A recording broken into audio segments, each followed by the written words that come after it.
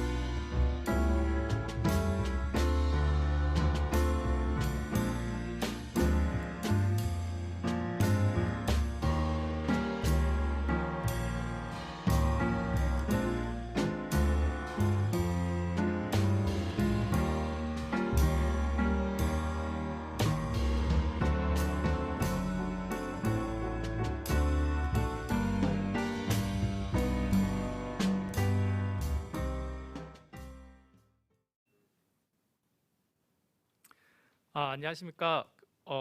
2021년도 한국국제정치학회의 첫 번째 그 회의를 오늘 시작을 합니다.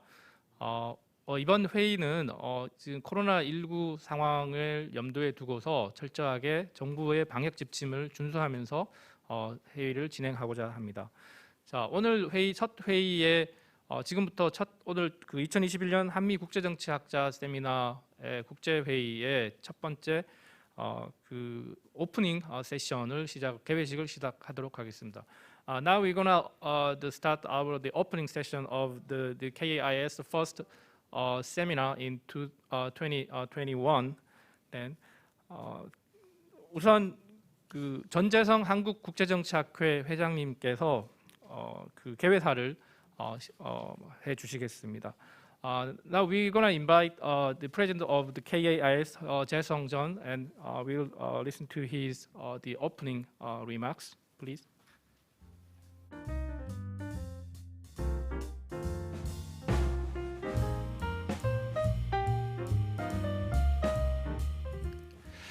네, 존경하는 한국국제정치학회 회원 여러분, 그리고 유튜브를 통해 시청하고 계신 여러분 반갑습니다.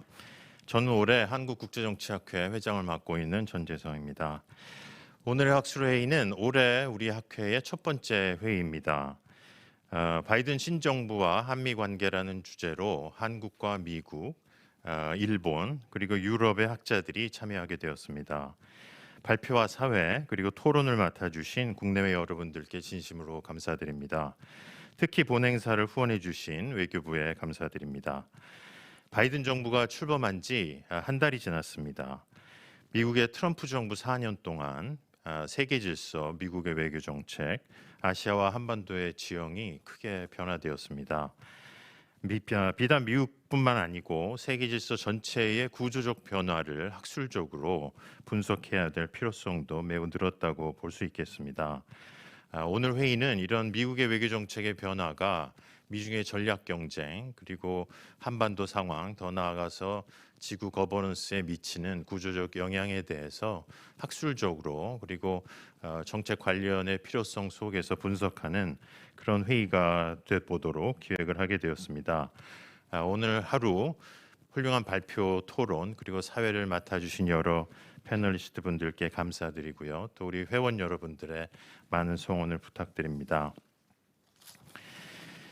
Dear members of the Korean Association of International Studies and everyone watching through YouTube, thank you for watching and welcome to today's conference.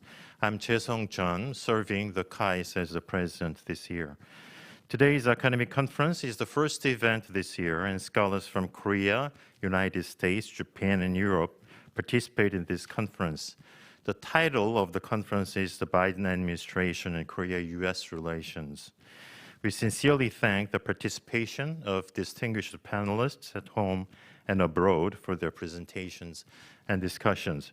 I would particularly like to thank the Ministry of Foreign Affairs for sponsoring this event. A month has passed since Biden administration launched. During the 4 years of the Trump administration, we witnessed significant changes in world order, U.S.-China relations and Asia security environments and the Korean Peninsula.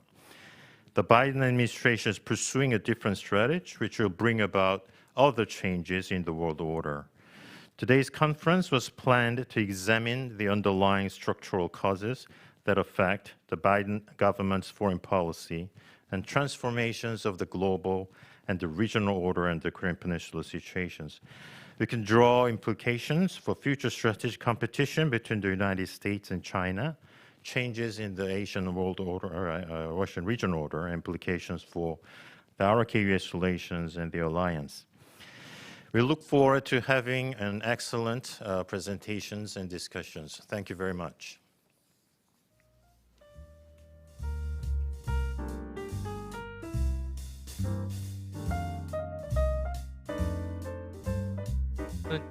부터 시작을 하겠습니다. 잠시 한 2, 3분 정도 브레이크를 가지고 10시부터 시작을 하도록 하겠습니다. We're gonna have a 2 or 3 minute break, and then the first session will start in 10 a.m. The Korean time. Okay.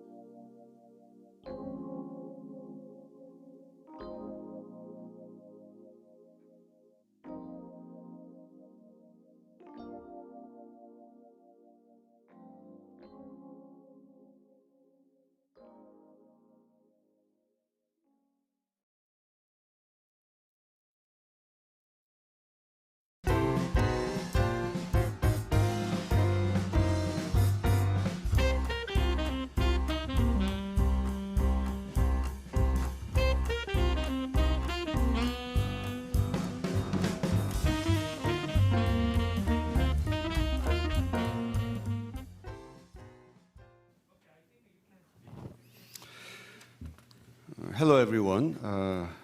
Good morning and good evening. My name is Hang Yun Ma. I'm a professor of international studies at the Catholic University of Korea. It is my honor that I was invited to this very important session of the KAIS conference today. The inauguration of President Biden took place just 1 month ago, and after 4 chaotic years under the President Trump, many people in the world seem to breathe a sigh of relief when Joe Biden won the November election 2020. However, it was more than bizarre, I think, when incumbent president last year, who obviously lost the election, declared that actually he won the election and resisted to the due process of transition. Restoration seems to be the first motto of the new U.S. administration. Restoration of American democracy, American leadership in the world, liberal international order, and America's alliance network, and etc. President Biden has repeatedly emphasized America is back and diplomacy is back too. But there's a question, back to where? To the time of the Obama administration, where President Biden himself and many other policymakers of the current administration belonged to and worked with. The change of the American political leadership will surely have great implications for the world and its order, for better or worse. It may be a little premature to talk about the Biden administration's foreign policy and its impact on the world order, because it's been just a month in office.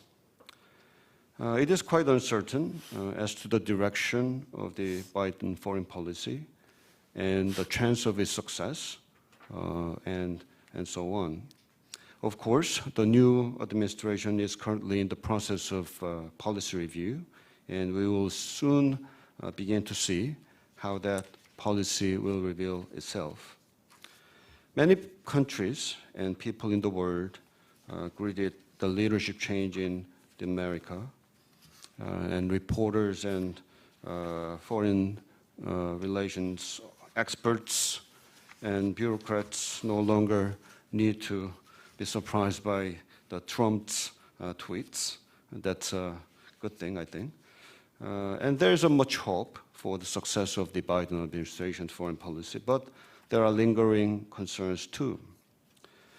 But we are very lucky today to have distinguished scholars gathered here today, online and offline, from Seoul and from the United States, who will discuss some changes in global order after the inauguration of President Biden and Biden administration. We will listen to their expert views on the prospect of U.S. foreign policy under the new administration and its implications for the international order at large and in the East Asian region in particular. Here we have 3 presenters and another 3 discussants. Our presenters include Professor Charles Chun, the senior fellow at the Council of Foreign Relations and professor of international affairs at Georgetown University. And we also have Professor Steve Chun, professor at University of Colorado Boulder. He is currently a college professor of distinction. And our third presenter is Professor Dong-sun Lee of Korea University. And we have 3 designated discussants, Professor Son Byung-kwon of Jungwon University, Professor Park Jae-jeok of Hankuk University of Foreign Studies, and thirdly, Professor Lee Ji-young of American University. Each presenter will have 15 minutes, but perhaps somehow extended to 20. And after presentation of three papers, discussions will follow. I'll give about 10 minutes for each discussant. Without further ado, I will ask our first presenter, Professor Charles Chun, to start. Charles, can you hear me? Yes, I can. Can you hear me? Okay, then you can go ahead. Thank you. Okay. Thank you very much, Mr. Chairman, for calling our conference to order, and thanks to Korea-U.S. for organizing the event at this, I guess, historic moment in American politics and also in American engagement in world affairs. The short version of the argument that I want to begin with tonight is the following: that we've been through two extended periods of American statecraft since 1789. The first period ran from the founding era until 1941, and I would call that the era of isolationism, in which the United States was deeply engaged in the world economically, culturally, religiously. Its missionaries were roaming around all parts of the world. But in general, the U.S. stayed out of strategic involvement beyond the homeland. It temporarily engaged in the War of 1898, World War I in 1917, but then didn't like the entanglement that it found, and it went back to observe the advice of the founding fathers. George Washington said in 1796, "We want commercial connections with everyone, political connections to no one." Thomas Jefferson said the country should avoid entangling alliances. And so this was a long period in which the United States generally embraced aversion to strategic entanglement outside its neighborhood. That all comes to an end in 1941 with the bombing of Pearl Harbor, and the U.S. swings to the opposite end of the spectrum.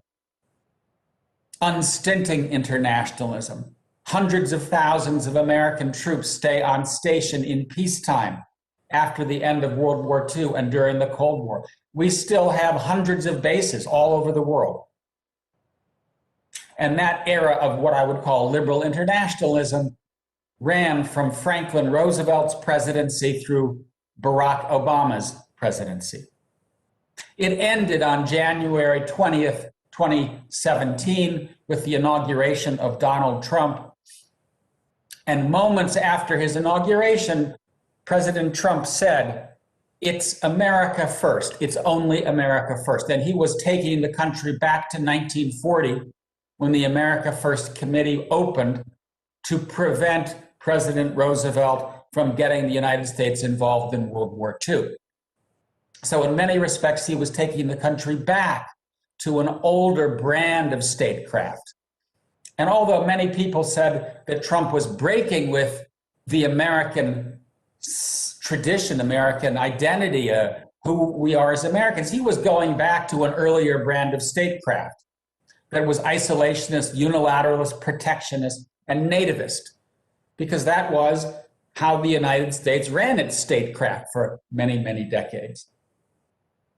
The problem is that Trump overcorrected. He, in my mind, correctly responded to what he took to be a powerful sentiment in the American electorate.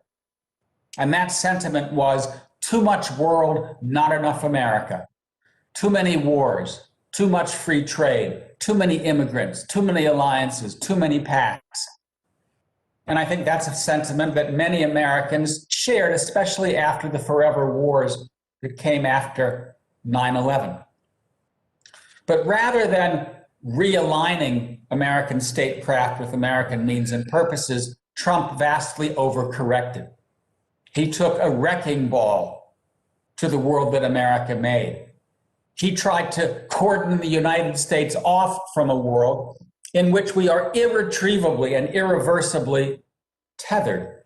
You can't go back to the 1930s when the United States did remove itself from global geopolitics. It's not possible. So where I think Mr. Biden is today is he needs to correct for Trump's overcorrection. He can't go back to where we were before Trump, because as I said, I think there are many Americans who feel that there has been too much world and not enough America. There are many Americans who fear that globalization did not work for them. And that's why Mr. Biden has been talking since the beginning about a foreign policy for the middle class. What does all that mean? We don't know yet because, as our chair said, it is still early on in the Biden administration. But let me just kind of sketch out where I think Biden is going to head. And I'll sketch it out in broad terms, and then I'll come back to where I think he'll be with specifically on the question of Northeast Asia. In two important respects, two critical respects, I think President Biden is already going the distance to fix the big mistakes that Trump made. And I share the chair's comment that we can all breathe a sigh of relief.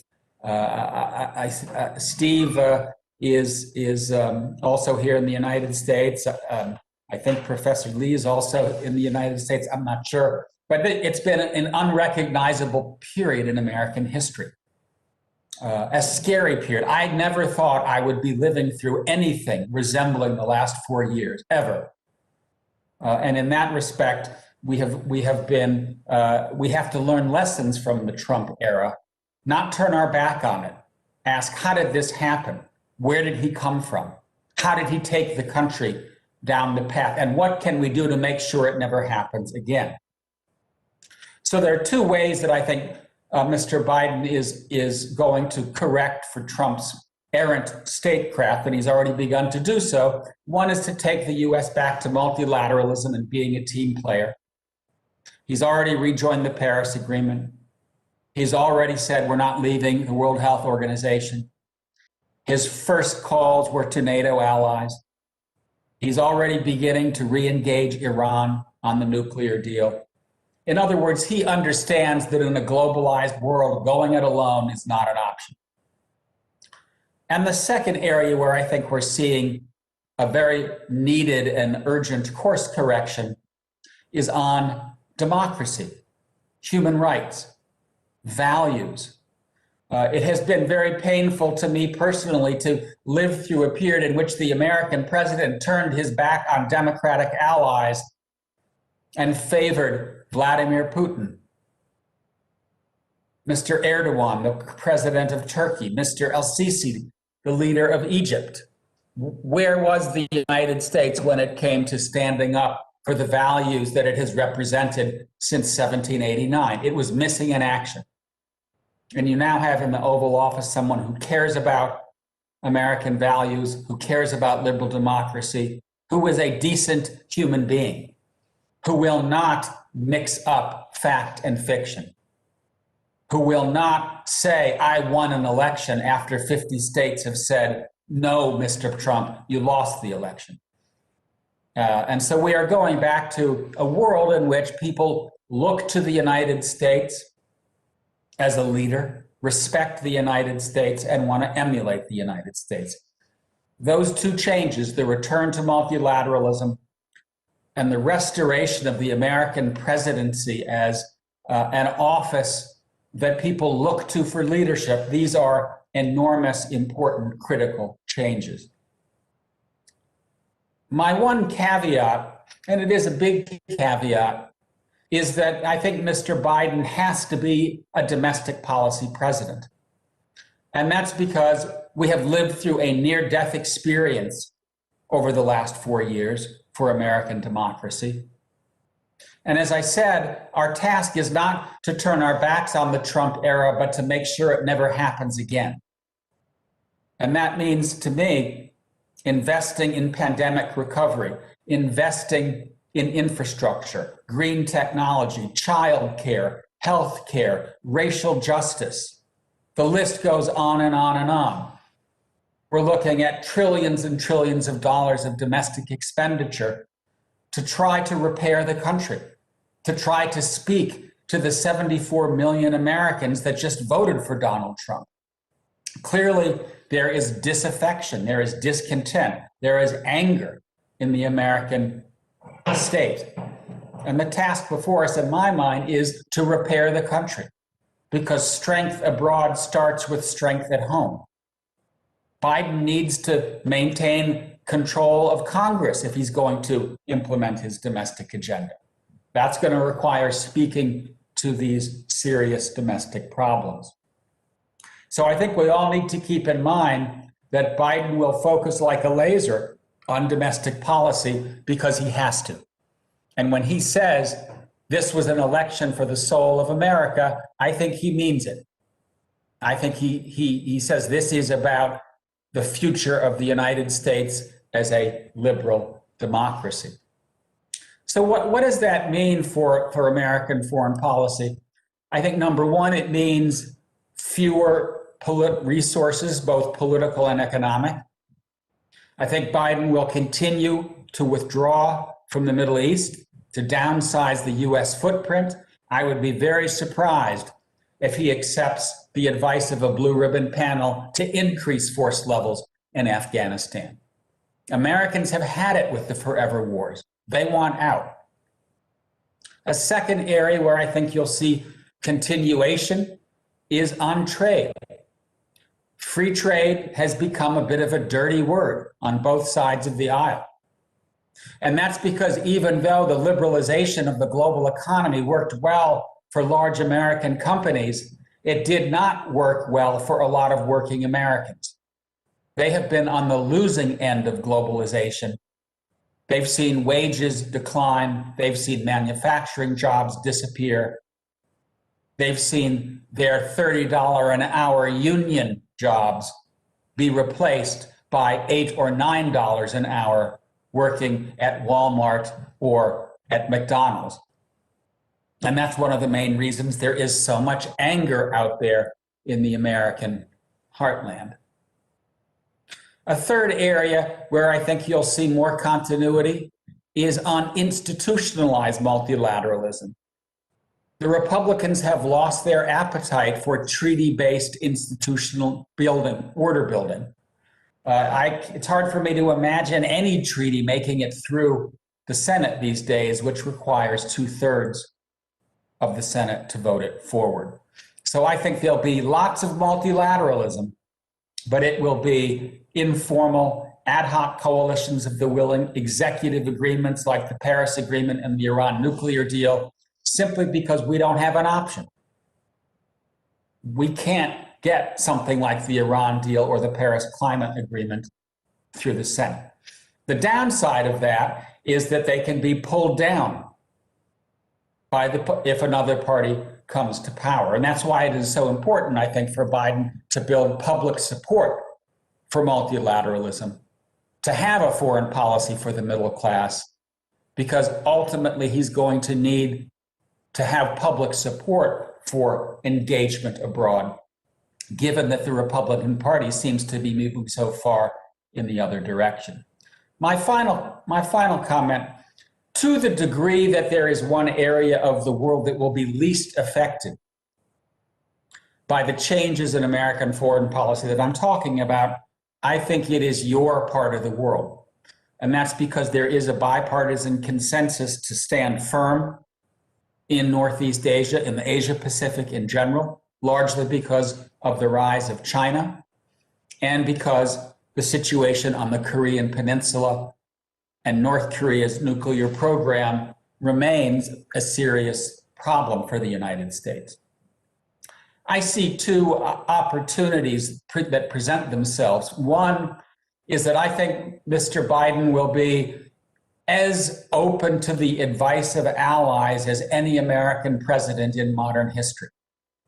And that's because he will be sensitive to what allies bring to the table, and he wants to rebuild a democratic coalition of allies particularly on China, but more broadly.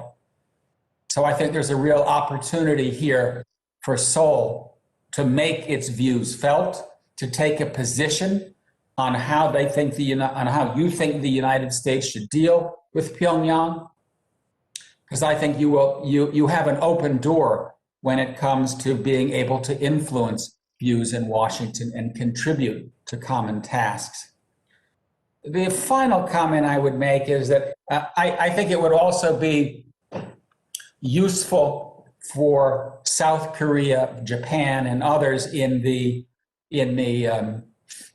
region to help guide the United States on China. Because our China policy is a work in progress right now. I fear that there'll be a kind of uniform view that we have to go hard on China because of the domestic politics of the issue here. I don't know.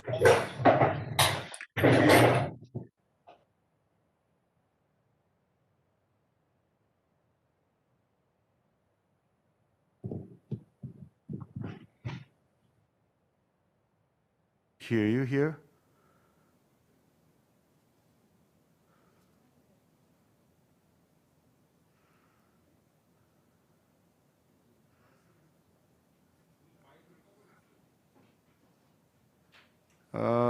Professor Kupchan, we cannot really hear you ever since you began to talk about China. There seems to be some technical problems. So Okay. Can you? I think for some reason my microphone turned off, but now it's back on. Okay, good. So my main point here was simply the importance of weighing in on China policy, because Biden wants to have a united front of democracies when it comes to China. I don't think that will be easy. We just saw the Europeans go off and forge their own investment treaty. So there is, in my mind, a real opportunity here for Seoul, for Tokyo, for others in the region to help shape American policy toward China, which I think will be particularly important at a time in which we do seem to be heading toward a very intense competition between the U.S. and China. I will stop there. Thank you very much, Professor Kupchan. Very insightful observations, opportunities given to the Biden administration, but at the same time, limitations and restrictions whereby the American foreign policy cannot move freely. And also he mentioned the openness to the advice from the allies to the Biden foreign policy. So perhaps South Korean government, especially the foreign MOFA may have to take a note on that. Okay, our second presenter is going to be Professor Dong-sun Lee from Korea University.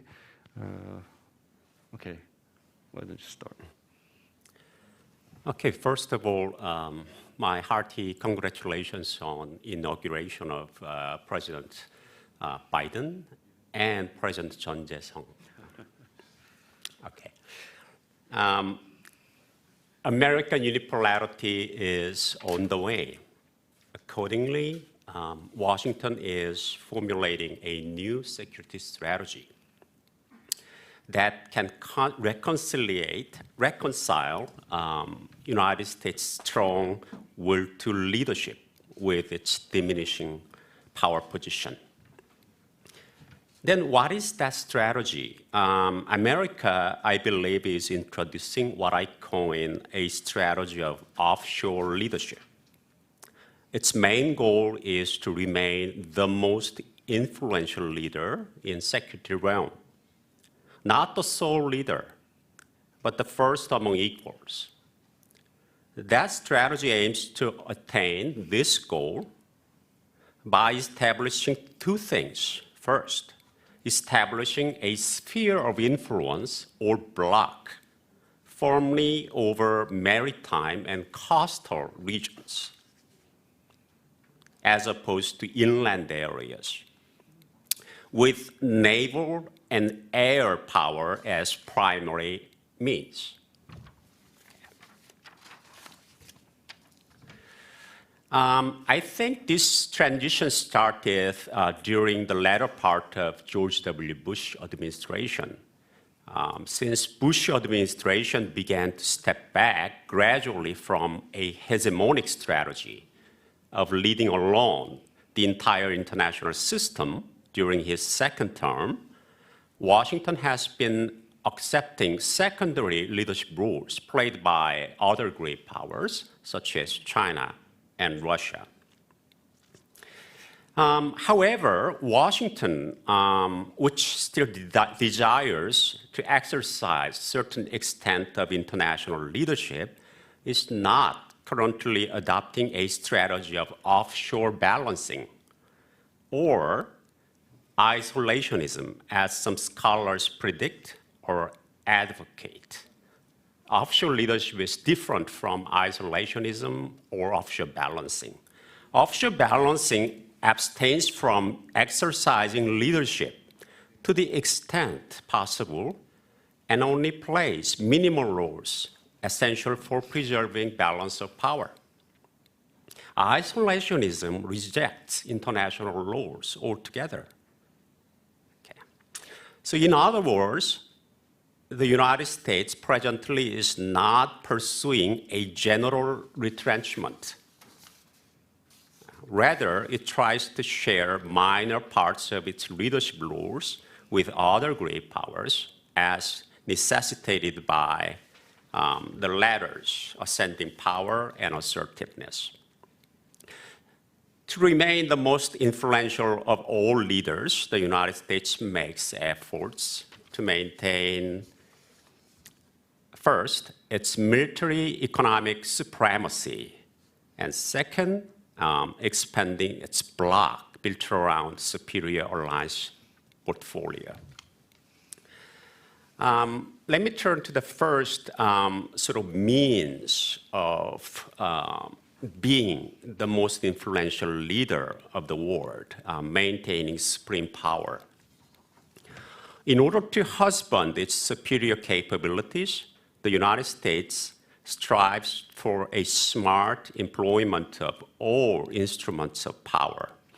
Accordingly, the United States has adopted a restrained defensive posture that reflects its relative power decline and fiscal problem, as well as lessons learned from the past excesses that Professor Chun talked about. It seeks to avoid using land power, while instead relying on naval and air power to the extent possible. So this is what constitutes offshore part of the offshore leadership strategy. Okay. And in utilizing naval and air power, Washington prefers coercion through threatened employment to actual application. The United States also wants to shift much burden to its allies as possible in conducting military operations, especially when it comes to ground operations in particular. The United States also has assumed a proactive diplomatic posture. Although the Trump administration backtracked from President Barack Obama's diplomatic measures, it made efforts to negotiate for new, hopefully more favorable deals with North Korea and Iran. President Biden declares now in his first major foreign policy speech, quote, "Diplomacy is back at the center of our foreign policy," unquote. In addition, Washington attempts to make the most of non-military instruments like commercial ties and international institutions for the purpose of maintaining its supreme position. Although President Trump decided not to join the newly formed Trans-Pacific Partnership, he did maintain or refurbish the extent commercial arrangement he had inherited from his successors. Just NAFTA became USMCA. It didn't disappear. And Trump presidency also saw a boom of economic statecraft in the form of economic sanctions. In addition, the US has tried to set clear priorities in foreign policy as its diminishing relative power makes untenable its old practice of taking on multiple tasks of varying urgency at once. Washington now assigns top priority to managing relations with great powers, as shown by the fact that President Biden pointed out China, Russia first among foreign policy challenges, many of them. Meanwhile, attention to terrorist organizations and rogue states like North Korea has relatively diminished. Driving such readjustments in priorities are manifested anxieties generated by China's rising power and Russia's growing assertiveness.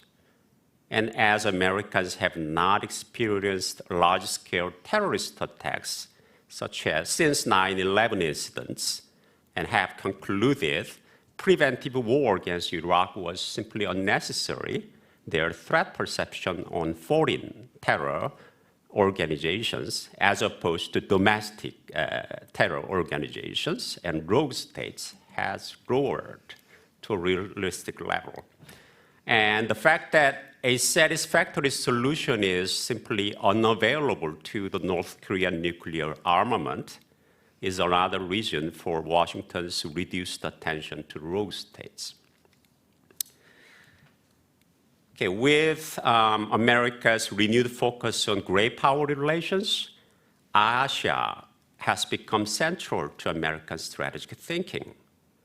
Why? Because Asia is becoming what Hans Morgenthau dubbed center of world politics. Hence, United States pivot to Asia may be inevitable over the long haul. And the enhancement of naval and air capabilities would constitute the backbone of rebalancing toward Asia. This is because the United States envisions an essentially maritime strategy for Asia as its Indo-Pacific strategy signifies. Okay, let me turn to the second sort of means or pillar of this offshore leadership strategy, which is building a superior bloc. In the crucial Asian region, the United States intends to consolidate its position of the most influential state by strengthening its grip on maritime and coastal areas of region. This means building a permanent US-led bloc of maritime coastal nations. For offshore power like the United States, relying primarily on naval and air capabilities, maritime area is a first priority, and coastal area the second. These areas provide optimal bases of operations. Moreover, controlling these areas, maritime areas in particular, is less difficult for an offshore power possessing naval and air supremacy. Strengthening and expanding blocs as such can add to US influence in two ways. First, by forging asymmetric partnership with lesser states, US can extract sizable leverage from their dependence on it. Second, by using this leverage, Washington can harness its partners' influence for shaping behavior of other states. In Asia, America has made substantial progress in bringing into its bloc countries, either maritime nations or coastal states sharing no land border with continental great powers like China or Russia. And in addition, the United States is trying to bring on board India, Vietnam, and Myanmar, which are coastal nations bordering China. While geographic proximity can help China project its land power and thereby extend the influence over more effectively to these countries, United States naval and air power can prove equally competitive in these coastal areas. That's why United States is trying to extend its influence as much as possible, because it thinks it can do that. A successful construction of the bloc anchored in maritime and coastal areas would suffice to place the United States in superior position vis-a-vis China or Russia. Why? Because the bulk of Asia's wealth and strength are located there. This point is borne out by examining distribution of power among Asia's non-great powers, the group of states which Washington vies with Beijing or Moscow to win over. And on my essay, I put down some numbers for you to see whether the point I'm making has some empirical grounds. And this implies that the United States heading the bloc of maritime and coastal nations would have substantial advantage over a China that commands all the inland areas. Reigning over maritime Asia alone would give Washington a fair chance to stop Beijing from holding the top. And maritime coastal bloc members with U.S. aid and assistance can deny China decisive victory in East and South China Sea, as well as the Taiwan Strait. The United States makes efforts to consolidate and expand its bloc, primarily with an eye to, of course, to China, an aspirant leader and emerging rival. To that end, Washington supports and thereby courts its present and prospective bloc members, which are expected to be reliant and therefore pliant.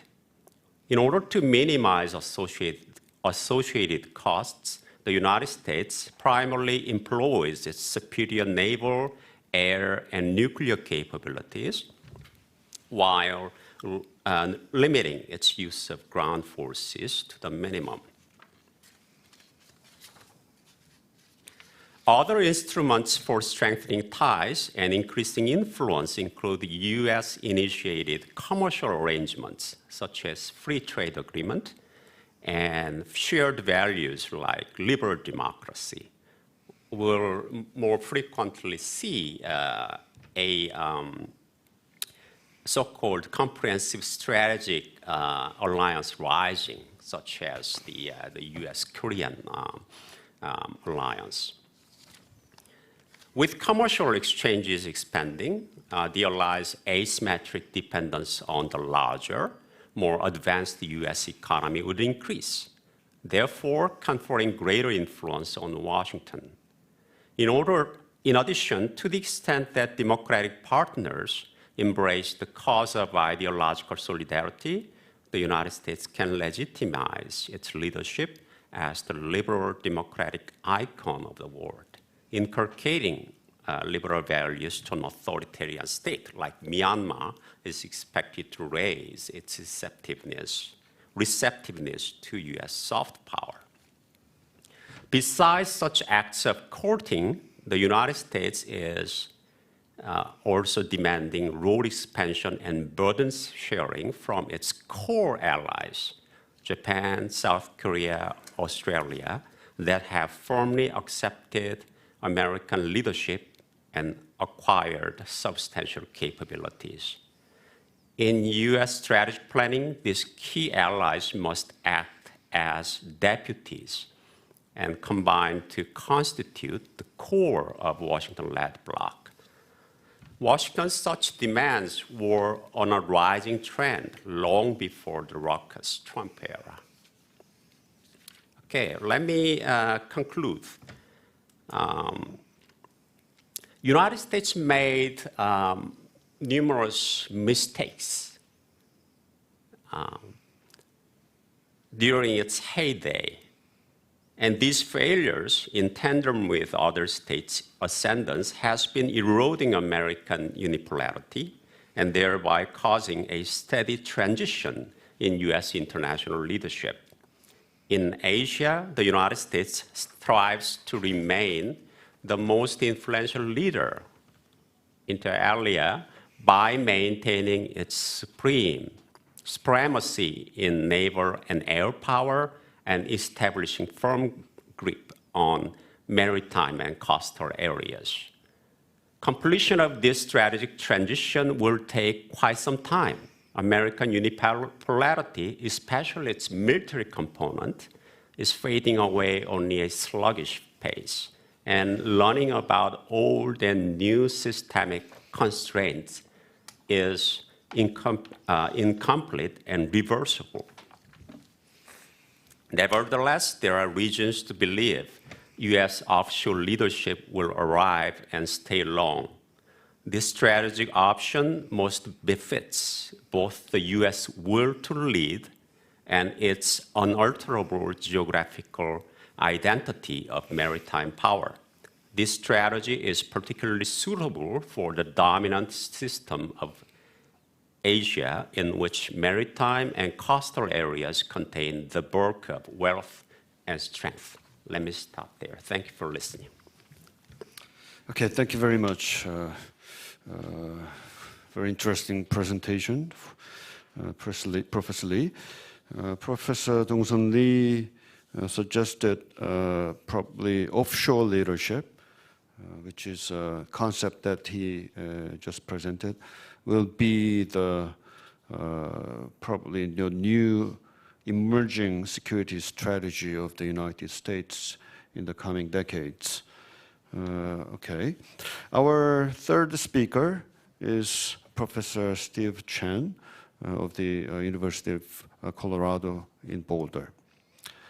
Can you hear me, Professor Chen? I can hear you. Can you hear me? Yes. Can you hear me? That's good. Thank you Okay. very much. Let's go ahead then. Okay. Thank you for your introduction.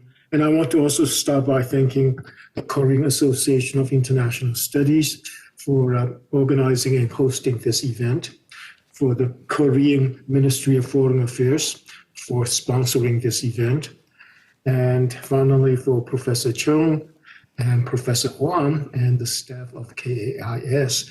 for their helpful assistance. I want to also apologize to the other panelists for not being able to hear all their presentation. As I wrote in my chat message, I lost my connection 3 times during this short period. I have no idea.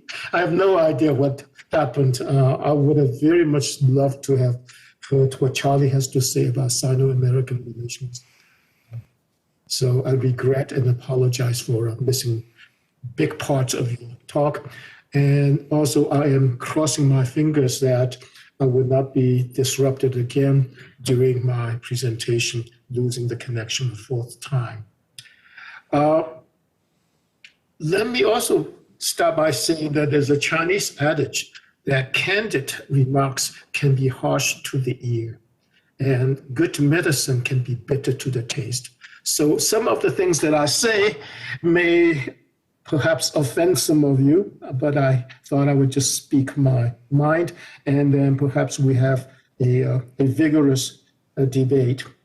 I will start off by saying that I expect the Biden administration to more or less continue the same kind of foreign policy as its predecessors. I think it's a reasonably safe bet that to say that, because many of the personalities nominated by the president are those who have served previously in the Obama administration.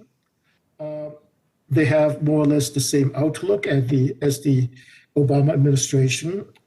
Moreover, I think, while Biden wants to restore relations with the European allies, especially in Korea, Japan, Asian allies, in other respects, I think he will actually continue Trump's policy, at least with regard to China, for example. He has not pulled back. For instance, he has not lifted the tariffs on Chinese goods imposed by Trump. And in some ways, I think actually relations between the United States and Russia could actually be worse than during the Trump era. So I have some forebodings that we may be entering a new Cold War, that, to use a familiar phrase, the winter may be coming. I would just simply refer to three concepts, and then I will move on to one big concluding remark. And the three concepts, first of all, refers to path dependency. What has happened, and it cannot be taken back. And I think the damage done by the Trump administration has been very serious and even long-lasting in its effect. Even the Europeans now are becoming more skeptical, less confident in the reliability of the United States as an ally. Not to mention China. In the case of China, Beijing is very much offended, enraged by what they perceive to be the United States reneging on previous commitments, tacit understandings, such as not to send high-level U.S. officials to Taiwan to meet with the Taiwanese president, such as Alex Azar did that, such as Michael Stutterman, the high-ranking Rear Admiral for the United States in charge of intelligence in the Pacific, as Kelly Craft was just about to leave to visit Taiwan before the change of administration. And most recently, the State Department of the United States released a picture deliberately to publicize a meeting between Taiwan's top envoy and the acting deputy Secretary of State in charge of the Bureau of East Asian Affairs, Mr. Kim Chun, and that meeting was actually held inside the State Department. Again, in the view of Beijing, it's a violation of a long-standing practice and understanding. And they're, of course, very much upset by the total amount of $5.1 billion of arms sales by the United States to Taiwan. So I'm afraid that it would take a long time to restore the relationship. And the best we can hope is steady state, no further worsening of Sino-American relations. So again, it's easy to destroy trust, confidence, mutual respect, and it would take a long time and much work to restore that. The second point, it has to do with wingset, and I take this concept from Robert Putnam's well-known article about the interactions between the domestic and foreign levels of analysis. Put it very simply, I think both for China and for the United States, the leader's wingset, that is to say the range of politically acceptable and feasible bargaining solutions or outcomes, will be shrinking. Both Xi Jinping and Joe Biden will be hemmed in by domestic considerations. To refer to an adage from Tip O'Neill, the well-known U.S. congressman, all politics is local, and I think we can expect Trumpism to remain even after Trump has left. 47% of the Americans voted for Trump, and whatever Biden does, he will be criticized for being soft on China or appeasing China. Fareed Zakaria wrote not so long ago, last week, I think, that although Joe Biden has been very, very bold in domestic initiatives, his foreign policy has been actually quite timid. And I expect him continue to be, as I say, constrained by the domestic situation. And speaking for China's perspective, China feels that it is in the crosshair of the United States domestic politics. That whereas the Democrats and Republicans rarely agree on anything else, they agree on China. So China feels that it's very much the target of politicians playing to the gallery. Clearly, Trump thought that bashing China is a winning election strategy. He used the words like kung flu and rape as a metaphor for China's predatory policies for taking away American jobs and hurting Americans' wages. And from Xi Jinping's point of view, I think he faces the same domestic constraints. Netizens in China are criticizing the government for being too soft on Taiwan and on the United States. As a generalization, I think the Chinese general public is much more hawkish, much more confrontational than the elites. And that the current elites do not have the same charisma, discretion, if you will, as Mao Zedong or Deng Xiaoping. And again, they are being increasingly hemmed in by domestic opinion from making any overtures or concessions, perceived concessions to the United States. I happen to believe more in what Mansfield Snyder have said about democratizing countries actually are more likely to get themselves in foreign conflict. So for those Americans who would like to wish China to become more democratic, to have more open political process, I think there is a negative side that has to be mentioned and has to be recognized. And indeed, if one wishes China's economic growth were to stall or even to reverse, we should be careful in making this wish, because China, whose economy has declined, its rate of growth or its absolute growth has reversed, may be a far more dangerous China than a growing China. Even without catching up, as Tom Christensen has said, China can be a problem, right? Without catching up, China can pose a problem. I actually think I read at least one, maybe two of the recent articles by Charlie, and he can correct me. One was single authored and one was with Peter Trembowitz. So if I'm making misattribution, Charlie can correct me. And I would very much agree with him that it is time for both sides, for both parties, to tamp down their rhetoric, to be more pragmatic and to avoid rhetorical escalation. And I say for both sides because reading the Chinese media, they have become more shrill, more confrontational, and even very much, in some cases, misleading. On the other hand, I think the United States has to do its part. Some of you may remember that Mike Pompeo, in the last days of his tenure as the Secretary of State, condemned China for committing genocide, for confining Uyghurs in quote-unquote concentration camps. Now, the United States is the only country that has done that. The Economist has published 2 articles saying that this tends to be a hyperbole. One does not have to condone China's policies, but at the same time, it is unbecoming to use words that are not quite appropriate, because after all, the Chinese retort that the United States has interned Americans of Japanese descent within living memory, that Native Americans have been forcibly removed from their ancestral lands and forcibly relocated to quote-unquote reservations. The Cherokee people, for example, had this so-called Trail of Tears. So before the United States lectures other people for committing crimes against humanity, it may want to look in the mirror.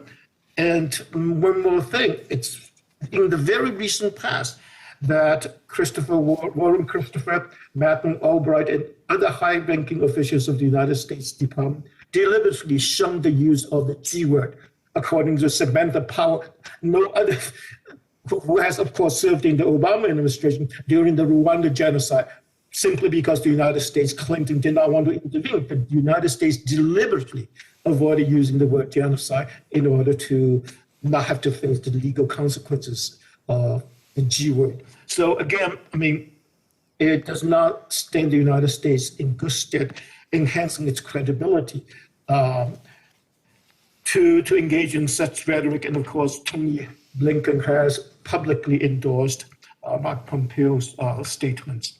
To give you another example, which I think is necessarily inflammatory, that does not mean to condone or support Beijing's policies. Many leading Americans have criticized those who stormed the Capitol, Trump supporters, as insurrectionists and seditionists. But same Americans have lauded those who are supporters of Hong Kong independence, who have stormed the Hong Kong Legislative Council and ransacked and trashed it as pro-democracy demonstrators, right? So again, I think words do matter, and this kind of rhetorical escalation is not going to be very helpful. So I agree with Charlie's point of view about being more pragmatic and tone down the heat. Charlie, I think, also mentioned about working with allies. And I think that's a very standard, very commonly agreed upon approach for the United States to take. And Biden has indicated he will do that. But in reference to my earlier point about path dependency, once trust is hurt, undermined, it will take a long time. A long time to restore. In the most recent G7 meeting, for example, clearly the French and especially the Germans have shown skepticism that while Britain was entirely enthusiastic in embracing America coming back, returning, the other European allies were more skeptical. And some of you may have read about London. Britain wanted to expand the G7 by inviting Korea, India, and Australia. And that, I assume that balloon, that overture, had been checked with Washington, D.C., and as I understand it, it got nowhere because some countries were very much concerned about this increased, expanded group of G10 could be perceived as an anti-Chinese bloc. Even the Japanese were very reluctant to expand the group. So again, I would be very interested in hearing your comments. My point is, again, it's very difficult to put Humpty Dumpty back once. It's not just to say, oh, I'm sorry, let's forget about the past, let bygones be bygones. It's not so simple. And I would also think that from Beijing's point of view, this collective action, this reuniting of the alliance may appear to be the practice of power politics, if you will. And that is not helpful because it gives the appearance of containing China.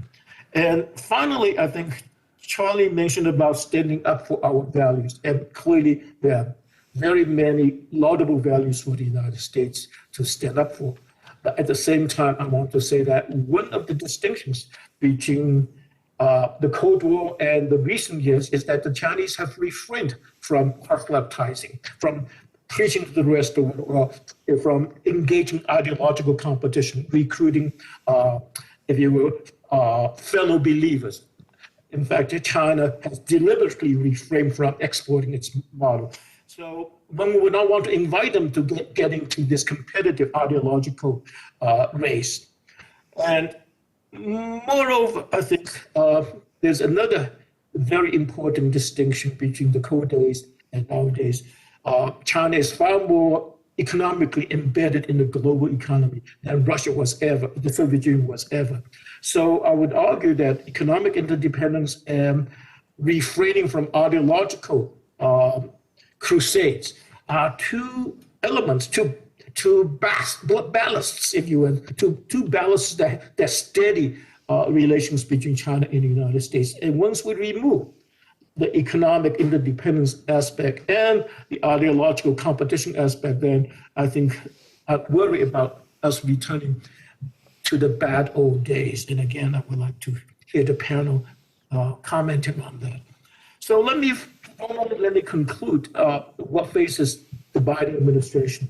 I have a somewhat different take from most people about what faces the Biden administration and other future U.S. administrations. It is this. I tend to believe that from the early 1950s on, there had been a grand bargain between the United States and its allies, both in Asia and in Europe.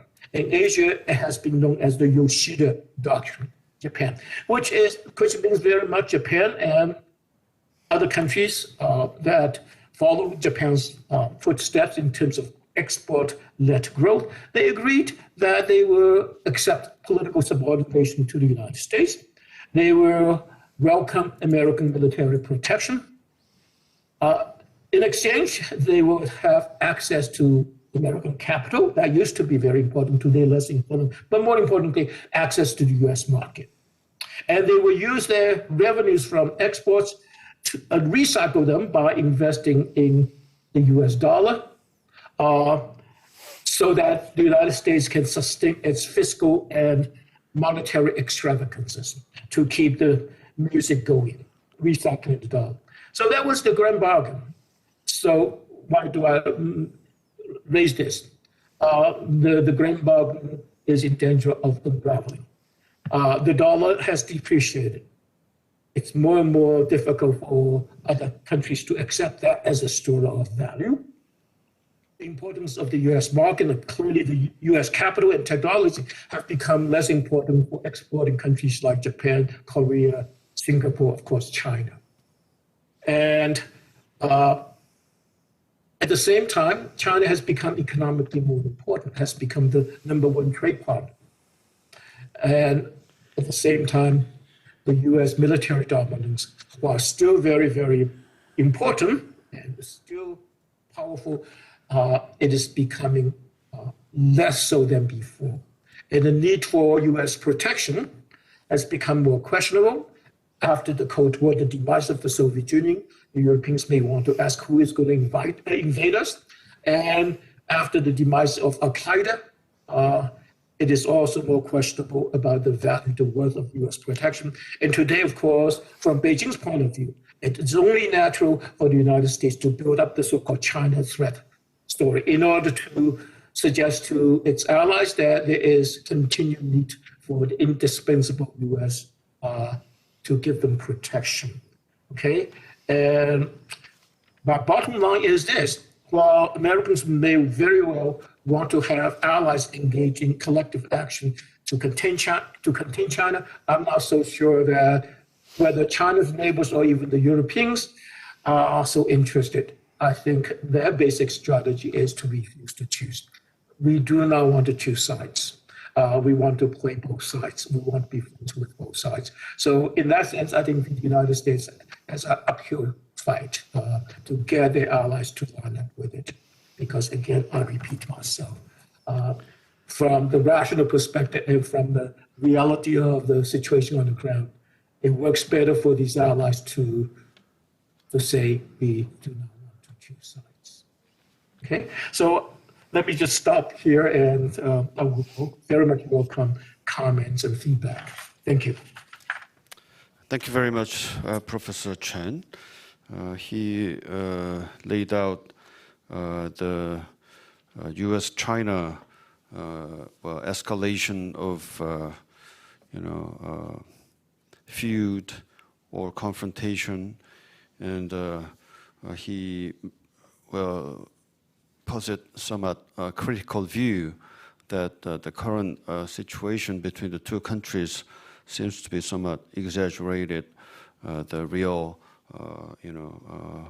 relationship between the two countries, and while the China maintains global economic, roles very much, and contributing to the growth of the global economy, and at the same time, the United States still remains as the #1, military dominant power in the world. So the America's allies and partners seems to be in a difficult position and not really following well, according to his prediction, not really following the American pressure to join the anti-Chinese bloc or joint effort with an easy decision. Okay, well, we have 3 designated discussants waiting for their time. The first discussant will be Professor Son Byung-kwon of Jungwon University. He may mainly talk about Professor Kup Chun's presentation. Okay. You have 10 minutes. I will try to be less than 10 minutes. This is as other presenters and discussants said, this is a great joy and privilege, both joy and privilege to join in this prestigious conference on this timely circumstances. And I enjoyed, the presentations, and I learned a lot from 2 presentations conducted so far. And I couldn't read Professor Kup Chun's article printed in the Atlantic. I only, read the paper he prepared for this conference, so I seek Professor Kup Chun's understanding for that. Let me start. I read from what I prepared. In his thoughtful and balanced discussion on internationalism and its relevance to future U.S. grand strategy, Professor Kup Chun argues that the American foreign policy must learn from the merits of isolationism from the founding fathers in the 19th century. Second, that the isolationism, therefore, should not be treated unfairly, and that hasty unilateral retrenchment, which American foreign policy in the 1930s typified, can be as bad as the unrestrained global involvement U.S. has pursued from time to time since the Second World War.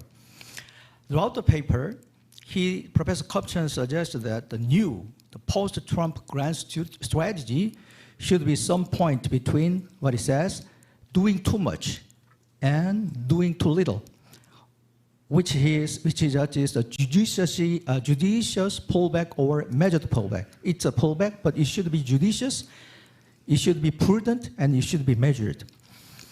After having gone through the turbulences of the Trump administration 4 years, whose foreign policy was harshly criticized as too much transactional and as equal to discarding the post-World War II U.S.-led multilateral and bilateral alliance systems, U.S. foreign policy now seems to search for an alternative, optimal grand strategy. In that process, Professor Kup Chun warns the U.S. foreign policy makers not to categorically abandon what they should learn from the isolationism, I agree, and to calibrate future U.S. global involvement accordingly. Among other things, Professor Kup Chun's argument seems to me the impression that the U.S. got passively entangled, not got actively involved. If my impression is wrong, Professor Kup Chun can correct me in his response time in global affairs from sometime around the late 19th century. And he also argues that, gives the impression that the involvement around that time was not based on the scrupulous calculation of the cost and benefit. If this impression, my impression holds, is it true that, can you say that the US haphazardly pushed itself, got entangled, not intentionally, strategically get involved, pushed itself outward to compete with the European powers, beginning with the US-Spanish War and afterward? The famous Frederick Jackson Turner, the author of The Frontier in American History, and William Appleman Williams, the author of the prestigious book, to my mind, The Tragedy of American Diplomacy, will argue otherwise, I think. They may argue, different from Professor Kup Chun, Kopchan, that the exhaustion of the free domestic land and the malfunctioning of U.S. capitalism led the frontier America to, according to Jackson Turner, and the corporate America, according to Williams, to actively search for and ventilating outlets abroad, thus paving the way for U.S. strategic global involvement. The second point I'd like to take issue with is that Professor Kopchan seems to overly emphasize, to my mind, the legacy of the Founding Fathers' isolationism and its lingering influence throughout American history, particularly when Professor Kopchan states in his article, this is quotation, a yearning for geopolitical detachment has from the outset imbued the American creed and has part and parcel the American experience, quote. I could concede that the isolationist sentiments must have prevailed much of the 19th century America, but that sentiment seems fit more with the national mood of the 19th century agricultural America, the Jeffersonian and Jacksonian Americas. But as we read from the American history, the U.S. emerged as an industrial nation since the end of Civil War in the latter part of the 19th century, particularly in the North, there might have been some different sentiment, which is expansionist, developing among the corporate and financial sectors and financial elites. I doubt, frankly, the monolithic and undifferentiated influence of isolationism was that strong, beginning with the latter part of the 19th century. So I think we may need a more nuanced and differentiated explanation of the isolationist influence. The last one I'd like to raise is that some different polls can show different aspects of fluctuating American public opinion, particularly with respect to the level of U.S. involvement in foreign affairs. Professor Kopchan quotes in his paper several polls, which I think is directly and indirectly indicating the wide and broad, isolationist sentiment of American public. But some other polls say, I think, show different aspects of American public opinion. For example, one of the 2019 Pew Research poll, which was released December 17, 2019, suggests a quite different trend from the ones, raised by Professor Kopchan.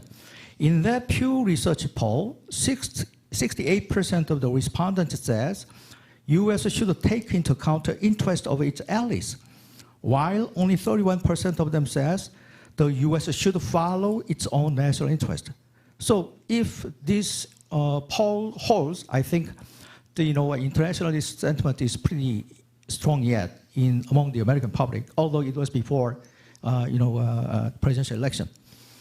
Other than that, 53% of the respondents in the same poll says it is best for the future of our country, for America, to be active in world affairs.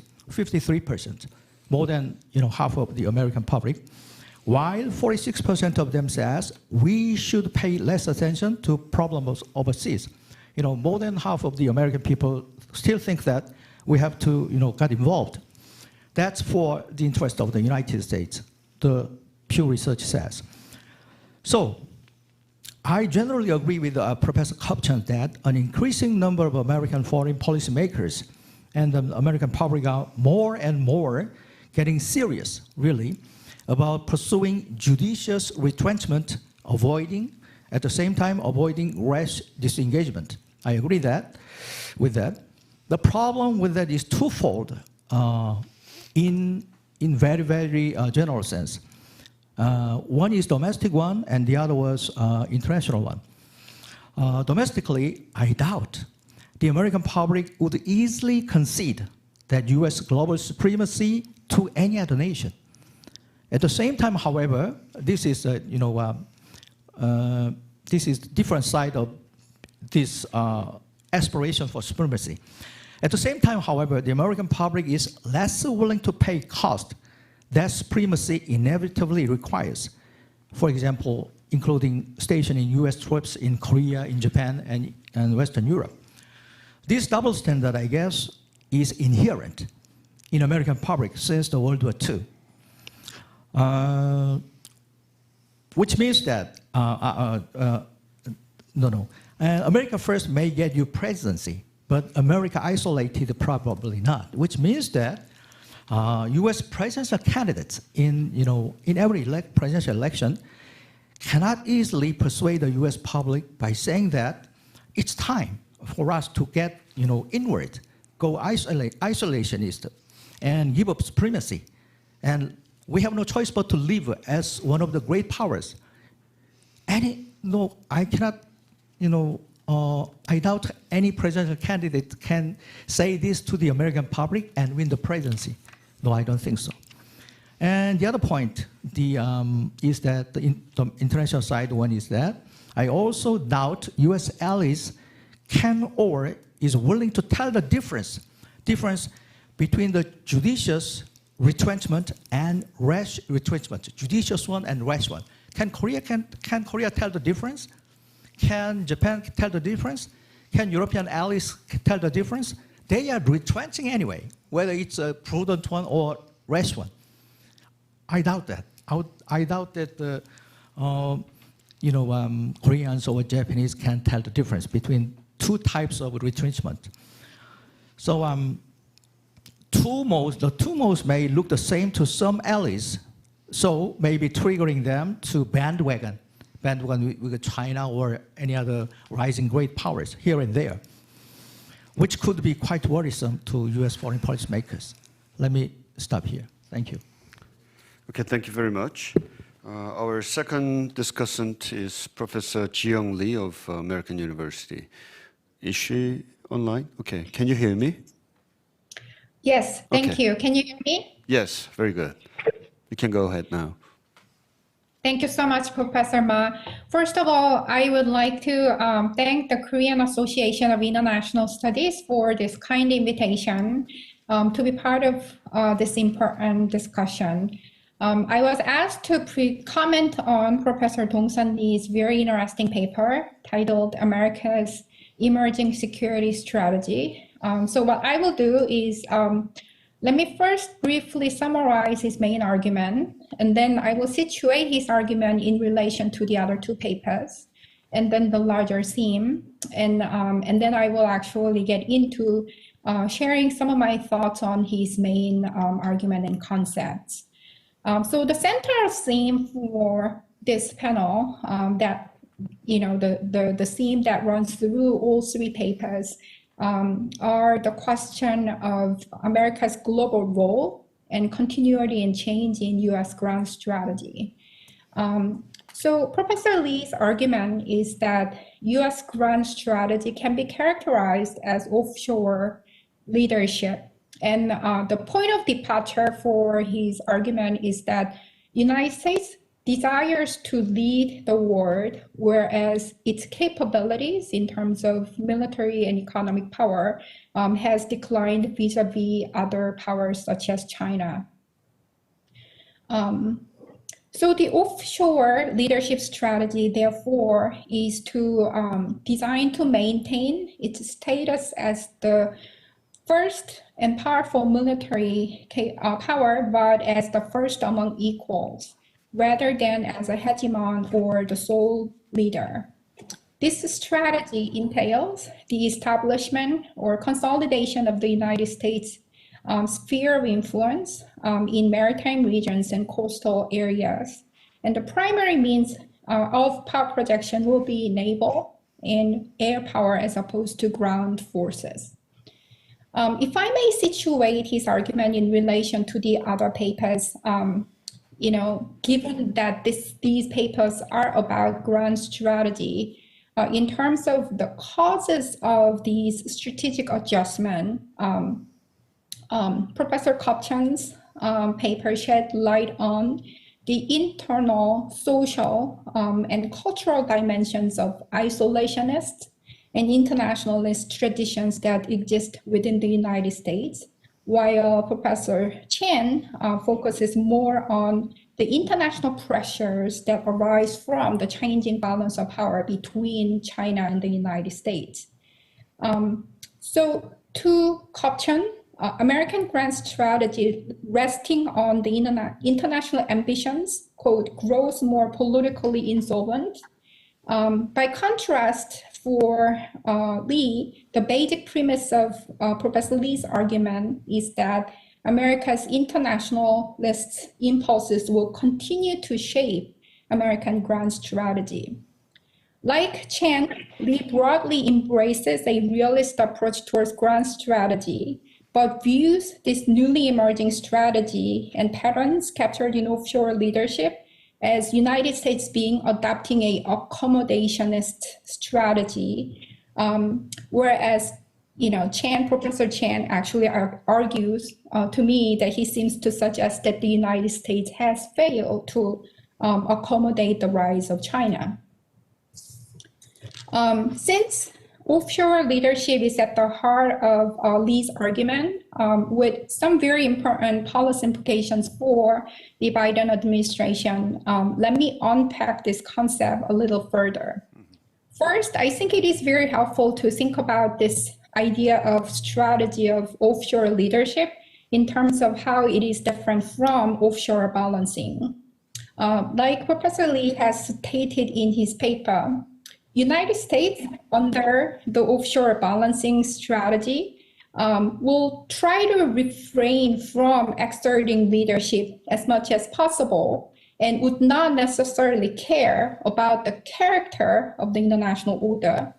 Whereas under this offshore leadership, United States will care about the nature of the international order and continues to desire to lead the world as a country that promotes the international order that rests on international institutions, democratic governments, free markets, and human rights.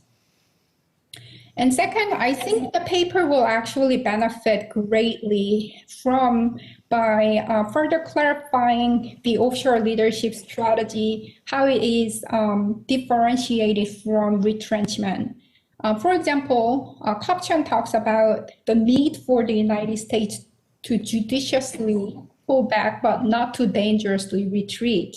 Relatedly, the question that I have for Professor Lee will be, if Biden administration implements its Asia-Korea strategy based on this analytical concept of offshore leadership, how similar or different will the United States alliance with South Korea be? Lee's articulation of offshore leadership does not really address, at least in the paper that I read, does not really address the question of the future of U.S. alliances, especially U.S. ground forces and force structure, those forces stationing abroad, and its impact on American grand strategy. But I think this is an important question with very important policy implications for the Biden administration. For example, the paper seems to suggest that South Korea is under the U.S. Sphere of influence. But how does that change if the United States does indeed go ahead and pull the ground forces? Can we still call South Korea still be under the U.S. sphere of influence? Basically, having a little more sense of this concept when it is applied to US-RK alliance, I think that will be a very important question to ponder. Third, granted that the concept of grand strategy actually itself is related to the presence of one or more opponents in international system, I think that the paper actually seeks to present somewhat of a duality. What I mean by this is that on the one hand, Professor Lee seems to suggest that United States is willing to create room for China and Russia so that they will be equals as long as the United States is the first among the equals. But on the other hand, the paper seems to clearly indicate the United States desire to maintain its supremacy through the shared democratic values of liberal democratic allies and institutions that embody those values.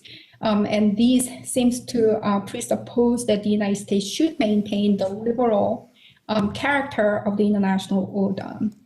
So lastly, but not least, it seems to me that the paper assumes that a lot more continuity than the other two papers. For example, the paper, the temporal scope condition actually goes all the way back to the Bush administration. But my question will be, has Trump actually altered U.S.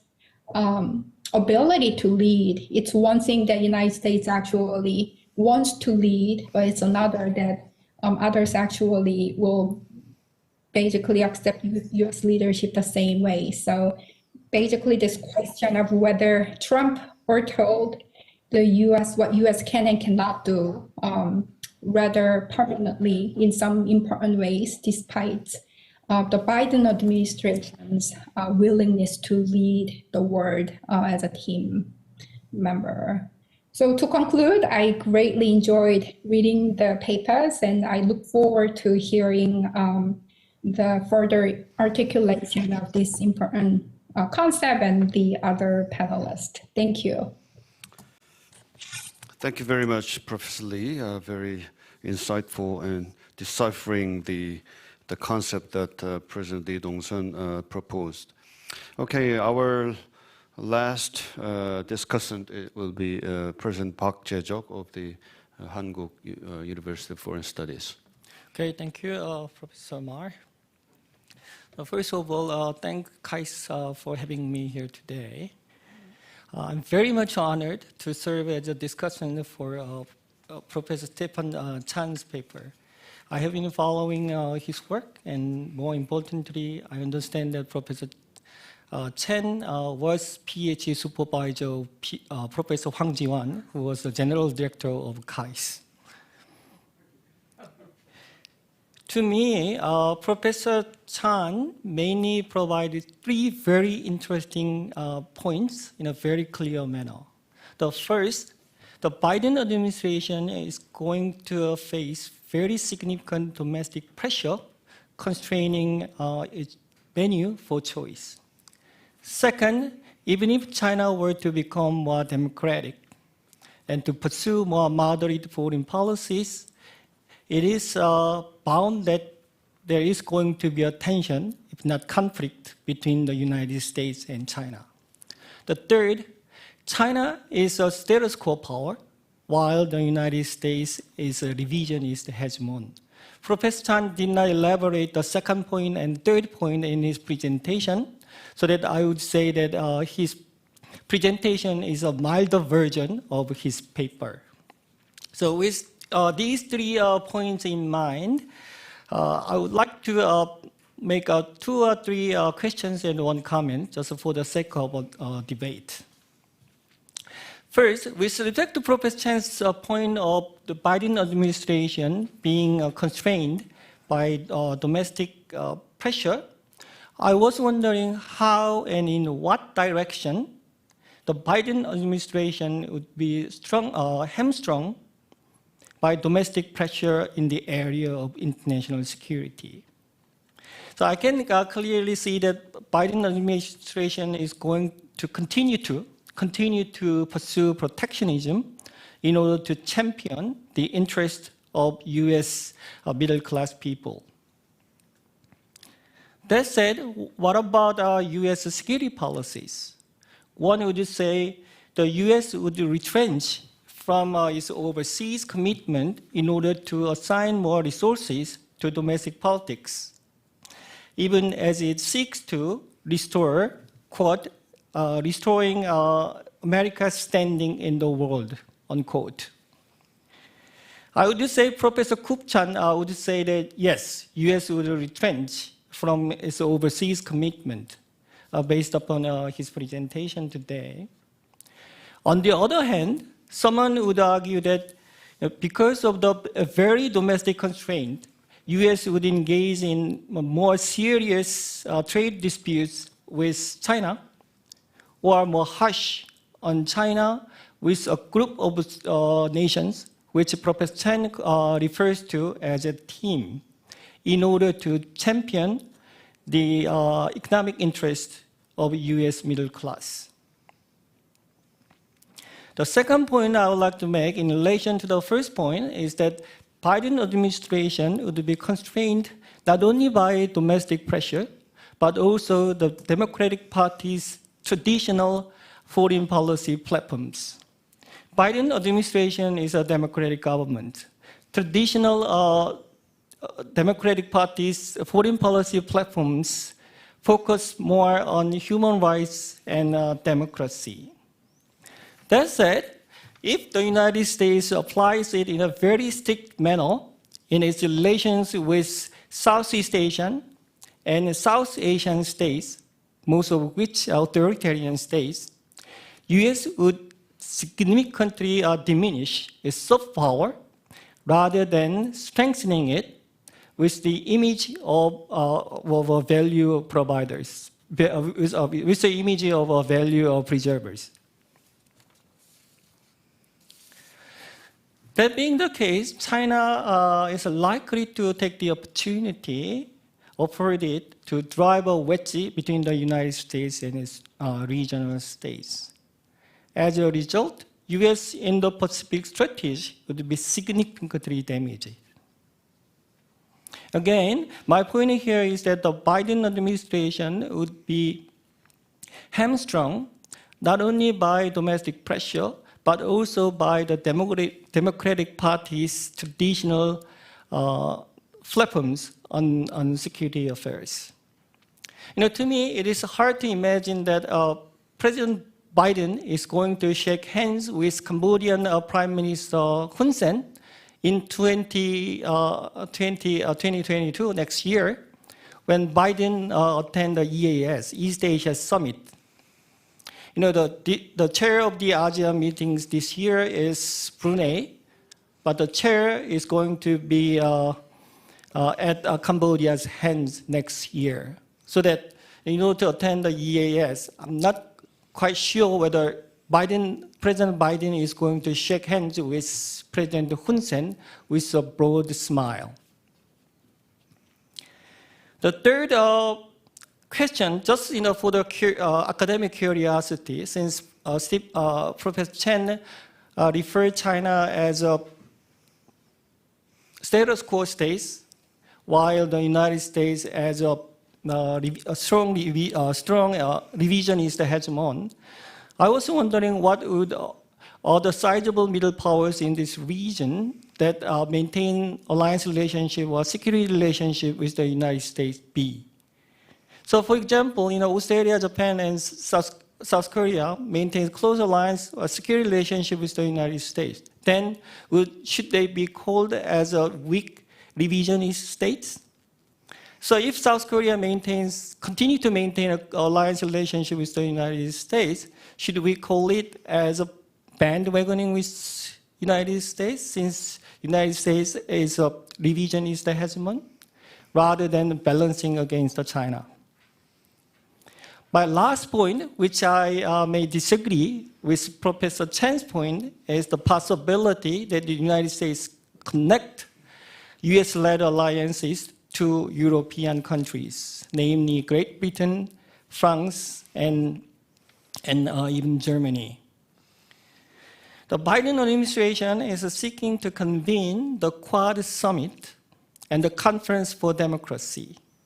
The US has been raising the possibility of extending Quad to Quad Plus with potential plus states being Great Britain, France, and other European states, among others.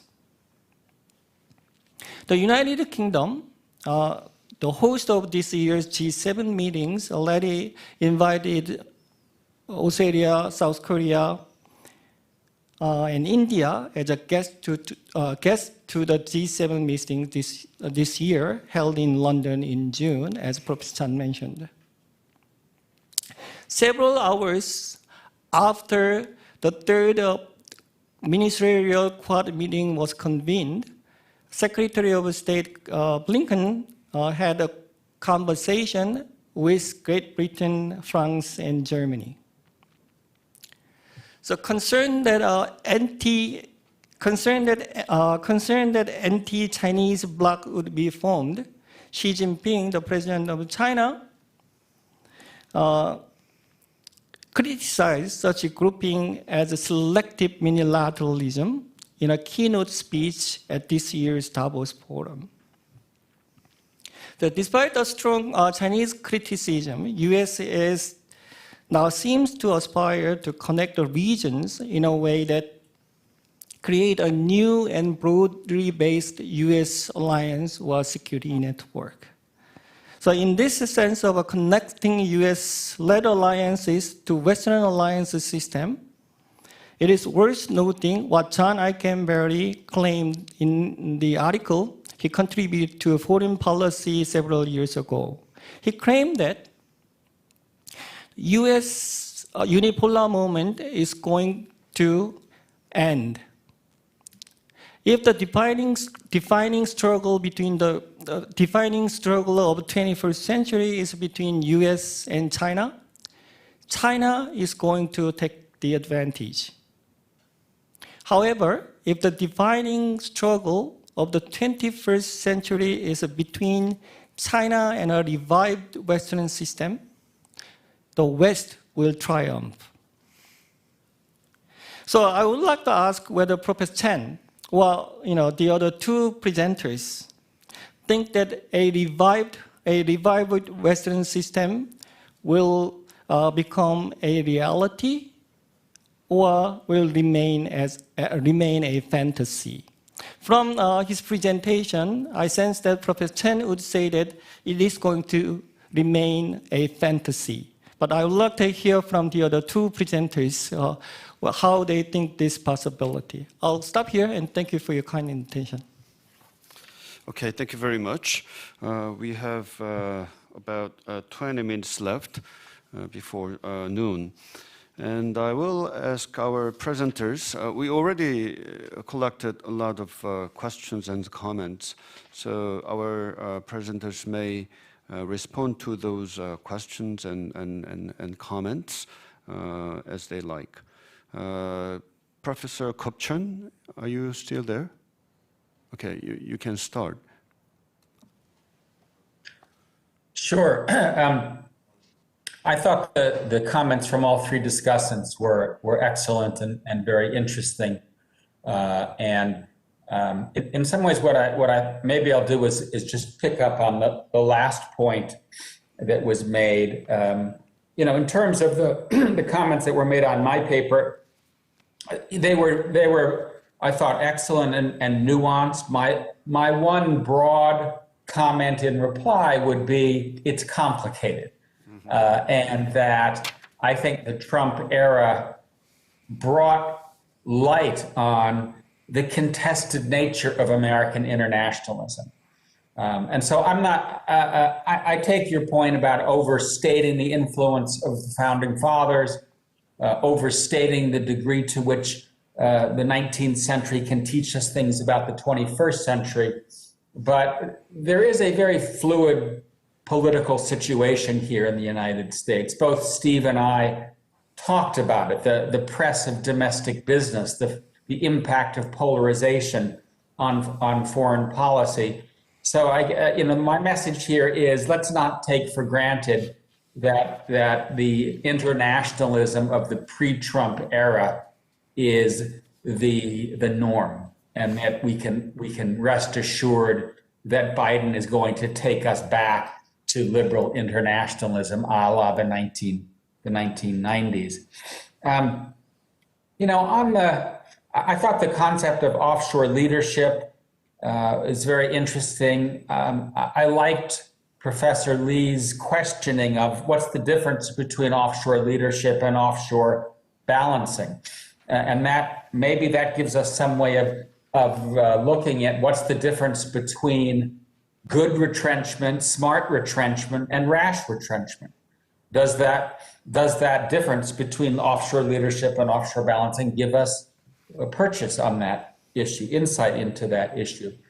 And my final point would be on this question of, is a democratic alliance possible? Will Biden succeed in creating a revived West to stand up to Trump? I guess I'd really like to throw it back to those of you in Korea and to pick up on Professor Lee's good question. Can the U.S. lead? Are countries like South Korea asking whether the U.S. is reliable? Right? We've gone from Clinton to Bush to Obama to Trump to Biden. Who knows what's next? Is there a certain hedging that's going on because you don't know where the United States is going to head, and as a consequence, you're not going to put all of your marbles in the American basket? I pose that as a question to those of you in Seoul and who focus more on Asian security than I do. Great, thank you very much. Next speaker, Professor Lee Dong-sun. Thank you. Lots of good questions and comments. First of all, let me turn to the how we differentiate between offensive leadership and offshore leadership and offshore balancing. To my understanding, offshore balancing has a buck passing logic at its core. So offshore balancer usually pass the buck to maintain the balance of power until it becomes absolutely necessary for that power to intervene. Okay? But on the other hand, I think offshore leadership focuses on the leadership part. It does not pass the buck. Sometimes it shares burdens, but the key focus lies in leading and make sure other countries depend on the leader. That generates the leverage and influence for the leading country. So there's a clear difference between those two. But unfortunately, I sort of used a similar expression, the offshore, that makes these two distinct concepts less distinctive. But that's path dependency. I chose that word in 1917. I cannot just change it. And retrenchment. When it comes to retrenchment, my offshore leadership falls into the category of partial retrenchment, not general retrenchment. But how far? How far retrench?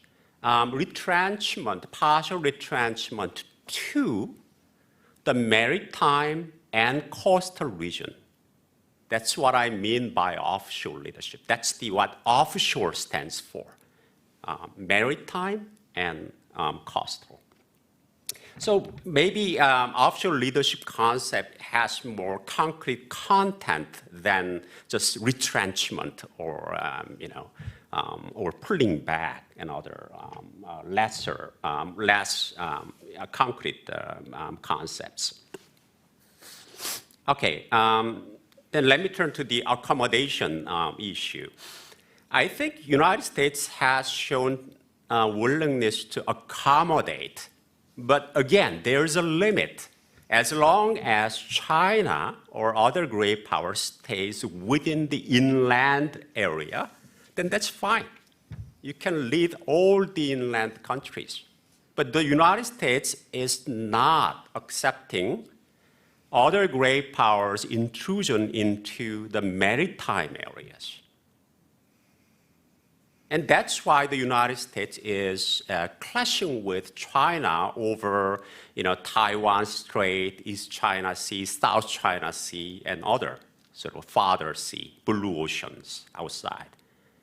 And the United States has a serious issue with this so-called maritime Silk Road plan, because it's maritime in its essence. And the second clash point between the United States and China is the fact that China is a coastal nation. It's not an inland nation. So its presence in a coastal region itself makes the coastal region of Asia as a gray area in which China's land power and the United States' naval and air power can equally compete. So that's why there is still competition going on between China and the United States, even though the United States has been more willing to accept China's leadership or Russia's leadership in the inland region.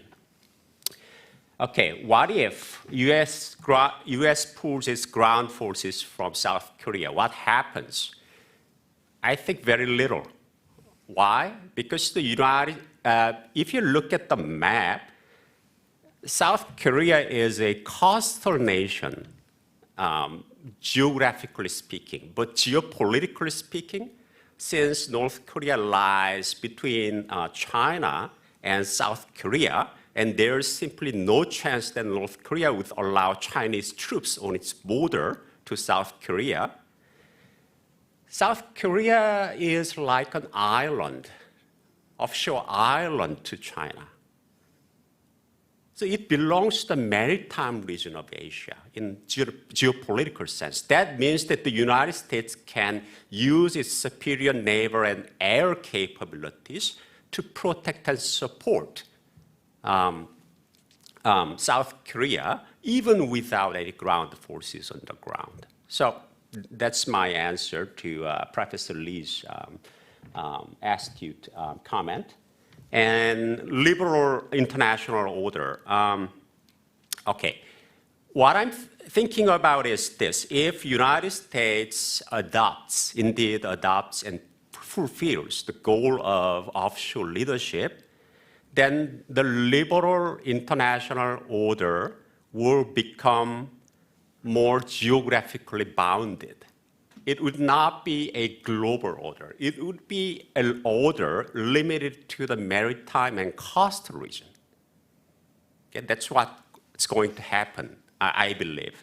And second is liberal international order, as a result of America's offshore leadership, will become less liberal.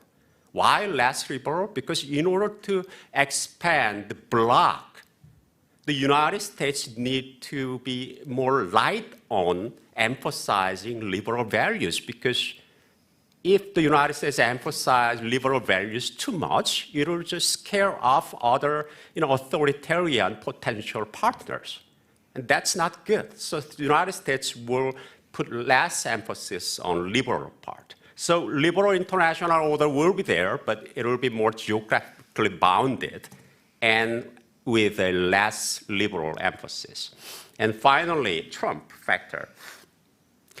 I think Trump was not an aberration from my perspective when it comes to offshore leadership developing in Washington. Trump was very heavy on offshore part of that strategy. He wanted to pull ground troops out, and he wanted to build up naval, air, and nuclear forces. Okay? And I think he didn't want to sort of get involved in inland areas like Afghanistan, Iraq anymore.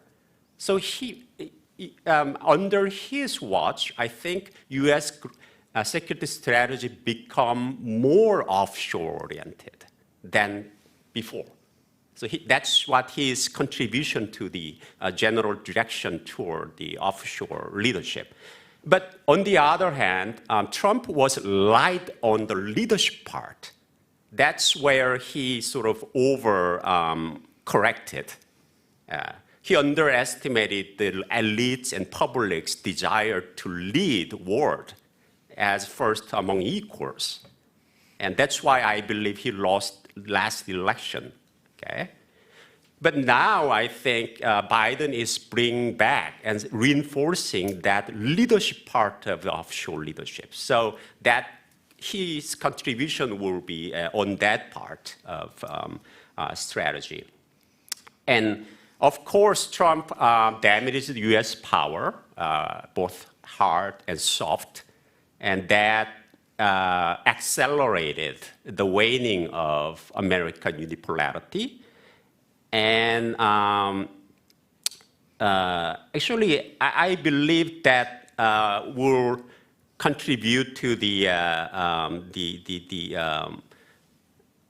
leading to the fact that American strategy will become less leadership-oriented because it has less sort of capabilities to lead because of the Trump's mismanagement of politics and economy and all other international affairs.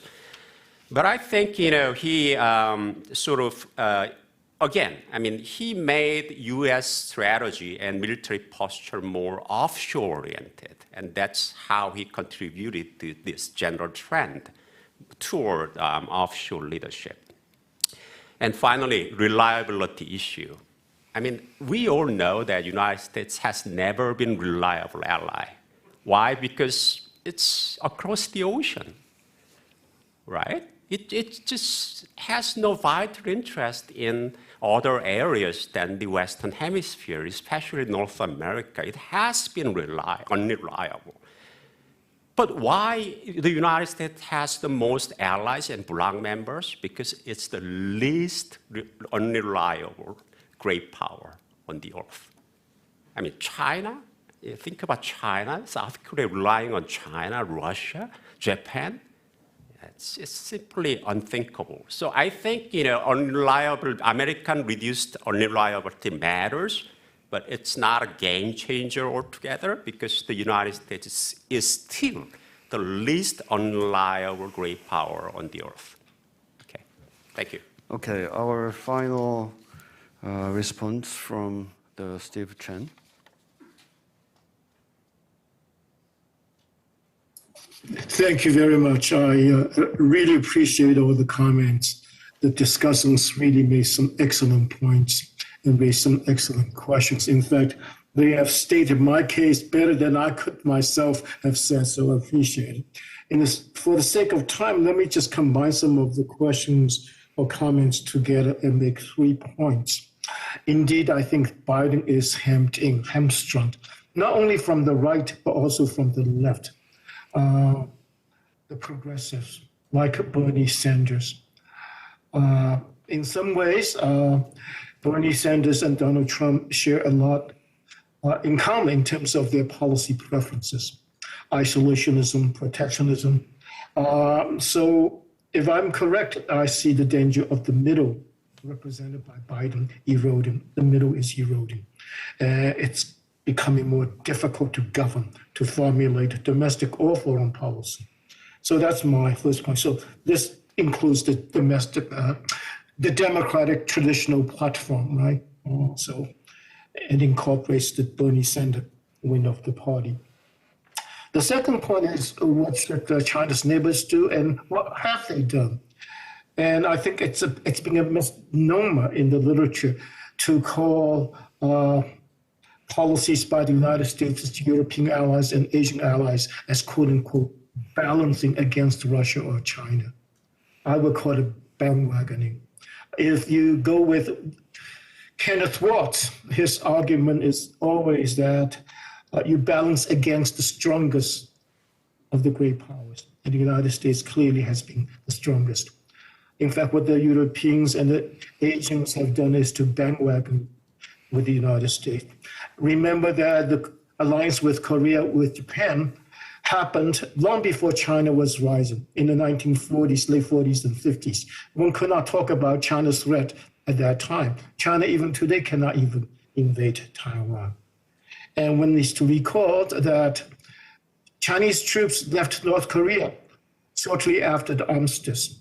The United States troops are still in Korea. Does South Korea really need the United States for protection? That's not just simply a rhetorical question.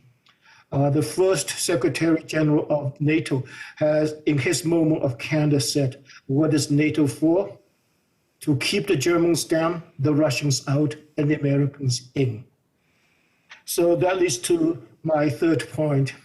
And the point is that there is a consistency in British and American foreign policy, which is to prevent another regional hegemon from arising, whether in Europe or in Asia. Whenever France was threatening to become too strong, Britain worked in favor of Germany. And when Germany became too strong, Britain tilted toward France. Britain, as the saying goes, has no permanent friends or enemies. It only has permanent interests. And of course, when the Soviet Union became too powerful, the United States and Britain opposed that. If you look at Asia, the United States worked against Japan when Japan was too powerful, and today when China is too powerful, it seeks to contain China. So it swings its weight to support the weaker of two parties. And if you look at the Middle East, it's the same thing. Supporting Iraq or Iran, Saudi Arabia or Iran. It's really a question of divide and rule. Again, I think realists are closer to the mark when they say ideology and the rest really do not matter. It's real politics. Just think for one moment, and I will say this and then conclude. The United States and China got along quite well during the Nixon, Ford, and Carter administrations, when China was much more authoritarian. The United States joined China to contain the Soviet Union. The United States was more supportive of Taiwan when it was under one-party military martial law and authoritarian regime of Chiang Kai-shek. When Taiwan starts to liberalize and democratize it, the United States abandoned Taiwan. So basic logic tells me that democracy doesn't really represent the most important consideration, or even, well, let me just leave it that way. So I tend to believe that people like Mearsheimer, even though I disagree with him a great deal, at least they have intellectual honesty to admit what I call a spade. So bandwagoning, not balancing, not support for democracy, really for checking any other country from becoming another regional hegemon, and being hemmed in both by the left and the right, the eroding middle. Thank you very much. Thank you very much. We have finished presentation and discussions and reply to those discussions. I think this is a very fruitful and very lively discussions about the new American administration's policy direction and the constraints and aspirations of the Biden administration. Still, we have to wait a little bit more and see if between the aspiration of being a leader of the world and the domestic and international constraints which restrain the American leadership. So, well, there are something we have to wait and see. But I think our presentations and discussions today lay out basic, conceptual foundations that which aspect we have to see in the near future. And well, thank you very much for all the participants for contributing to this very successful session. And we will have a lunch break until 1 o'clock Korea time. And our second panel resume at 1 o'clock. Our second panel, which deals with the U.S.-China relationship, will be conducted and carried out in Korean language.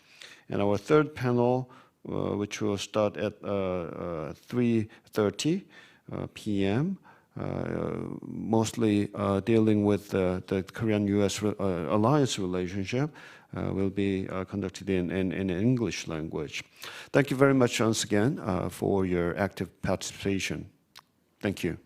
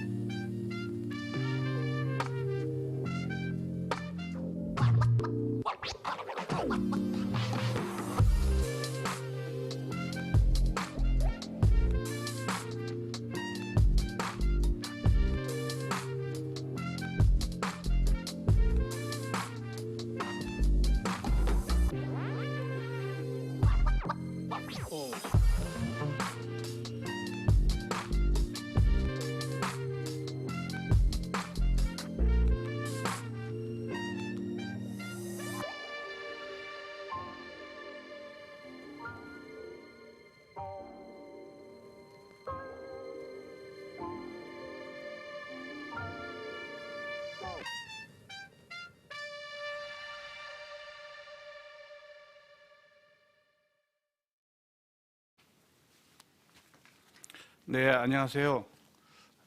오늘 한국국제정치학회가 주최하는 바이든 행정부의 미중 전략 경쟁이라는 주제의 세미나를 시작하겠습니다. 두 번째 세션입니다. 이 세션은 한국어로 진행될 것이고요. 총 세 분의 발표자와 세 분의 토론 선생님을 모시고 진행하도록 하겠습니다.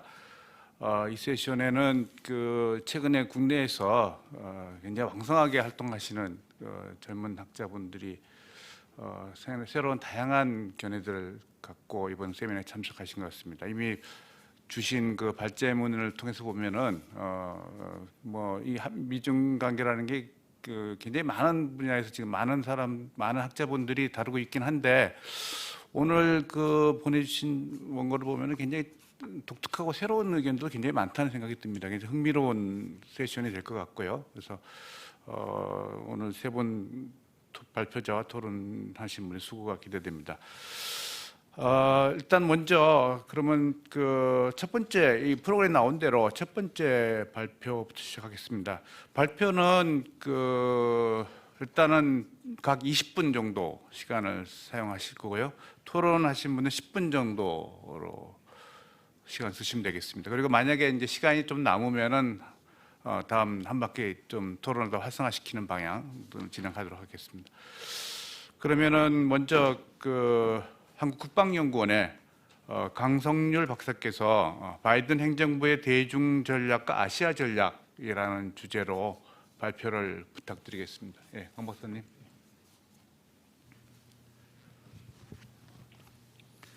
네, 반갑습니다. 방금 소개받은 한국국방연구원의 강성률입니다.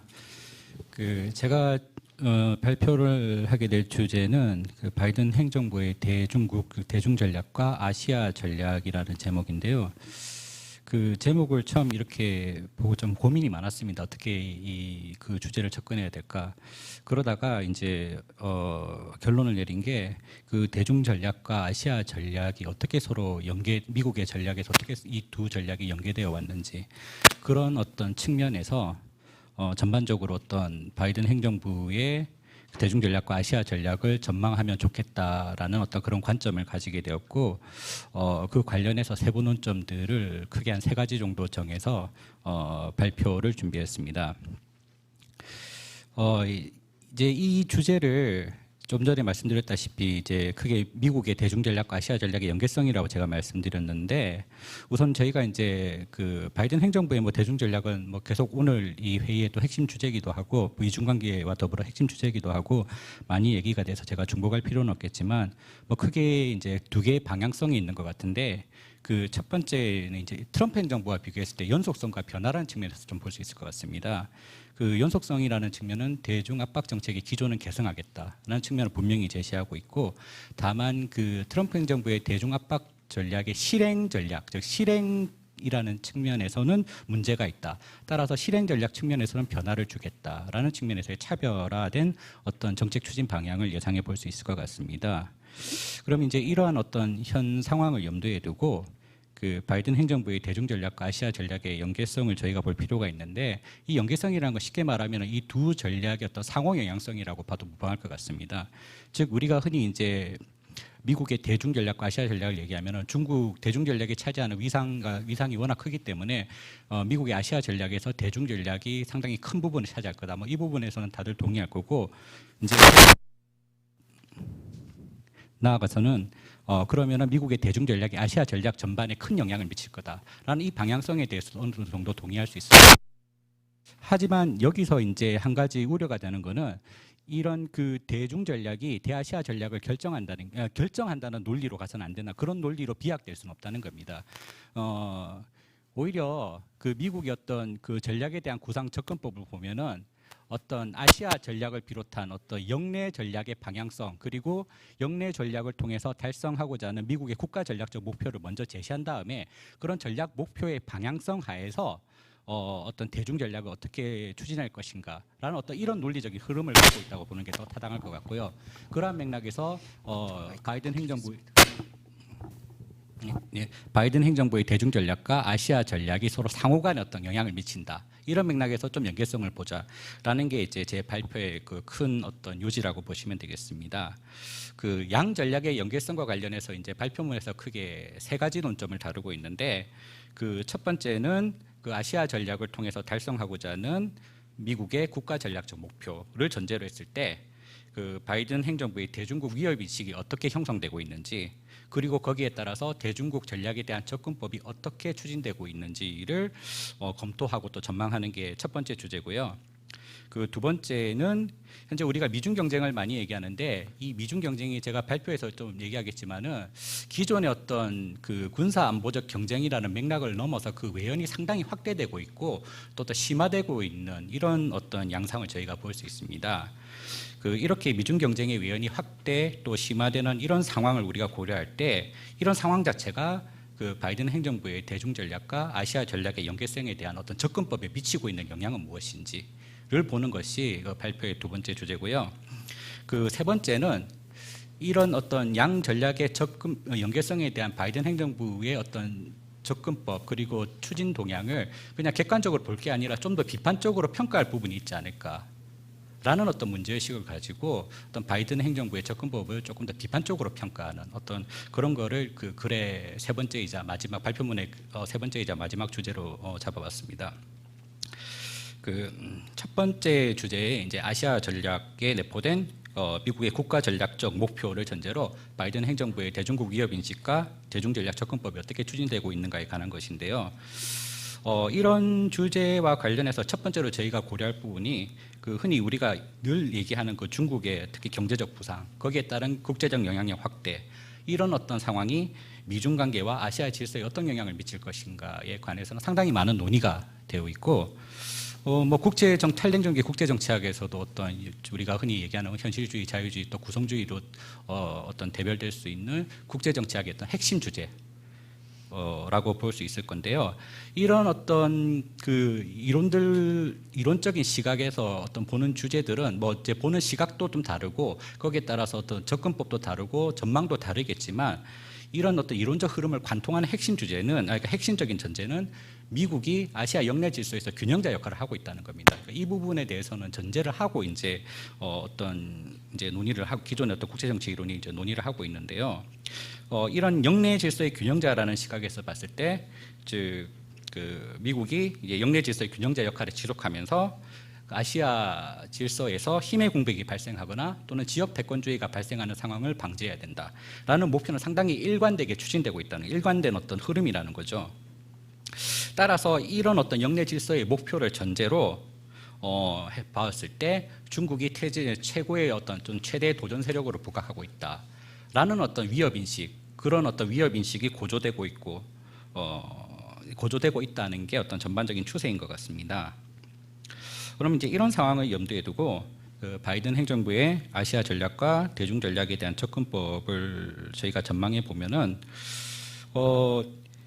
제가 이제 좀 전에 말씀드렸다시피 기본적으로 바이든 행정부가 지금 현재까지 우리가 기존에 이제 인도 태평양 전략 또 그 이전에는 아시아 태평양 전략으로 어떤 우리가 명명해 왔던 아시아 전략의 방향성이 아직까지 구체적으로 나온 것 같지는 않습니다. 물론 여러 가지 어떤 방향성에 대한 제시는 있지만은 그게 어떤 명확한 비전이라든지 또는 뭐 전략서의 형태로 아직 이제 구체화되기까지는 좀 시간이 걸릴 것 같아서 이 부분에 대해서 좀 이제 전망하는데 약간의 한계는 있겠지만. 그럼에도 불구하고 이제 몇 가지 좀 예측해 볼 수 있는 부분이 있다면 첫 번째는 그 인도 태평양이라는 기존의 용어죠. 그러니까 아시아 태평양 전략에서 인도 태평양으로 이제 넘어온 거 트럼프 행정부에서 넘어왔는데 그런 측면에서 인도 태평양 전략에 변화를 줄 것이냐, 그 용어 자체를 변화를 줄 것이냐를 좀 고민할 필요가 있는데 아닐 가능성이 더 크다는 게 제 개인적인 생각입니다. 즉 이제 흔히 이제 민주당 행정부 내에서도 이제 아시아 태평양 전략이라는 용어를 선호하는 그룹이 분명히 존재하고 그 민주당의 정강에도 그런 표현이 나와 있기는 하지만은 아시아 태평양이라는 용어를 쓰는 게 그 미국의 의도와는 상관없이 미국이 아시아 전략에 대한 본질적인 변화를 줄 수 있다라는 어떤 이런 신호로 해석될 수 있기 때문에 그런 측면에서 아마 어떤 그 트럼프 행정부가 사용한 인도 태평양 전략이라는 용어의 변화를 주기는 어려울 것 같고 다만 이제 개인적으로는 개인적으로 제가 가지는 견해는 그 트럼프 행정부는 이제 인도 태평양 전략의 목표를 자유롭고 열린으로 이제 free and open으로 이제 규정하고 있는데 이런 어떤 영내 전략의 목표에 대한 수사적 변화는 좀 가능할 것 같다는 예상을 해봅니다. 그 뭐 예전에 그 바이든 대통령이 이제 그 정상 통화를 하는 과정에서 뭐 번영하고 뭐 이제 번영한다는 뭐 이런 표현도 쓰고 번영하고 안정된 이런 표현을 쓴 적이 있는데 그런 식으로 좀 영내 전략에 수사적인 어떤 변화를 줄 수 있지만 그렇다고 영내 전략에 대한 미국의 본질적 목표가 바뀌냐 그럴 걸로 예상하기는 어려울 것 같습니다. 그럼 이제 다음으로 그럼 바이든 행정부의 대중국 위협 인식도 이제 아시아 영내 질서의 어떤 안정성을 담보해야 된다는 그런 맥락에서 보면은 아시아 질서에서 세력 균형과 정당성에 중국이 최대 위협으로 어떤 부상하고 있다, 최대 위협이다라는 그 위협 인식에는 큰 변화가 없을 것 같고 여기서 이제 세력 균형의 관점에서의 대중국 위협 인식은 군사력을 포함해서 중국과 영내 국가들 사이에서 국력의 그 불균형 형상이 상당히 심화되고 있다라는 어떤 그런 문제의식을 가지고 있는 것으로 보입니다. 그리고 아시아 질서의 정당성 측면에서 대중국 위협 인식은 그 중국이 흔히 이제 남중국해의 사례로 대표되는 영토적 모험주의라든지 또 강압적 경제 정책 이런 거를 이제 계속 지속적으로 이제 추진하고 있다고 보고 있는데 이런 어떤 상황을 용인할 경우에는 아시아 영내 질서에서 미국 주도로 구축된 어떤 영내 질서의 정당성에 대해서 영내 국가들이 의구심을 가지게 될 거다라는 어떤 그런 우려를 가지고 있는 것으로 보입니다. 따라서 바이든 행정부의 어떤 대중국 전략과 아시아 전략의 연계성이라는 측면에서 보면은 이제 크게는 이제 트럼프 행정부와 바이든 행정부의 큰 변화는 없을 것 같다는 예상이 들고요. 그 다음에 이런 연속성상에서 마지막으로 하나 더 어떤 제가 언급하고 싶은 부분은 이 트럼프 행정부가 아시아 대중 전략을 통해서 달성하고자 한 궁극적인 목표가 뭐였냐는 겁니다. 그러니까 트럼프 행정부의 어떤 전략서들을 잘 읽어보면은 중국을 어떤 영내 질서에서 배제하겠다는 게 아니라 궁극적으로는 전략적 경쟁을 통해서 미국이 구상하고 있는 자유롭고 열린 영내 질서라는 비전을 중국이 수용하도록 하는 것이 이제 어떤 대중 전략의 궁극적인 목표라고 본다면은 바이든 행정부도 마찬가지 맥락에서 이제 그 미국이 규정하는 영내 질서의 보편 타당한 원칙 그런 원칙을 중국이 수용하도록 하는 것을 대중 전략의 어떤 근본적인 목적으로 설정할 것으로 예상해 볼 수 있습니다. 그다음에 다음으로 그 바이든 행정부의 대중 전략과 아시아 전략의 연계성에 관한 두 번째 논점은 그 미중 경쟁의 확대 심화되고 있는 상황이 어떤 바이든 행정부의 대중 전략과 아시아 전략을 연계시키는 어떤 접근법에 어떤 영향을 미치고 있는 것인가에 관한 것인데, 이제 이 부분에 대해서 저희가 먼저 처음으로 고민할 부분은, 흔히 이제 미중 경쟁을 얘기했을 때는 저희가 아마 암묵적으로 그 서태평양에 흔히 얘기하는 미중의 전략적 열점으로 불리는 뭐 남중국해라든지 동중국해, 대만 해협, 이런 어떤 서태평양에서 전략적 열점들을 중심으로 미중의 군사안보적 경쟁이 심화되고 있다. 뭐 이런 부분에 대해서는 어떤 이런 미국이 이런 시각을 가지고 있다는 데 대해서는 아마 대체로 다 동의할 수 있을 것 같은데요. 즉 이제 이거를 좀 더 풀어서 얘기하면은, 흔히 이제 그 이론에서 우리가 국제정치 이론의 현실 그 공격주의 현실주의가 얘기하는 그 지역 패권의 논리를 이제 중국에 투사해가지고, 그 중국이 이제 일도련선을 중심으로 그 서태평양에서의 군사적 지배권을 행사하고, 그다음에 이를 바탕으로 지구적 영향력을 투사할 거다라는 어떤 이런 위협 인식을 그 미국이 가져왔다는 거고, 바이든 행정부도 이러한 어떤 위협 인식을 계승할 거라는 거죠. 하지만 그것과 더불어서 이 서태평양의 군사안보적 경쟁과 더불어서 미중 경쟁의 양상이 좀 달라지고 있고 외연이 확장되고 있다라는 부분에도 좀 주목하고 있는 것 같습니다. 그런 맥락에서 이제 그 현재 바이든 행정부의 정책 결정 그룹 내에서 주목하고 있는 부분이, 그 중국이 군사력뿐만 아니라 그 기술력과 경제력 이런 것들을 이제 수단으로 활용해가지고 유라시아와 인도양의 영향력을 확대하고 있다. 이런 접근법이 본격화되고 있다라는 어떤 그런 우려가 뭐 제이크 설리반 그 국가안보 보좌관의 어떤 발언들 그리고 기고문을 통해서 잘 나타나고 있는데요. 이런 어떤 평가 자체는 결국은 미중 경쟁의 지정학적 그리고 지경학적 외연이 확대 또 심화되고 있는 상황에 대응하기 위한 어떤 아시아 전략을 수립할 필요성이 이제 부각하고 있다는 것이죠. 그런 필요성의 부각을 잘 보여주고 있다고 볼 수 있습니다. 좀 전에 제가 그 인도양 얘기를 했는데, 그 트럼프 행정부의 인도 태평양 전략에서 이제 가장 눈에 띄는 주목할 만한 점이, 그 기존의 아시아 태평양 전략에서는 상대적으로 서태평양 중심이었던 시각을 견지하면서 인도양의 전략적 중요성에 주목하지 않았다면은, 그 트럼프 행정부는 그 중국과의 전략적 경쟁에 있어서 서태평양, 기존의 어떤 서태평양에서의 어떤 경쟁과 더불어서 인도양에서의 어떤 경쟁도 주목하면서 인도양을 대중 전략을 위한 아시아 전략의 핵심 지역으로 규정하고 있다는 겁니다. 그리고 그 현재 이제 뭐 제가 이제 그 저희 소속 기관에서 이제 이런 부분을 좀 연구를 쭉 해 왔는데요. 그러니까 현재 그 미국의 국방 전략이라든지 군사 전략에서 강조하고 있는 그 미 군사력을 상당히 역동적이고 탄력적으로 운영하겠다는 이 논리가 그 인도양을 중심으로 본격 추진되고 있는 상황입니다. 그러면은 이런 어떤 그 미국의 국방 군사 전략은 상당히 장기적인 연속성을 지니고 있기 때문에 바이든 행정부의 국방 군사 전략에도 투영될 것으로 예상할 수 있으며, 그런 맥락에서 바이든 행정부의 아시아 전략 역시 인도양의 전략적 중요성을 지속 강조할 것으로 보입니다. 그리고 인도양을 넘어서 좀 더 아시아 전략의 외연을 확대해야 될 어떤 고민에도 직면할 것 같습니다. 즉 제가 앞서 이제 1대1로 중국의 1대1로 얘기를 했는데, 1대1로의 어떤 지정학적 팽창의 어떤 양상을 보면은 아시아 전략의 외연을 중앙아시아로까지 넓혀야 될 필요성도 부각하고 있고, 그 다음에 중앙아시아와 중동 지역의 어떤 지정학적 연계성이라는 측면을 고려하면은 미국의 아시아 전략, 즉 바이든 행정부의 아시아 전략이라는 게 단순히 아시아 전략에서 머무는 게 아니라 역의 전략인 중동 전략과의 어떤 연계성을 어떻게 연계성까지도 고민해야 하는 방향으로 이렇게 그 아시아 전략의 외연을 상당히 확장시켜야 될 어떤 그런 과제에 직면하고 있다고 볼 수 있습니다. 그리고 저희가 이제 코로나19라는 상황을 저희가 목도하고 있는데, 코로나19가 미중 경쟁에 미친 영향에 관한 논의도 많이 이제 진행돼 왔습니다. 뭐 예를 들어서 서태평양에서 이제 그 작년 이제 코로나 국면 초기 때 미 해군력 운영이 이제 상당히 제약을 받는 상황에서 중국이 남중국해에 대한 영향을 강화해 왔고, 또 양 국가가 코로나19 대유행의 원인과 대응 방향을 둘러싼 연성 권력적 경쟁을 보이고 있고, 그 다음에 그 국제 기구라든지 또는 보건 안보와 네트워크 안보 같은 신흥 안보 영역에서 어떤 중국이 적극적으로 도전하고 있다. 따라서 이런 신흥 안보 영역에서도 미중 경쟁이 본격화되고 있다라는 측면을 고려한다면은, 이런 어떤 미중의 경쟁 양상이 아시아 영내 질서에 어떤 영향을 미칠 것인가에 대한 어떤 고민이 필요할 거라는 생각을 합니다. 그 다음에 이제 제가 세 번째이자 마지막 논점으로 살펴보려는 것이, 그 바이든 행정부의 대중 전략과 아시아 전략을 연계하고자 하는 그 접근법을 좀 비판적으로 평가하는 건데, 크게 제가 세 가지 논점을 제시했습니다. 근데 우선 그 세 가지 논점을 얘기하기 전에 저희가 전제를 해야 될 거는 지금 바이든 행정부가 이제 미국의 어떤 정상적인 어떤 미국의 국가로서의 복원하려는 노력 그리고 국제적인 지도력을 회복하려는 노력을 보여주고 있는 어떤 대외 정책의 공약은 분명히 그 비전은 보이는데 그런 어떤 일련의 대외 정책 공약을 실행할 수 있는 능력이 과연 담보될 것이냐에 관한 저희가 좀 고민을 할 필요가 있을 것 같거든요.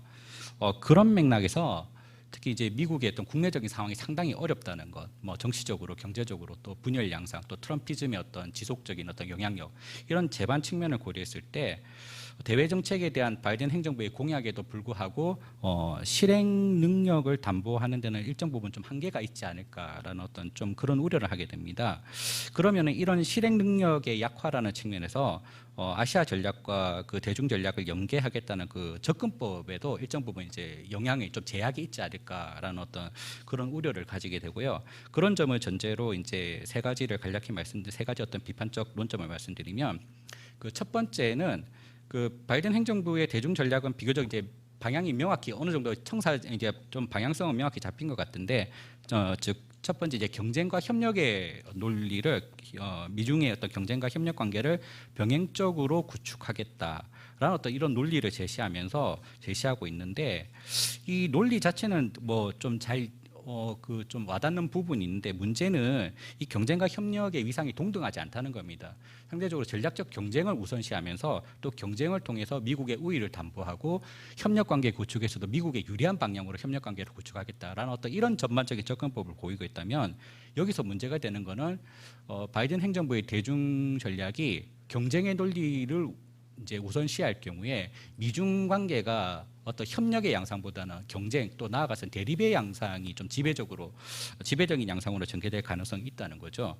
그러면 그런 양상에서 그 미국의 아시아 그 동맹국 또 파트너 국가들을 비롯한 영내 국가들은 미중의 어떤 갈등 구도에 연루될 가능성을 상당히 우려할 수 있고 따라서 미국의 대중 전략에 쉽게 어떤 편승하거나 동참하기가 어려운 어떤 제약에 직면할 수가 있다고 봅니다. 따라서 이런 측면에서 그 협력과 어떤 경쟁과 협력을 병행적으로 구축하겠다는 바이든 행정부의 접근법이 아시아 전략으로서 지니는 좀 한계점이 있지 않나라는 어떤 좀 비판을 제기해 볼 수 있고 그 두 번째는 그 바이든 행정부가 강조하는 민주주의적 국가들의 연대라는 논리인데요. 그 바이든 행정부가 이제 대중 전략에 있어서 민주주의적 가치를 공유하는 동맹 또 파트너 국가들의 연대를 상당히 강조하는 기조를 보이고 있는데 문제는 그 미국이 강조하는 이런 민주주의적인 그 가치가 과연 아시아 영내 국가들을 얼마만큼 포괄할 수 있을 것인지, 아시아 영내 국가들의 어떤 뭐 정치적 또 가치적 또 상당한 어떤 제도적인 다양성을 고려했을 때 그 미국이 견지하고 있는 민주주의적 가치라는 게 영내 국가들의 이런 다양성을 포괄하기에는 상당히 제약되지 한계가 있지 않나. 따라서 민주주의적 연대라는 가치를 기치로 대중연대의 어떤을 도출할 수 있을 것인지에 대해서는 조금 의구심이 좀 큰 상태고 이런 맥락에서 이제 최근에 나오는 글들을 보면은 뭐 아시아 영내 국가들의 어떤 민족주의적 성향에 대해서 바이든 행정부가 좀 진지하게 고려할 필요가 있고 이런 민족주의적인 어떤 시각과 바이든 행정부의 어떤 대아시아 전략을 어떻게 서로 이렇게 조화시킬 것인지의 문제를 좀 고민할 필요가 있다는 이런 시각도 좀 경청할 필요가 있지 않을까라는 생각을 합니다. 마지막으로는 개방된 국제경제 질서, 즉 개방된 아시아 영내 국제경제 질서에 대한 공약을 과연 바이든 행정부가 그 공약을 유지할 수 있을 것인가에 담보할 수 있을 것인가에 관한 문제인데 이 부분에서도 상당한 좀 제약이 있을 것 같습니다. 즉 그 바이든 대통령이 이제 스스로 강조한 그 중산층을 위한 외교를 하겠다는 논리가 이런 맥락에서 저희가 좀 이제 주목해야 될 부분인데, 즉 중산층을 위한 외교를 하겠다는 논리는 쉽게 말하면은 그 일종의 트럼프 행정부와 연속상에서 미국 우선주의를 하겠다는 논리로 봐도 무방할 것 같습니다. 즉 미국의 대외 정책을 추진하기 위해서는 국내적 지지를 안정적으로 담보할 필요가 있고, 트럼프 행정부가 뭐 일련의 비판에도 불구하고 트럼프 행정부가 그나마 좀 보여주려고 노력했던 것과 같이 미국이 대외 정책을 추진하는 데 있어서 국가 이익을 우선시해야 되고 경제적 번영을 담보해야 된다. 이런 가시적인 성과를 내야 된다. 라는 그런 명제에서 트럼프 행정부도 좀 바이든 행정부도 자유롭기가 어렵다는 측면이죠. 그렇다면 이런 점을 염두에 두면은 그 아시아 영내 경제 질서의 개방성에 대한 바이든 행정부의 공약이 바이든 행정부가 그런 측면에 대한 공약을 해줄 수 있을 것이냐에 대해서 좀 이제 좀 회의적인 시각이 존재하는 것 같고 저도 좀 그런 부분에서 뭐랄까요 좀 한계가 있지 당장 좀 한계가 있지 않을까라는 어떤 그런 시각을 가지고 있습니다. 그렇다면은 그 역내 어떤 그 국제적 공공재 제공이라는 측면에서 미국이 전통적으로는 역내의 어떤 경제 질서의 개방성을 담보해 왔는데 이런 국제적 공공재를 바이든 행정부가 만약에 쉽게 제공해주기 어렵다라고 보면은 대중국 견제를 위한 역내 국가들의 집단적 노력을 추동하는 데 한계가 있을 수 있다는 거죠. 그 이제 이렇게 그 크게 어떤 세 가지 측면의 비판적인 어떤 논점들을 고려했을 때 그리고 또 미국의 어떤 현재 어려운 상황들을 고려했을 때 과연 그 대중 전략과 연계된 아시아 전략을 이제 그 연계성에 대한 어떤 바이든 행정부의 접근법이 여러 가지 노력에도 불구하고 현재 시점에서는 조금은 낙관론보다는 조금 뭐 긍정적인 평가보다는 조금 더 부정적인 평가를 좀 내릴 수 있다는 게 제 발표문의 어떤 결론이라고 할 수 있겠습니다. 네, 이상으로 발표를 마치겠습니다. 감사합니다. 예, 강성률 박사님 감사드립니다. 시간도 잘 지켜주셨고요. 아무래도 강 박사님 아마 미국 바이든 정부의 미국의 입장에서 본 대중 전략, 아시아 전략 이 부분을 설명해 주셨는데 보통 우리가 그 미국의 아시아 전략 그러면 그냥 일반적으로 대중 전략으로 해석되고 그래서 아시아 전략이 대중 전략에 매몰되고 있다는 느낌을 좀 주는데 그걸 좀 구분시켜 설명하시려고 굉장히 흥미롭다는 생각이 들고 사실은 어떻게 보면 바이든 정부의 고민을 잘 설명해 주신 게 아닌가 싶은 생각이 듭니다. 이게 그 우리 입장에서 봤을 때는 사실은 미국이 대중 전략 중심으로 아시아 전략을 펼쳤을 때 우리에게 굉장히 큰 부담이 와줄 수 있는데 아시아 전략이 먼저 앞에 서고 거기에 대중 전략이 들어간다면은 글쎄요, 조금 다른 상황도 있을 수 있겠다는 생각이 들긴 합니다. 그러면은 이어서 두 번째는 그 세종연구소의 정재흥 박사님이 발표해 주겠습니다. 주제는 뭐 바이든 행정부 출범 이후의 미중 관계 변화 전망인데 아시겠지만 정재흥 박사님은 이제 중국 전문가로 굉장히 활동을 많이 하고 계셔서 아까 강 박사님하고 조금 그 다른 차원에서 중국 입장의 중심에 서서 아무래도 미중 관계를 설명해 주실 것으로 기대하고 있습니다. 예, 그러면 한 20분 내에서 자유롭게 시간 쓰셔서 발표해 주시기 바랍니다. 예, 반갑습니다. 오늘 이런 귀한 자리에서 발표를 하게 되어서 너무 뜻깊다고 생각을 합니다. 방금 강성률 박사님께서 그 바이든 행정부 출범 이후에 이제 미중 관계에 대해서 설명을 많이 해주셨습니다. 그래서 특히 이제 미국의 입장에서 어떻게 이 미중 관계를 바라보고 있는지에 대해서 좀 설명을 해주셨는데요. 저는 기본적으로 이 바이든 행정부 출범 이후에 미중 관계에 대해서 그러니까 미국이 이걸 어떻게 지금 인식을 하고 있고 그리고 중국은 그러면 특히 이제 바이든 행정부의 어떤 새로운 어떤 중국과의 어떤 전략적 경쟁 이런 부분을 좀 어떻게 보고 어떻게 대응을 해 나갈 것인지에 대해서 좀 말씀을 드리겠습니다. 그렇지만 뭐 여기 계시는 분들이 다 전문가시고 또 이거에 대해서 최근에 뭐 여러 가지 논의들이 나오고 있습니다. 그래서 뭐 제가 생각하는 것들이 뭐 100% 정답은 또 아닐 수는 있습니다. 하지만 적어도 이제 지금 기본적으로 중국 내에서 나오고 있는 어떤 여러 가지 담론들 그리고 중국 내에서 지금 논의되고 있는 것들을 중심으로 제가 좀 말씀을 드리고자 합니다. 우선은 그 바이든 행정부 출범 이후에 과거 이제 트럼프 행정부와는 다른 어떤 새로운 미중 전략 경쟁이 저는 출현이 되었다고 생각을 하고 그러면 지금 바이든 행정부가 그 중국과의 어떤 이 새로운 경쟁을 어떤 측면에서 접근을 하고 있는가 저는 크게 이제 뭐 세 가지 측면에서 보고 있습니다. 첫 번째는 그 이제 트럼프 행정부가 과거에 어떻게 미국 우선주의 위주로 해서 미국을 중심으로 해서 좀 동맹국들과 우방국들과의 관계를 좀 악화시켜 나가면서 좀 중국과의 전략적 경쟁을 펼쳤다고 하면 바이든 행정부는 이제 동맹국들, 특히 우방국들과 연대를 통해서 중국과의 어떤 이제 경쟁을 좀 하겠다라는 것들이 좀 가장 큰 특징인 것 같습니다. 그래서 바이든 대통령이 취임하고 나서도 지금 얘기하는 것들이 특히 이제 동맹국들과 이 우방국들과의 연대를 지금 많이 강조를 하고 있습니다. 그리고 과거에 이제 트럼프 대통령이 미국이 했던 어떤 미국 우선주의 정책 그리고 미국의 고립주의 정책들을 좀 비판을 하면서 그런 걸로 이제 트럼프 행정부가 그런 정책을 통해서 미국의 어떤 리더십이 많이 악화가 됐고 그런 것들이 오히려 중국과의 경쟁에서 오히려 좀 역효과를 보았다. 그리고 그렇기 때문에 지금 바이든 행정부는 오히려 이제 동맹국과 우방국들과의 어떤 이제 연대를 통해서 기존 이제 미국이 유지하고 있는 자유주의적 국제 질서를 좀 강화시켜 나가겠다. 그래서 최근에 보면 그 특히 뭐 유럽의 정상들과의 어떤 통화도 하고 뭐 며칠 전엔 캐나다 정상과의 통화도 하면서 기존의 어떤 동맹국들과의 관계를 되게 강화시켜 나가는 것 같습니다. 그래서 이제 그러한 것들을 통해서 중국과의 어떤 경쟁을 좀 강화시켜 나가는 걸로 지금 보여지는 것 같고요.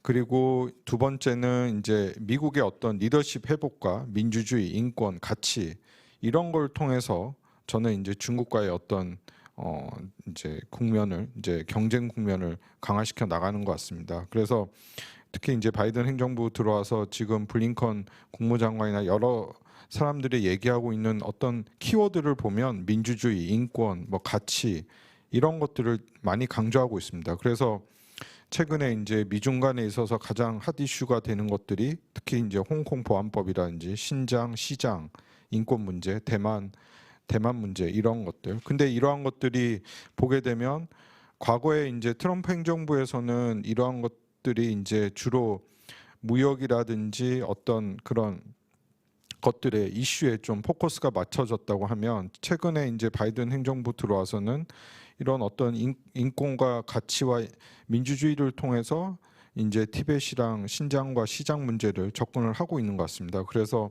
특히 최근에 뭐 미얀마 사태에 있어서도 지금 바이든 행정부가 이제 이런 것들도 민주주의 가치를 지금 훼손하고 있다라는 식으로 하고 있기 때문에 제가 봤을 때는 이러한 것들이 지금 바이든 행정부가 지금 두 번째로 좀 이러한 연대를 좀 강화하고 있는 것이 아닌가라고 생각을 하고 있고 그리고 지금 바이든 대통령이 이제 최근에 그 대통령 유세 기간에 얘기했던 게 자기가 대통령이 돼서 조만간 그 민주주의 정상회담 Summit for Democracy를 하겠다. 그래서 민주주의 국가들을 다 모여서 그들 민주주의 국가들로 하여금 새로운 어떤 연대를 통해서 그 권위주의에 대항을 하고 인권을 강화시켜 나가겠다라는 어떻게 보면 조금 가치 지향적인 그런 것들을 좀 본격화하는 것 같습니다. 이러한 것들이 과거 트럼프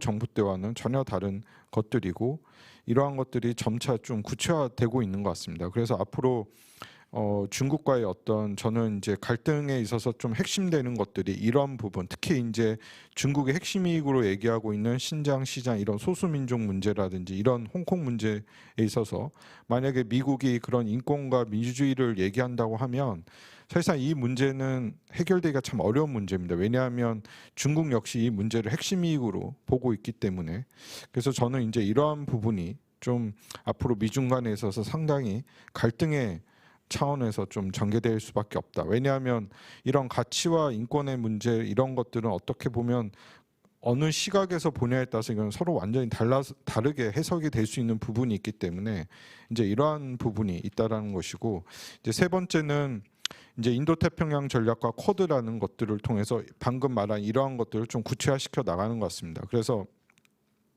최근에 보면 그 블링컨 장관이 취임하자마자 제일 먼저 한 회의가 인도태평양과 쿼드 회의를 했고 그 쿼드를 앞으로 이제 더 강화시켜 나가겠다라고 얘기를 하는 것 같습니다. 그래서 최근에 그 새로운 그 신임 국가안보부장 셜리반 그 국가안보보좌관도 앞으로 미국의 그 대중 전략의 핵심은 인도태평양 전략이고 거기에 기반해서 쿼드를 더 확대시켜 나가겠다라고 얘기를 하는 것 같습니다. 그러면 특히 인도태평양 전략과 쿼드는 미국이 이걸 통해서 훨씬 더 중국을 이제 좀 더 구체화되는, 그러니까 제가 방금 말한 민주주의와 가치와 인권이라는 것이 어떻게 보면 소프트 파워라고 하면 이런 인도태평양 전략과 쿼드는 구체화된 기제로서 저는 미국이 활용할 가능성이 있다는 것이죠. 그래서 앞으로는 이 미국이 얘기하는 기제와 이런 소프트 파워를 같이 접목을 시켜서 이제 좀 대만 문제라든지 신장 문제라든지 시장 문제라든지 이런 중국에서 볼 수 있는 이런 문제를 좀 본격화 나갈 것으로 보고 있습니다. 그러한 것들이 저는 이제 크게 앞으로 바이든 행정부가 이제 대중 전략에 있어서 이제 크게 맥락을 보고 있는데, 그러면 그럼 중국은 이 부분에 대해서 앞으로 어떻게 대응하겠냐? 저는 이 부분에 대해서 우선 봐야 되는 것이 뭐냐면, 기본적으로 중국은 과거 냉전과 신냉전에 있어서 좀 다르게 보는 것 같습니다. 그건 다르게 말하면 어떤 뜻이냐면, 기본적으로 중국은 지금 100년 만에 이제 대격변의 시기라고 지금 중국 지도부는 얘기를 하고 있습니다. 그거는 지금 중국의 힘이 부상을 하고 있고 어떻게 보면 이제 미국의 힘이 좀 쇠락하는. 그러니까 그게 또 다르게 말하면 과거 우리 냉전 시대 때 보게 되면 소련이 쇠락하고 미국이 부상하는 거와는 정반대인 거죠.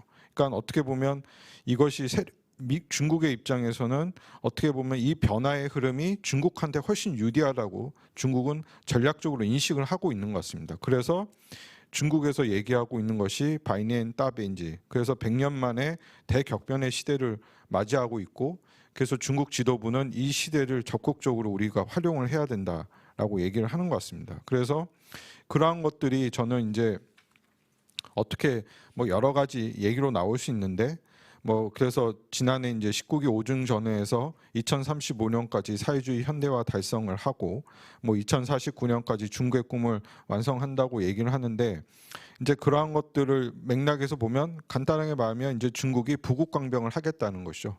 부국이라는 거는 강한 경제력과 강한 군사력을 본격화하겠다는 것입니다. 이러한 것들을 통해서 적어도 2035년까지 사회주의 현대화를 달성을 하고 2049년에 이제 중국의 꿈을 이룩하겠다라는 것인데, 저는 이러한 중국이 이렇게 얘기할 수 있다라는 것은 기본적으로 어떤 역사적인 맥락, 그리고 지금 어떻게 보면 국제 질서의 큰 흐름에서 나름 중국은 이런 전략적인 그런 위치를 좀 보고 있는 것 같습니다. 그래서 이러한 측면에서 지금 중국이 얘기를 하고 있는 것이고, 그래서 적어도 경제적인 부분에 있어서는 2035년까지는 미국을 좀 뛰어넘겠다라는 그런 것들 얘기하고 있는 것이고요. 그래서 그런데 그런 부분에 있어서 이제 미국이 최근에 들어서 방금 말한 것처럼 이제 강하게 지금 중국에 대해서 압박을 하고 있지 않습니까?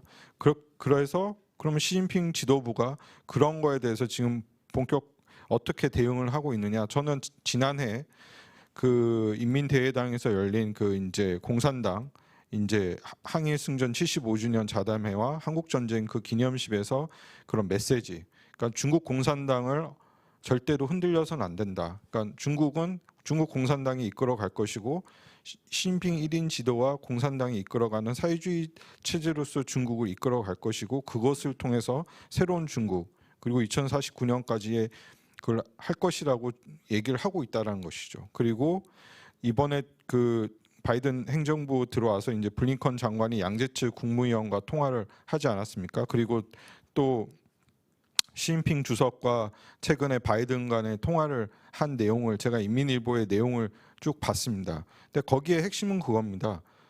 핵심 이익에 대해서는 중국 양보하지 않겠다는 거죠. 그러니까 다르게 말하면 중국이 미국과의 협력은 하겠지만, 그렇지만 미국이 중국의 핵심 이익, 아까 말한 어떤 뭐 소수민족 문제라든지 남중국해 문제라든지 대만 문제에 있어서는 중국은 거기에 대해서는 절대 양보는 어렵다. 그러니까 만약에 핵심 이익 부분에 있어서 미국이 어느 정도 중국에 대해서 위협을 하지 않는다고 하거나 아니면 핵심 이익을 존중을 해준다고 하면 중국은 미국과의 협력을 할 수 있겠지만 만약에 미국이 공산당 체제를 위협하거나 아니면 중국의 어떤 소수민족 문제나 어떤 대만 문제나 남중국해 문제를 건드린다고 했을 때는 그 부분에 대해서는 중국은 절대 양보하지 않겠다라는 것이 이번에 시진핑과 양제츠가 미국과의 어떤 나온 담화 그리고 최근에 중국에서 나온 담화에서 명확하게 보여지고 있다는 것입니다. 그래서 이러한 것들이 명확하게 보여지는 것이고 그러면 그렇기 때문에 중국이 그런 맥락에서 중국이 지금 얘기하고 있는 부국 강병이라는 것은 경제적인 자립인 거죠. 그래서 중국이 얘기하고 있는 것이 지금 쌍순환 전략과 첨단 과학 기술 자립의 본격화라는 것입니다. 그래서 작년부터 지금 쌍순환을 통해서 중국이 내수 경제와 국내 대순환과 국제 대순환을 통해서 왜냐하면 중국 스스로도 이제 경제력에 강한 자신감을 갖고 있기 때문에 그걸 통해서 미국과의 어떤 경제 전쟁에서 이기고 그리고 또 중국이 갖고 있는 강한 그 경제 시장을 통해서 1대1로를 통해서 이제 중국의 어떤 경제적 영향력을 확대를 하고 그리고 거기에 기반해서 과학기술이라든지 첨단기술 그래서 뭐 5G나 AI나 화웨이 이런 문제에 있어서도 중국이 투자를 해 나가겠다라는 것이죠. 그리고 이러한 것들은 기본적으로 그걸 통해서 이제 경제력을 지속적으로 확보를 해 나가겠다는 것입니다. 왜냐하면 중국이 부국 강병을 하기 위해서는 기본적으로 경제가 뒷받침이 되어야 된다는 것이죠. 왜냐하면 경제가 뒷받침이 되지 않는 뒷받침이 되지 않으면 사실상 중국의 꿈이라든지 중국의 군사의 어떤 군사력 강화도 될 수가 없다는 것이죠. 그래서 중국은 기본적으로 그래서 지금 시진핑 지도부가 지금 쌍순환 전략을 하고 있고 어제 보게 되면 그 토핀 꿍지엔잔해서 이제 탈빈곤화도 얘기를 하고 있고 그래서 아마 중국은 코로나에도 불구하고 앞으로 1대1로와 쌍순환 전략, 첨단기술 자립이라는 이 세 가지 전략을 통해서 아마 계속 세계 이제 2035년까지 미국의 경제를 초월하겠다라는 전략을 지속해 나갈 가능성이 있다라는 것이고. 그럼 두 번째 이제 그 강군인데요. 강군은 말 그래도 이러한 것들을 통해서 중국이 기본적으로 어떠한 세계 제2의 경제적인 부를 창출을 하고 그 부를 통해서 이제 군대에 싸워서 이기는 군대를 만들겠다는 것이죠. 그래서 2027년이 이제 중국 군의 창군 인민해방군 창군 100주년입니다. 그래서 27년에 군의 현대화를 기본적으로 완성을 하고 2035년도에도 2049년대는 뭐 세계 최고의 군대로 자리매김하겠다라는 그런 어떤 그 플랜 하에 지금 중국이 상당히 강한 군 개혁을 시도를 하고 있습니다. 그래서 그런 군 개혁들이 지금 뭐 실전 훈련을 통해서라든지 그리고 무기의 현대화 그리고 뭐 최근에 뭐 스텔스 폭격기 뭐 미사일 부분 AI 부분 그리고 뭐 베이도 시스템이라든지 그리고 민군 융합 발전위원회를 통해서 민간의 어떤 첨단 기술들을 군에서 융합을 하고 있고 지능화군이라고 해서 지금 로봇군이라든지 이러한 것들 그래서 군의 현대화도 지금 엄청나게 강화를 시켜 나가고 있습니다. 그런데 이러한 것들이 가능한 거는 결국은 중국이 어느 정도 이런 경제력과 또 중국의 전략적인 인식이 거기에 뒷받침이 되어 있기 때문에 저는 되어 있다라고 생각을 합니다. 근데 그러면 과연 그러면 이러한 것들이 중국이 앞으로 어떻게 나가느냐? 그럼 이러한 것들을 과연 어떤 식으로 저는 이끌어 나갔냐? 그거는 이제 더 중요한 건 여기에 이제 리더십이 저는 매우 중요하다고 생각합니다. 그래서 지금 시진핑의 어떻게 보면 1인 지도 리더십이 앞으로 저는 더 공고화될 가능성이 크다라는 것이죠. 그래서 뭐 여기에 대해서는 여러 가지 뭐 얘기가 많습니다. 과연 시진핑 1인 지도 리더십이 강화 그리고 뭐 그것이 뭐 미국에서는 이제 시진핑의 1인 지도 리더십이 강화되는 것이 뭐 이게 독재가 아니냐 뭐 이것이 뭐 제2의 마오가 아니냐고 하지만 적어도 지금같이 이런 미중 간의 전략 경쟁 그리고 중국이 얘기하고 있는 2049년과 2035년의 어떤 전략적 그림에서는 아마 이러한 그리고 강군의 꿈 뭐 이러한 것들을 통해서는 아마 중국은 이러한 시진핑의 1인 중심 지도 체제도 저는 지속해 나갈 수밖에 없는 그런 수로 보여지고 있고 국내적으로도 또 거기에 대해서 상당한 또 어느 정도의 지지가 있습니다. 그래서 최근에 뭐 화곡봉 간담회를 통해서 다시금 과거의 화곡봉을 다시 평가를 하고 있다든지 이러한 것들은 다르게 말하면 앞으로 이제 중국이 시진핑의 어떤 1인 지배에 대해서 어느 정도 이제 중국 내에서도 어느 부분 상당히 이제 전략 그 부분에 대해서 어느 정도의 담론이 형성되어 있다라고 저는 생각을 합니다. 그래서 결국은 저는 기본적으로 지금 바이든 행정부가 아까 말한 그런 어떤 큰 맥락에서 중국에 대해서 그런 전략을 펼쳐 나가겠지만 중국은 기본적으로는 부국강병이라는 큰 노선 그리고 중국이 제시한 2049년, 2035년의 그 노선은 지속할 가능성이 있다라는 것이죠. 그래서 만약에 미국이 어느 정도 중국이 얘기하는 핵심 이익이라든지 어떤 이러한 부분에서 뭐 존중을 해준다고 하면 어느 정도 미중 간의 관계가 악화되지 않겠지만 만약에 미국이 뭐 어떤 중국이 얘기하는 그런 핵심 이익이라든지 이런 부분에 대해서 지속적으로 압박을 해 나간다고 하면 저는 뭐 당연히 중국도 거기에 대해서는 절대 뭐 그렇다고 거기에 양보할 가능성 크지 않다고 봅니다. 그리고 오히려 중국은 거기에 대해서는 더 뭐 강하게 얘기하면서도 나름 국내적으로는 아까 말씀드린 어떤 이 경제적인 부분 그리고 일대일로와 쌍순환이라든지 그리고 군사 안보적인 측면에서는 이제 강군의 꿈과 어떻게 보면 강군의 이런 어떤 군 현대화 이런 것들을 통해서 자국의 중국은 나름대로 타임 스케줄을 갖고 지속해 나갈 가능성이 있다라고 보고 있습니다. 그렇기 때문에 이런 측면에서 보게 되면 앞으로 미중 간의 관계가 뭐 참 예측하기가 참 쉽지는 않을 것 같습니다. 그래서 뭐 우리 입장에서도 이러한 어떤 이 큰 흐름 맥락에서 우리가 이 지금 미중 간의 어떤 이 전략적 경쟁이 전반 전개되는 걸 뭐 볼 필요가 있다라고 생각을 하고 기본적으로 뭐 한국도 우리도 어느 한편에 이렇게 한다는 것이 아니다. 적어도 우리도 우리의 어떤 이 지금 미국과 중국 다 우리 한국의 입장에서는 다 또 중요한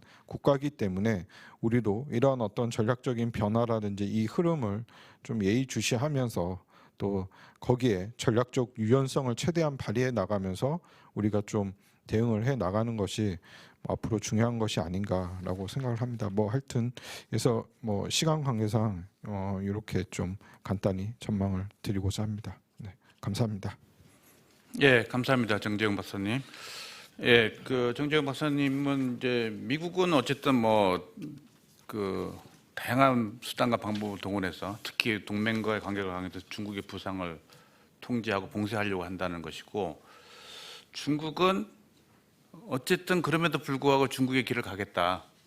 그럽니다. 결국은 뭐 양국 사이의 갈등이 불가피해 보이는 양상이 보이긴 하는데 아까 강 박사님이 잠깐 얘기하신 게 있는데 사실은 결국은 미국과 중국의 의지는 이렇다 할지라도 과연 지금 같은 새로운 국제 환경과 코로나 팬데믹 상황 속에서 미중 양국 모두가 그 의지대로 과연 그 능력을 발휘할 수 있는 그 여지나 공간이 있을까 하는 데는 의문은 조금 생기기는 합니다. 예, 토론하실 때 한번 조금 같이 얘기를 나눠주시면 좋을 것 같고요. 그럼 마지막 발표자로 서강대의 김동중 교수님께서 해주시겠습니다. 앞에 두 분이 이제 아까 미국과 중국을 해주셨으면은 이제 여기 김 교수님께서는 이제 한국의 인식과 옵션이라는 우리의 굉장히 중요한 이렇게 지금 뭐 가장 큰 관심은 여기에 사실은 한국이 미중 경제에서 한국은 어떤 선택을 해야 되는가에 대한 논란이 굉장히 있는데요.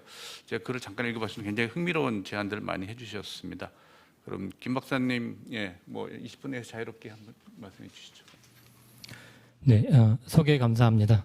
제가 맡은 주제는 동아시아 미중 전략 경쟁에 대한 한국의 인식과 전략적 옵션이라는 중요한 주제인데요. 먼저 하나 강조를 드리고 싶은 게 이 글은 굉장히 명확하게 제한된 목적을 가진다는 겁니다. 한국뿐만이 아니라 한 국가의 대외 전략이나 정책을 이해하는 데 있어서는 그 외적인 물적 요인과 비물질적 요인, 국내적인 의제와 이해관계, 행위자들의 이념과 지향점, 혹은 다른 여러 이슈들 간의 연계 같은 것들을 종합적으로 작용하고 구체화할 필요가 있는데 제가 개인적으로 지식의 부족과 좀 더 간단하게 말하면 내공이 부족해서 그것들을 한데 엮어내기에는 아직까지 좀 많은 어려움이 있고요. 따라서 이 글에서는 미중 경쟁의 일부 특징이 무엇이 있는지를 한번 기술해보고 그것이 한국에 지니는 함의를 밝힌 다음 그에 입각해서 한국의 전략적 선택지를 모색해보는 일종의 사고 실험을 한번 진행해 보고자 했습니다. 그럼 먼저 동아시아 미중 전략 경쟁의 추이에 대해서 간략하게 말씀을 드릴 수 있을 것 같은데 크게 세 가지 측면에서 생각을 해볼 수가 있겠습니다. 먼저 군사적 갈등 측면을 살펴볼 수가 있겠는데요. 학계에서나 아니면은 정책 담당자들 사이에서도 이제 중국이 부상이 지속될 경우 미국과 정치적인 갈등이 발생하고 때로는 군사적 대치 상황에 직면하게 될 것이라는 점에는 동의가 이루어지고 있다는 생각이 드는데요. 그렇지만 이 미중 간의 군사적 전략적 경쟁의 구체적인 추이가 어떻게 실질적으로 어떻게 일어날지에 대해서는 아직까지 많은 논쟁이 진행되고 있다고 볼 수가 있겠습니다. 근데 제가 생각을 했을 때는 이제 미국과 중국 간의 안보 경쟁을 진행하는 데 있어서 미국은 어디까지나 봉쇄 정책, 특히 방어적인 개념에서의 봉쇄 정책에 집중을 할 것으로 볼 수가 있겠는데요. 여기서 봉쇄 정책이라면은 이제 중국이 공격적인 군사적인 행동을 취하는 것과 군사적인 수단을 사용해서 영토적 현상 변경을 시도한 것을 막는 데 집중하는 것으로 보는 것이 타당하다고 볼 수 있을 것 같습니다. 제 생각에 이제 공세적인 전략은 만약 미국이 원한다고 할 수도 있고 실행을 하려고 하겠지만 실질적으로 이렇게 실행되기는 어렵다는 생각인데요. 왜냐하면 중국과 미국 사이에는 이 해양이라는 장벽이 존재하기 때문에 미국이 중국에 대해서 결과적으로 공세적인 전략을 취하려면 대륙에 나가야 됩니다. 그러한 한계가 있고 또 중국의 큰 인구와 국내 시장을 고려할 경우에 이런 공세적인 봉쇄가 어디까지나 효과가 있을지도 좀 의문이고요. 그리고 중국에 대한 유럽 및 인도의 전략적 인식차 등으로 인해서 미국이 중국을 적극적으로 포위하고 압박하는 것이 미국이 원하더라도 그것이 물리적으로 어디 수준까지 가능할지가 조금 의문입니다. 여기에 더해서 중국이 상당한 핵보복 능력을 가지고 있다는 점을 고려하게 되면은 미국이 중국을 적극적으로 타도하기 위한 군사 전략을 실행한다는 것, 앞으로 계속해서 실행하고 그것을 성공을 거둔다라는 입장은 현실성이 떨어진다는 생각이고요. 그리고 또 너무 큰 위험, 핵과 관련된 위험 때문에 지속되기 또한 위험하다, 어렵다라는 생각이 듭니다. 그리고 한편으로 반면에 중국은 미국이 봉쇄를 무력화하는 데 집중한다는 것으로 생각을 해볼 수가 있겠고요. 그리고 한편으로 이제 미중 간 군사 경쟁의 측면에서는 이 지리적 요인과 크게 봤을 때 핵무기 존재로 인해서 냉전기 미소 갈등과 같은 대규모 지상군 간 군사적 대치로 이어질 가능성은 낮다고 볼 수가 있겠습니다. 하지만 그럼에도 불구하고 서태평양 지역에서 이 해전이나 공중전 중심으로 시작이 돼서 이것이 핵수준까지 확전이 되는 아주 급속한 대규모의 군사적인 확전 가능성은 생존한다라는 것도 또한 지적해 볼 수가 있겠습니다. 또 두 번째로 미중 갈등의 이 두 번째 주요 측면이라고 한다면은 국제 질서 내에서 주도권 갈등이라고 할 수가 있겠는데요. 흔히 많은 학자들이 지적을 하듯이 국제 체제의 최강국과 그에 도전하는 국가 간의 경쟁은 이제 국제관계 주요 영역에서 행위자들이 상호작용을 거번하는 규칙, 규범, 과정과 관련한 주도권 경쟁을 핵심 특징으로 한다고 볼 수가 있겠습니다. 그리고 미국은 탈냉전기 들어서 중국이 부상을 시작함에 따라서 중국이 책임감 있는 이해 당사자로서 부상하는 것을 환영한다는 것을 밝혀왔지만 특히 트럼프 행정부에 들어서 그러한 입장은 이제 더 이상 미국이 더 지지하지 않는다라는 것이 상당히 명확해졌다고도 볼 수가 있겠는데요. 일단 제 생각에는 미국 입장에서는 중국이 아직까지 약할 때는 이 책임감에 있는 이해 당사자로서 부상하는 것을 환영할 계기가 있지만 하지만 중국이 정말로 미국을 위협할 만한 이 경제적 역량 특히를 지니게 되면은 그 미국 주도의 질서 내에서 중국이 어디까지나 그 2등 국가로 만족할 것인가를 계속 의구심을 품을 수밖에 없을 것이고 따라서 중국이 그러한 미국 주도 질서 안에서 성장을 하더라도 그 중국의 부상을 환영하지 않을 가능성은 매우 높다라는 생각이 듭니다. 다만 세 번째 미중 갈등의 주요 측면이라고 하게 되면은 이제 오늘날 많이 강조되고 있는 건데요. 이제 전략 갈등과 경제 갈등이 연계가 된다라는 많은 지적이 있습니다. 그러니까 미중 간 전략 갈등은 중국의 힘의 성장과 깊게 관련되어 있는데 중국의 힘의 성장은 결국 비약적인 경제적 성장에 기인한 것이죠. 따라서 미국이 중국으로부터 제기되는 전략적인 도전을 효과적으로 다루자면은 경제적 측면을 고려할 수밖에 없다고 볼 수가 있겠습니다. 그리고 오늘날 군사적인 경쟁은 매우 기술 집약적인 군사력 간의 경쟁이라는 측면에서 볼 때도 이 경제 영역에서의 갈등이 매우 중요하게 생각될 수밖에 없다고 볼 수가 있겠는데요. 하지만 이럼에도 불구하고 이 전략 갈등이 경제 갈등으로 확대되어 간단하게 말해서 전략적인 하이 폴리틱스가 로우 폴리틱스를 지배하게 될 것이라는 관점에는 좀 많은 문제점이 있다라는 생각입니다. 왜냐하면은 미국이 그러한 상황을 만들어내기 위해서는 첫 번째로는 국제 경제에 대한 아주 상당한 통제력을 지녀야 되는데 그런 능력이 없다라는 것을 지적을 할 수가 있겠고요. 두 번째로는 미국 국내적으로 이 세계 경제 질서를 적극적으로 재조직하기 위해 활동을 나아가는 것이 이 미국 국내에서 지속 가능한 정치적 어젠다인지가 저는 조금 의문이 듭니다. 두 번째로 이러한 전반적인 추이를 고려했을 때 그러면 미중 간의 전략적 경쟁에서 한국의 함의를 가진 있는 측면들은 어떤 것이 있는가를 살펴보면은 크게 5가지 정도를 생각해 볼 수가 있을 것 같습니다. 먼저 오늘날 국제 체제의 변화라고 보게 되면은 냉전이 끝난 후에 단극 체계가 등장했다는 것은 어느 정도 합의가 이루어졌다면은 오늘날에는 거기에서 무엇인가로 변해가고 있는 시기라는 것은 우리가 아마 동의를 할 수가 있을 것입니다. 하지만 그럼에도 불구하고 중국의 부상이 미국을 과 공동한 수준이 하나의 극의 등장으로까지 연결이 될지는 아직까지는 좀 불확실성이 많은 상태라고 볼 수가 있을 것 같습니다. 예를 들어 중국이 미국에 맞서는 하나의 극을 구성하기 위해서는 경제 규모의 성장뿐만 아니라 질적 성장도 이루어져야 할 것이고 정부 조직 개선, 국내적인 개혁 문제, 군사력 강화를 성공적으로 이루어져야 할 것이고요.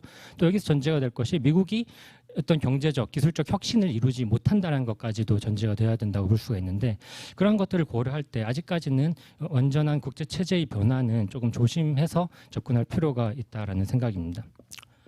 두 번째로 이제 미국이 중국을 어떻게 견제할 것이고 그것이 성공할 것인가에 대한 질문이라고 볼 수가 있는데 그러니까 미국은 틀림없이 중국을 군사적 경제적 측면에서 견제하기 위한 노력을 기울일 것이고 그를 위해 많은 동맹국들에게 압박을 가할 것이 확실합니다. 그런데 그러한 노력이 그 중국에 대항하여 전통적 동맹국들을 엮어내는 강력한 공동정선 형성 노력이 과연 성공할지에 대해서는 조금 우리가 조심스럽게 생각을 해봐야 될 것 같은데요. 먼저 유럽, 특히 나토 국가들 같은 경우에는 중국으로부터 심각한 안보 위협에 노출되어 있지가 않죠. 그래서 이러한 국가들이 미국의 강력한 대중국 전선에 원칙적 참여 이외에 적극적인 경제 제약이라든가 군사적인 참여를 통해 적극적인 협력을 할지는 매우 의문스럽습니다. 또 더 미국 입장에서 더 큰 문제는 이렇게 강력한 서구 국가들이 참여를 하지 않을 경우에는 다른 지역 국가들도 유럽의 선례를 따르고 미국의 대중국 전선 참여를 망설일 여지가 있다는 것인데요. 따라서 미국 입장에서 보면은 대중국 전선 형성에 있어서는 매우 심각한 집단행위 문제가 있다고 볼 수가 있겠습니다. 여기에 더해서 유럽과 협력 문제는 앞으로도 더 어려워질 것이라고 생각을 할 수가 있는데 오늘날 우리가 살고 있는 팬데믹 시대에서의 미래를 전망하는 데 있어서 많은 불확실성이 있지만 하나 확실한 것은 경제적인 어려움을 겪을 것이라는 겁니다. 그러한 상황에서 유럽 국가들이 이 중국이라는 거대한 시장, 얼마 전에 이제 수천조 원을 풀기로 했죠. 경기 부양을 위해서. 그런 시장을 포기하고 미국의 대중국 전선에 합류할 수 있을지는 조금 부정적입니다. 그리고 이와 함께 인도와의 관계도 조금 조심스럽게 보아야 한다는 생각인데요. 근래 와서 틀림없이 중국과 국경 분쟁을 겪으면서 인도가 미국과의 군사협력 관계를 적극적으로 그리고 체계적으로 구축하고자 하는 모습을 보이는 것은 맞습니다.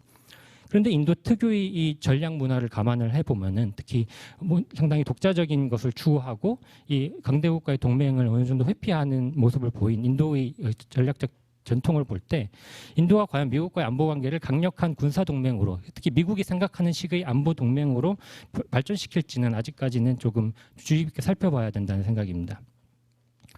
세 번째는 이제 미국의 중국에 대한 봉쇄 전략을 어떻게 이해할 것인가인데요. 그러니까 봉쇄 전략이라 하면은 틀림없이 이 방어적이라고 이야기를 하지만 공세적인 측면도 존재한다고 볼 수가 있겠습니다. 하지만 제가 강조하고 싶은 것은 미국이 공격적인 측면에서 좀 접근을 하려고 하더라도 결과적으로는 상당히 방어적인 전략을 실행하는 걸로 머물게 되지 않을까라는 생각입니다.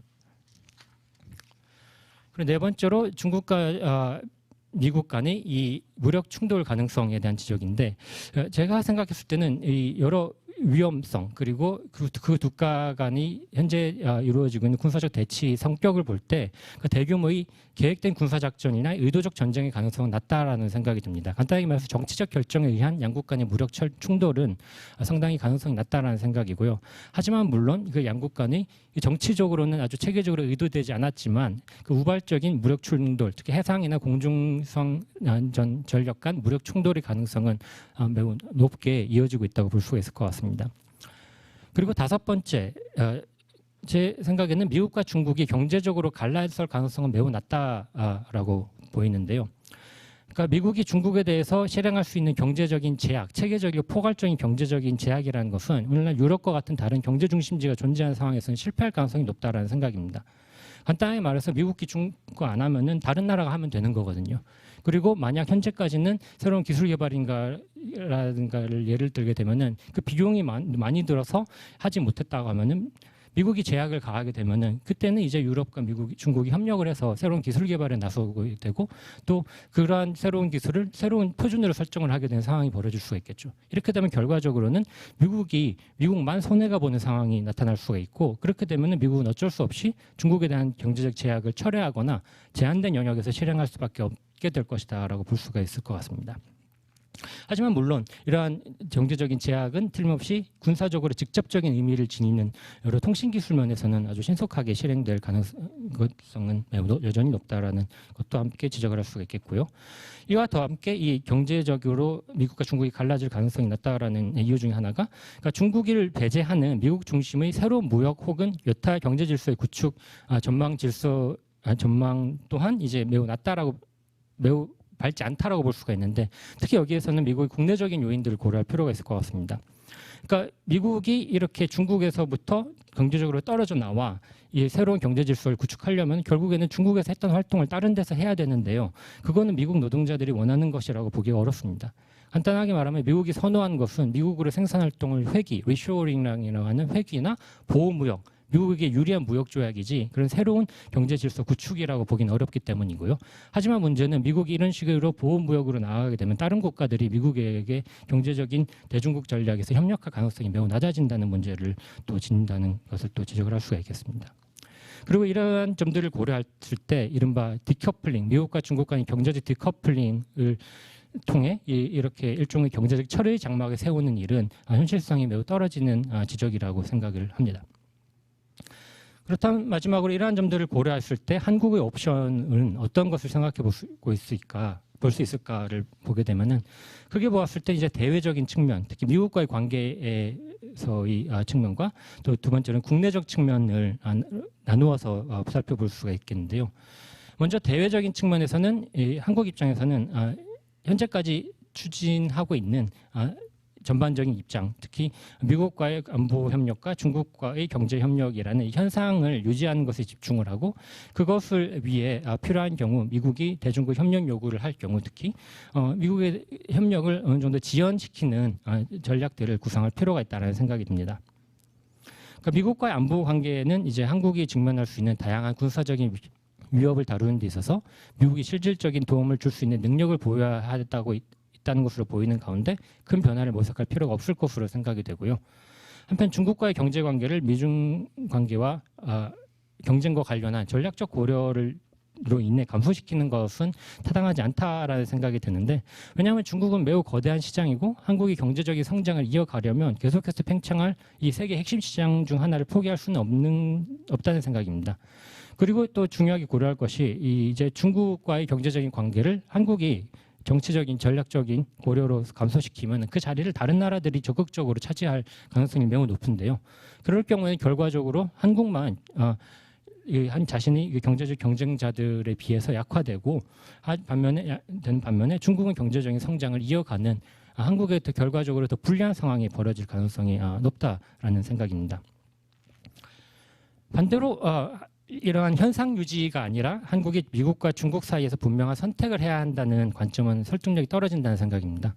다른 것보다 미국의 정책이 중국을 군사적이나 경제적인 측면에서 포괄적으로 압박하는 방향으로 의도하더라도 실행이 되고 현실화될 수 있을지가 어느 정도 의구심이 들기 때문인데요.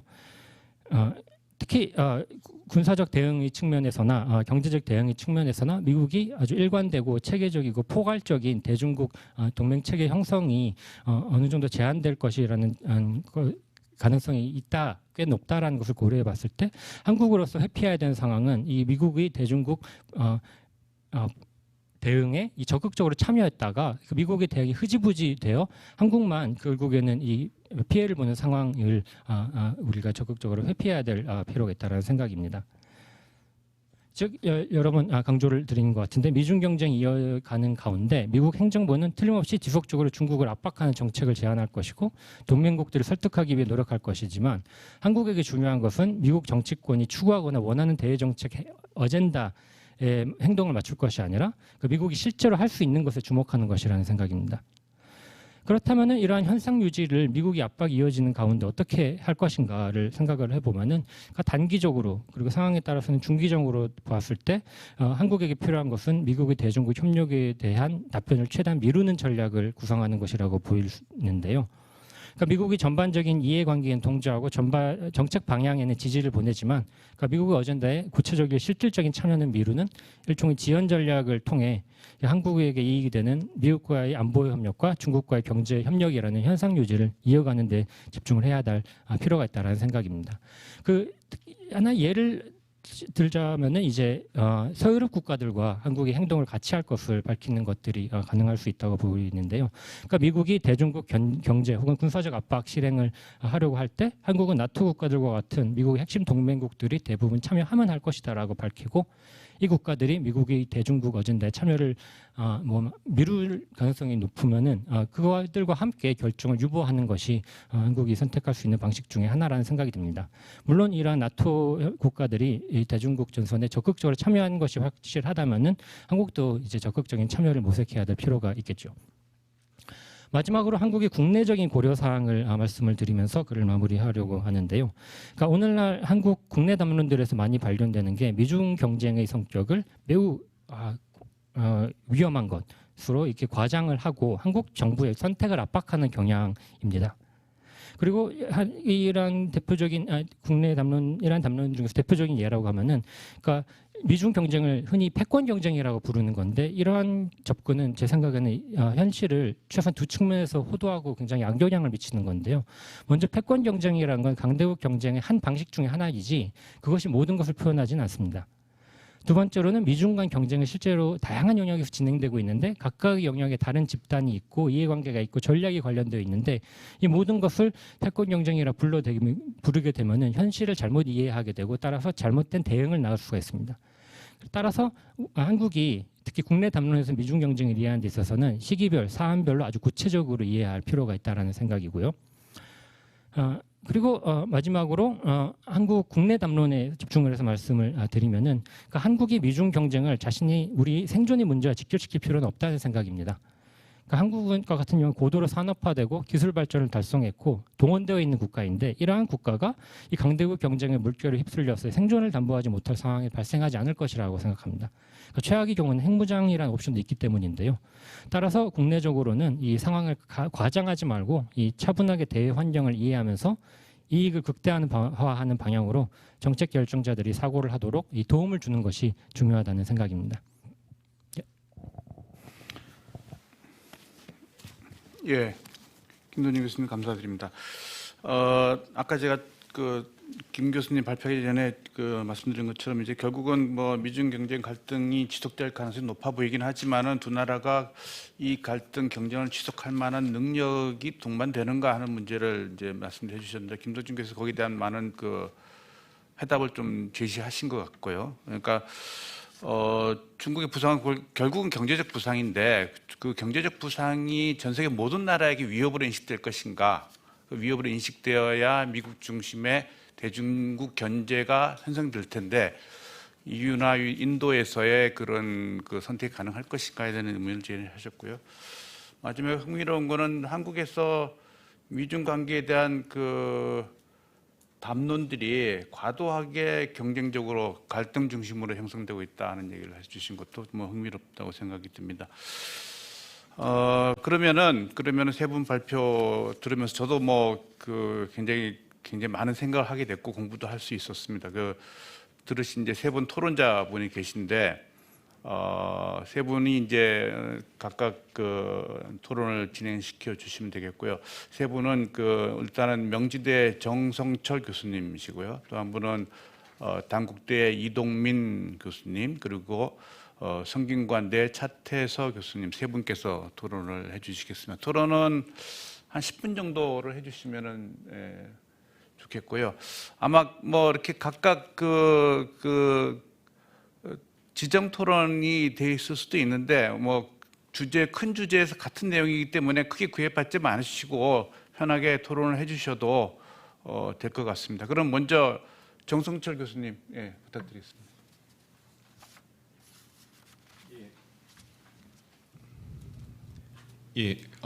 소개받은 정성철입니다. 먼저 귀한 자리에 이렇게 토론자로 참여하게 되어서 상당히 기쁘게 생각합니다.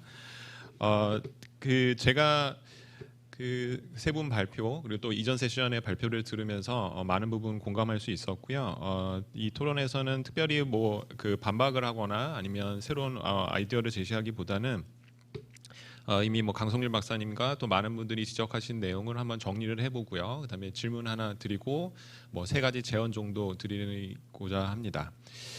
많은 사람들이 공통적으로 바이든 행정부의 외교 정책을 이야기할 때 나오는 세 가지 키워드가 있는 것 같습니다. 하나는 다자협력, 민주주의, 대중압박 이렇게 세 가지가 있는 것 같은데요. 저를 포함해서 또 강성률 박사님 포함해서 많은 분들이 결국에 이것이 안고 있는 어려움들, 제약 요건들을 이야기하고 있는 것 같습니다.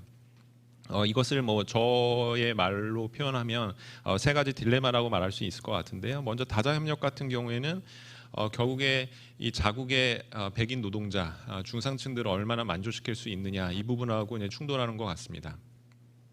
결국에 다자협력을 하는 것에 있어서는 많은 국가들의 경제적으로 관계를 맺어야 되고 자유무역을 해야 되는데 결국에 국내 청중들을 얼마나 만족시킬 수 있는지, 이번 바이든 행정부의 출범에 있어서 가장 큰 공신이 누구인가, 그러니까 4년 전에는 트럼프를 지지했지만 이번에는 바이든을 지지한 사람이 누구인가를 보게 되면 결국에 미국의 중산층들의 일부가 이탈했고 바이든한테 왔다라는 것들을 우리가 확인할 수 있습니다.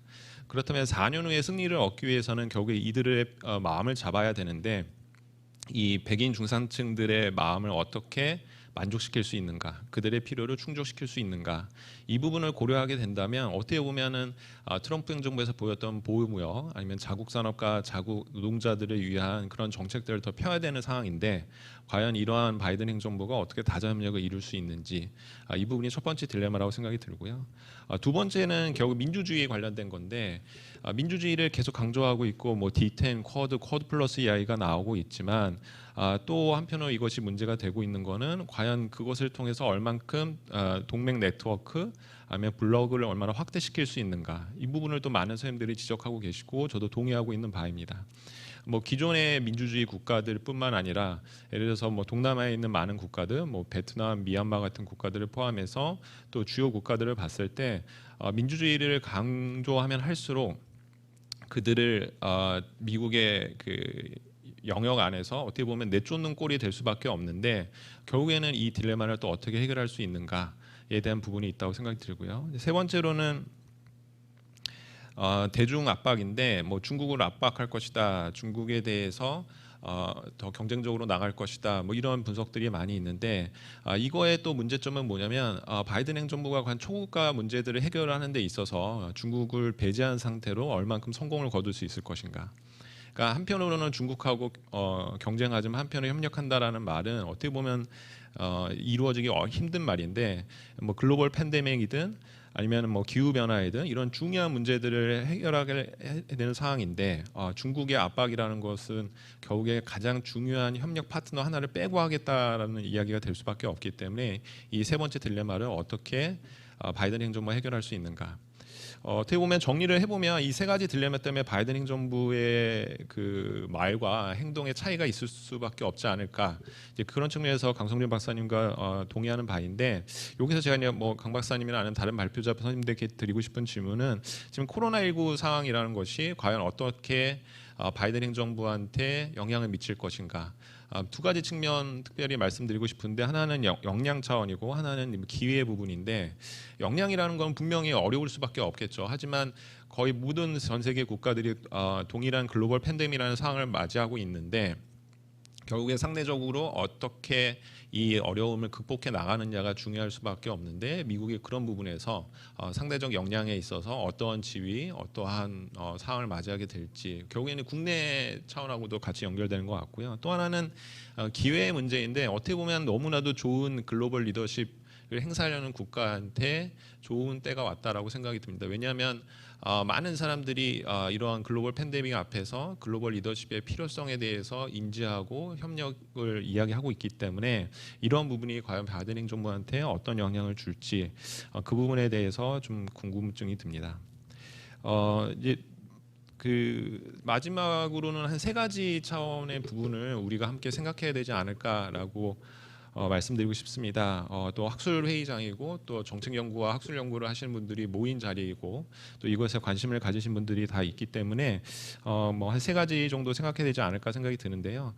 이 미중 뭐 라이벌, 미중 경쟁에 대한 것은 전 세계 학자들이 다 연구하고 있는데 특별히 한국의 학자들 입장에서 고민해야 될 것들, 고려해야 될 것이 무엇이 있을까 생각하는데 첫 번째로 말씀드리고 싶은 거는 이 세력 전이에 대한 과도한 그 영향, 그 세력 전이 이론에 대해서 많은 사람들이 이야기하고 있는데 세력 전이는 뭐 모든 선생님들 아시는 것처럼 결국에 파워 시프트, 그 다음에 파워 이퀄리티라는 두 가지 요소들이 같이 들어가는 건데. 이 결국에는 힘이 상대적으로 한쪽에서 다른 쪽으로 넘어가는 가운데 둘이 그 힘의 역전 현상이 일어나는 그 상황을 의미를 합니다. 근데 이 세력전의 이론을 너무 많이 말하다 보니까 계속해서 사람들이 궁금해하는 게 언제 중국이 미국을 넘겠느냐 아니면 뛰어넘었느냐 뭐 계속 이런 논쟁들을 하고 있고 뭐 저도 그런 부분에서 관심을 가지고 있는데 사실 어떤 인디케이터를 쓰느냐에 따라서 근데 국력을 어떻게 측정하느냐에 따라서 답은 항상 바뀔 수밖에 없는데 너무나도 많은 그 관심들이 그 부분에 쏠려 있지 않은가라고 생각이 듭니다. 이 결국에는 그 세력전의 이론이라는 것이 우리의 담론을 규정하는 그런 부분들이 있는데 오히려 거기서 조금 벗어나서 오히려 예를 들어서 여러 가지를 생각할 수 있지만 파워 시프트, 그러니까 힘이 한쪽은 줄어들고 한쪽은 늘어나는 상대적으로 그런 현상에서 어느 만큼의 속도로 그런 현상이 일어나고 있는지 아니면 이게 가속도가 지금 붙고 있는지 아니면 반대로 그렇지 않은지 어떤 그 추세에 대한 부분들과 같이 상당히 다른 우리가 고민해야 되고 어떻게 보면은 그것들이 이 미중 관계의 더 중요한 요인일 수도 있다라는 그런 생각들을 우리가 해볼 수 있지 않을까. 그리고 뭐 이코노믹 파워와 뭐 밀리터리 파워의 관계성 등에 대한 여러 가지 새로운 그 변수들을 우리가 생각할 수 있지 않을까라고 생각이 듭니다. 두 번째로는 분석 수준의 문제입니다. 그러니까 미중 당사자들은 결국에 미중 두 나라 양자 관계를 계속해서 이야기할 수밖에 없다고 봅니다. 그들의 당연한 관심사이고 어떻게 보면 책무라고 할 수가 있는데 결국에 미국의 그 라이벌 관계를 이야기하는 우리의 입장에서 중요한 거는 결국에는 우리가 어떻게 되는지, 우리가 어떠한 선택을 해야 되는지, 우리에게 어떤 옵션들이 주어져 있는지인데 결국에 이러기 위해서는 연구 단계에서부터 분석 수준에 있어서 양자에만 집착하는 것이 아니라 물론 그런 연구들을 하지 말아야 된다고 말하는 건 아닙니다. 하지만 그 어떤 3자 관계도 될 수 있고요, 아니면 4자 관계도 될 수 있고요. 어떤 분석 수준에 있어서 그 미국에서 주도하고 있는 그런 이론이나 분석들, 그러니까 뭐 협상 모델 같은 경우가 대표적인 저는 양자 모델이라고 생각을 하는데 거기에 너무 그 치중된 나머지 분석 수준 더 다양한 분석 수준에 대한 생각들을 못하면 결국에는 우리가 원하는 답을 얻기 어렵지 않을까. 특별히 이 미중의 관점에서 양자 수준에서 이야기할 때 물론 동맹에 대한 부분들이 언급이 되죠. 근데 언급하는 내용들을 보면 그냥 이들은 우리들을 연루시킬 수 있는 뭐 매력적이지만 위험한 존재.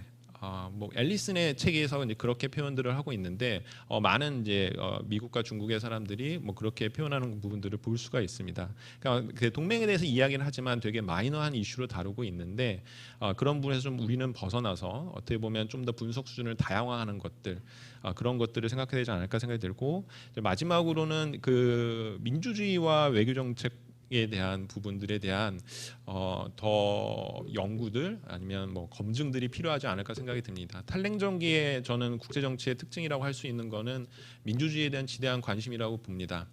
민주평화론을 필두로 해서 그 이후에 정말 그 정치 체제와 외교 정책에 대한 수많은 연구들이 나왔었고요. 근데 그것들을 위주로 어떻게 보면은 함께 담론들이 저는 형성되었다고 보고 있는데 지금의 상황에서는 결국에는 그러한 이론들이 얼마나 맞았는가, 얼마나 적실성이 있었는가. 어떻게 보면은 냉전 끝나고 나서 단극 체제의 최정점에 있었을 때를 벗어난 지금 상황에서 어떻게 보면 이런 이론들의 보편성들에 대해서 고민하고 결국에는 민주주의가 외교 정책에 어떤 영향을 주는지 항상 뭐 전쟁의 승리를 가져다 준다라고 주장하는 사람도 있지만 과연 그러한지 민주주의의 투명성과 내적인 그 밸런스 앤 체크라는 것들이 과연 어떠한 영향을 주는지에 대한 그러한 본격적인 연구들이 아마 지금 시점에서는 필요하지 않나 생각이 들고 그러한 연구들은 당연히 뭐 미국의 외교 정책뿐만 아니라 민주화 이후에 한국을 포함한 많은 국가들에 적용할 수 있기 때문에 그러한 부분에 대한 연구들이 지금 시점에서 우리들이 관심을 가져야 되지 않은가 생각이 듭니다. 예, 이상으로 마치겠습니다. 예, 정 박사님 감사드립니다. 예, 제가 자유롭게 토론을 부탁드리도 정말 자유롭게 그 다양한 그 새로운 주제들을 제시해 주셨는데, 예, 뭐 미중 관계 틀 속에서 얘기하다 보니까 굉장히 다양한 얘기를 할 수 있을 것 같긴 한데 지금 학회 회장도 계시니까 지금 정 박사님 얘기한 문제는 학회에서 이 주제 하나하나 갖고 세션 하나 만들어도 될 것 같다는 생각이 좀 얼핏 들기는 합니다. 그러면은 이어서 단국대 이동민 박사님, 예, 토론 부탁드리겠습니다. 네, 안녕하세요. 이 중요한 그 회의에 토론자로 참석하게 되어서 감사하게 생각합니다. 저는 오늘 그 정쟁 박사님이 발표한 내용을 가지고 토론을 해보도록 하겠는데, 그 조금 전에 이제 강성률 그 박사님하고 김동준 교수님께서 이제 발표한 내용도 이제 종합적으로 생각해 보면서 토론을 해보도록 하겠습니다. 그 강성일 박사님께서 이제 그 주장하시기를 미국이 이제 아시아 영내 지역에서 균형자 역할을 지속하고 또 지역 패권주의를 방관하지 않겠다는 그런 중국의 그 공세적인 그런 전략을 방관하지 않겠다는 의지를 이제 그 표명했다라는 차원에서 이제 거시적으로는 동의합니다. 그리고 이제 비판적인 시각을 해주셨는데 바이든 행정부가 추진하는 이 경쟁 속의 그 협력 이 병행적 구축이 과연 그 어떠한 결과를 가져올 것인가. 물론 이제 이 경쟁 속의 협력의 이 정책이 한국 차원에서는 뭐 갈등 구조도 만들어낼 수 있지만 그 김동준 교수님께서 이제 그 주장하신 대로 이 바이든 행정부의 대중국 강경 정책이 한계를 노정할 수밖에 없는 그런 제한적 요인으로도 작용할 수 있다라는 차원에서 이제 생각해 보았습니다. 그 먼저 이제 그 정쟁 박사님께서 그 발표를 잘 해주셨고 그 미국 바이든 행정부 출범 이후에 그 미중 관계 변화 지속성에 대한 그 심도 있는 분석을 해주셨는데 특히 이제 중국 시진핑 정부가 가지고 있는 미국에 대한 인식 변화를 정확하게 분석해 주셨습니다. 미국 트럼프 행정부 시기부터 이제 가시화된 대중국 강경 정책 외교 노선에 대해서 중국이 반발을 하면서 이제 미중 관계가 급격히 악화되었다는 점을 이제 말씀해 주셨고 중국 정부가 생각하고 있는 이런 핵심 이익, 다시 말해서 정권 안보, 영토 문제, 경제 성장을 저해하고 침해하는 어떤 국가와도 강경하게 대응하겠다라는 이제 중국 정부의 의지를 잘 분석해 주셨고 중국 입장에서는 뭐 홍콩, 대만, 티베트, 신장 위구르 문제 등은 내정이라고 이제 말하고 있고 핵심 이익으로 이제 규정하고 있으며 국제사회의 개입에 대해서 이 전면적으로 대응하겠다는 이제 결연한 의지를 나타내고 있는 실정인데 이는 시진핑 국가주석은 물론이고 중국의 군부도 국방백서나 여러 루트를 통해서 수시로 이제 강조하고 있는 사안입니다. 그 사실상 트럼프 행정부의 대외 안보 정책의 변화는 중국의 군사적 구성과도 밀접한 연계성이 있다라고 봅니다. 이게 왜 그러냐면 이 그 짱점인 시기부터 군사 혁신을 통해 중국이 핵과 미사일 역량을 완성을 하였다. 다시 말해서 미국을 대응할 수 있는 역량을 어느 정도 가져왔다라고 이제 보고 있는데 트럼프 행정부는 집권 초기 가장 먼저 추진한 것 중에 하나가 국방 개혁이라고 할 수 있는데 오바마 행정부 당시 추진해왔던 자동 예상 삭감 정책을 개정하면서 국방비 중액을 통해서 저위력 핵무기를 대량 생산을 하고 미국에 노후화되었던 핵무력의 현대화 작업을 시작했습니다. 같은 해 이제 그 10월에 87년도 소련과 체결한 중거리 핵전력 조약을 폐기하는 결정을 한 것은 향후 미국이 군사 우위를 지속적으로 선점하겠다는 점을 간접적으로 말해주고 있는 것입니다. 중국은 그 미국의 군사 전략 조정에 대해서 민감하게 대응을 해왔고 그 국방백서에도 다음과 같은 주장을 하는데 국제 환경의 변화는 미국이 국가안보 전략과 국방 전략을 조정하고 일방적인 외교 정책을 추진하고 있는 것이라고 분석하고 있고 이로 인해서 국제사회는 불필요한 핵 군비 경쟁을 포함하여 우주전쟁, 사이버전쟁, 미사일 방어체제 등의 군비 경쟁이 도래하고 있으며 이는 전 세계의 전략적 안정을 해치하고 있다고 진단하고 있습니다. 미국 국방부에서 출간한 중화인민공화국 군사 및 안보 발전에 관한 연례의회 보고서에서 의하면 중국은 미사일 역량을 강화하면서 반접근 지역 거부 A2AD 전략을 강화하는 것으로 평가하고 있으며 일도련선 내에 있는 그러한 그 억제 능력을 확보한 것으로 평가하고 있습니다. 이는 미국 랜드 연구소에서 출간된 미중 군사 역량 보고서를 확대한 내용으로 볼 수 있는데 사실상 미국과 중국이 동아시아에서 충돌을 하게 된다면 미국이 완전하게 승리를 할 수 없다라는 그러한 그 비판적인 시각도 나오는 것을 반영하고 있습니다.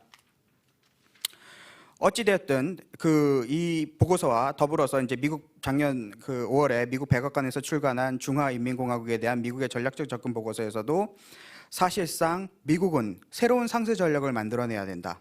미국은 핵 전력 삼각축, 다시 말해서 대륙간 탄도미사일, 핵 탄도 탑재 전략 잠수함, 전략 폭격기로 구성되어 있는데 사실상 중국의 군사적 위협을 대응하는 것이라고 볼 수 있습니다.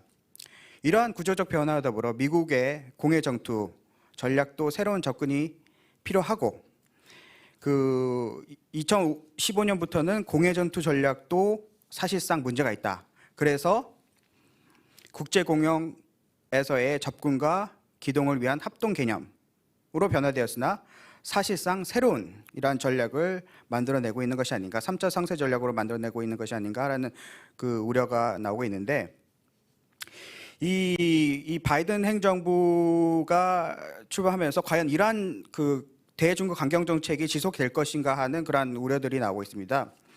국내 언론이나 이제 학계에서는 바이든 행정부의 대중국 정책이 강경 정책을 유지할 것이라고 보고 있는데 저는 아직도 조금 관망을 해봐야 한다라고 제시하는데 얼마 전 지난주 월요일에 이제 CNN 타운홀에서 개최된 대통령 담화에서 바이든 대통령이 중국이 주장하는 핵심 이익, 다시 말해서 신장, 티베트, 홍콩 문제 등은 중국의 국내 문제이며 각 국가가 보유하고 있는 문화적인 대응이라는 취지의 발언을 하면서 미국의 중국 연구자들 사이에서는 굉장히 이게 큰 이슈로 이제 다가오고 있습니다. 대통령 취임 이후에 지금 국무성과 국방부 등에서 여러 기관 등에서 이제 발언한 프레지던셜 렉시컨을 대통령 담화를 보면 강경 정책을 과연 유지할 것인가 하는 그런 의문들이 들고 있습니다.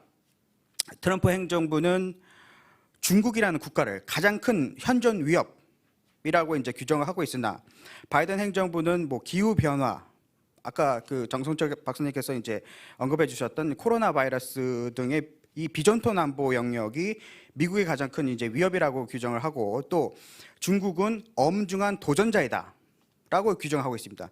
기존의 트럼프 행정부는 위협이라고 주장한 반면에 바이든 행정부는 이제 도전자라고 이제 규정을 하고 있는 것이죠.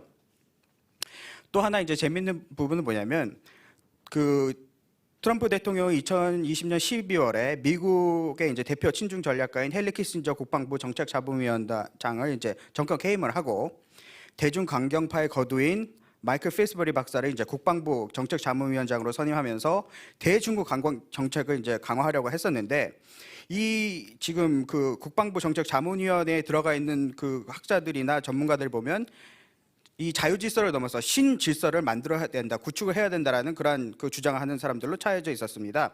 다시 말해서 자유국제질서가 유지가 될 수 없으며 새로운 현실주의적인 차원에서 국제질서를 만들어야 한다라는 그러한 신념을 가진 사람들을 채워 있었는데 지금 다시 이 대중국 강경파들을 해체한다라는 통보를 하고 최근에 대중국 전략을 검토하고 국방부 내에 중국 전담팀을 만들겠다라고 발표를 하였습니다. 그 일라이 라트너 신 미국 안보센터 부소장을 포함한 15명의 민간인을 주축으로 하는 중국 전담팀을 만들겠다고 했는데 수개월 이후에 보고서를 작성하겠다. 다시 말해서 대중국 전략이 아직 완성되지 않았다라고 보고 있는 것이죠.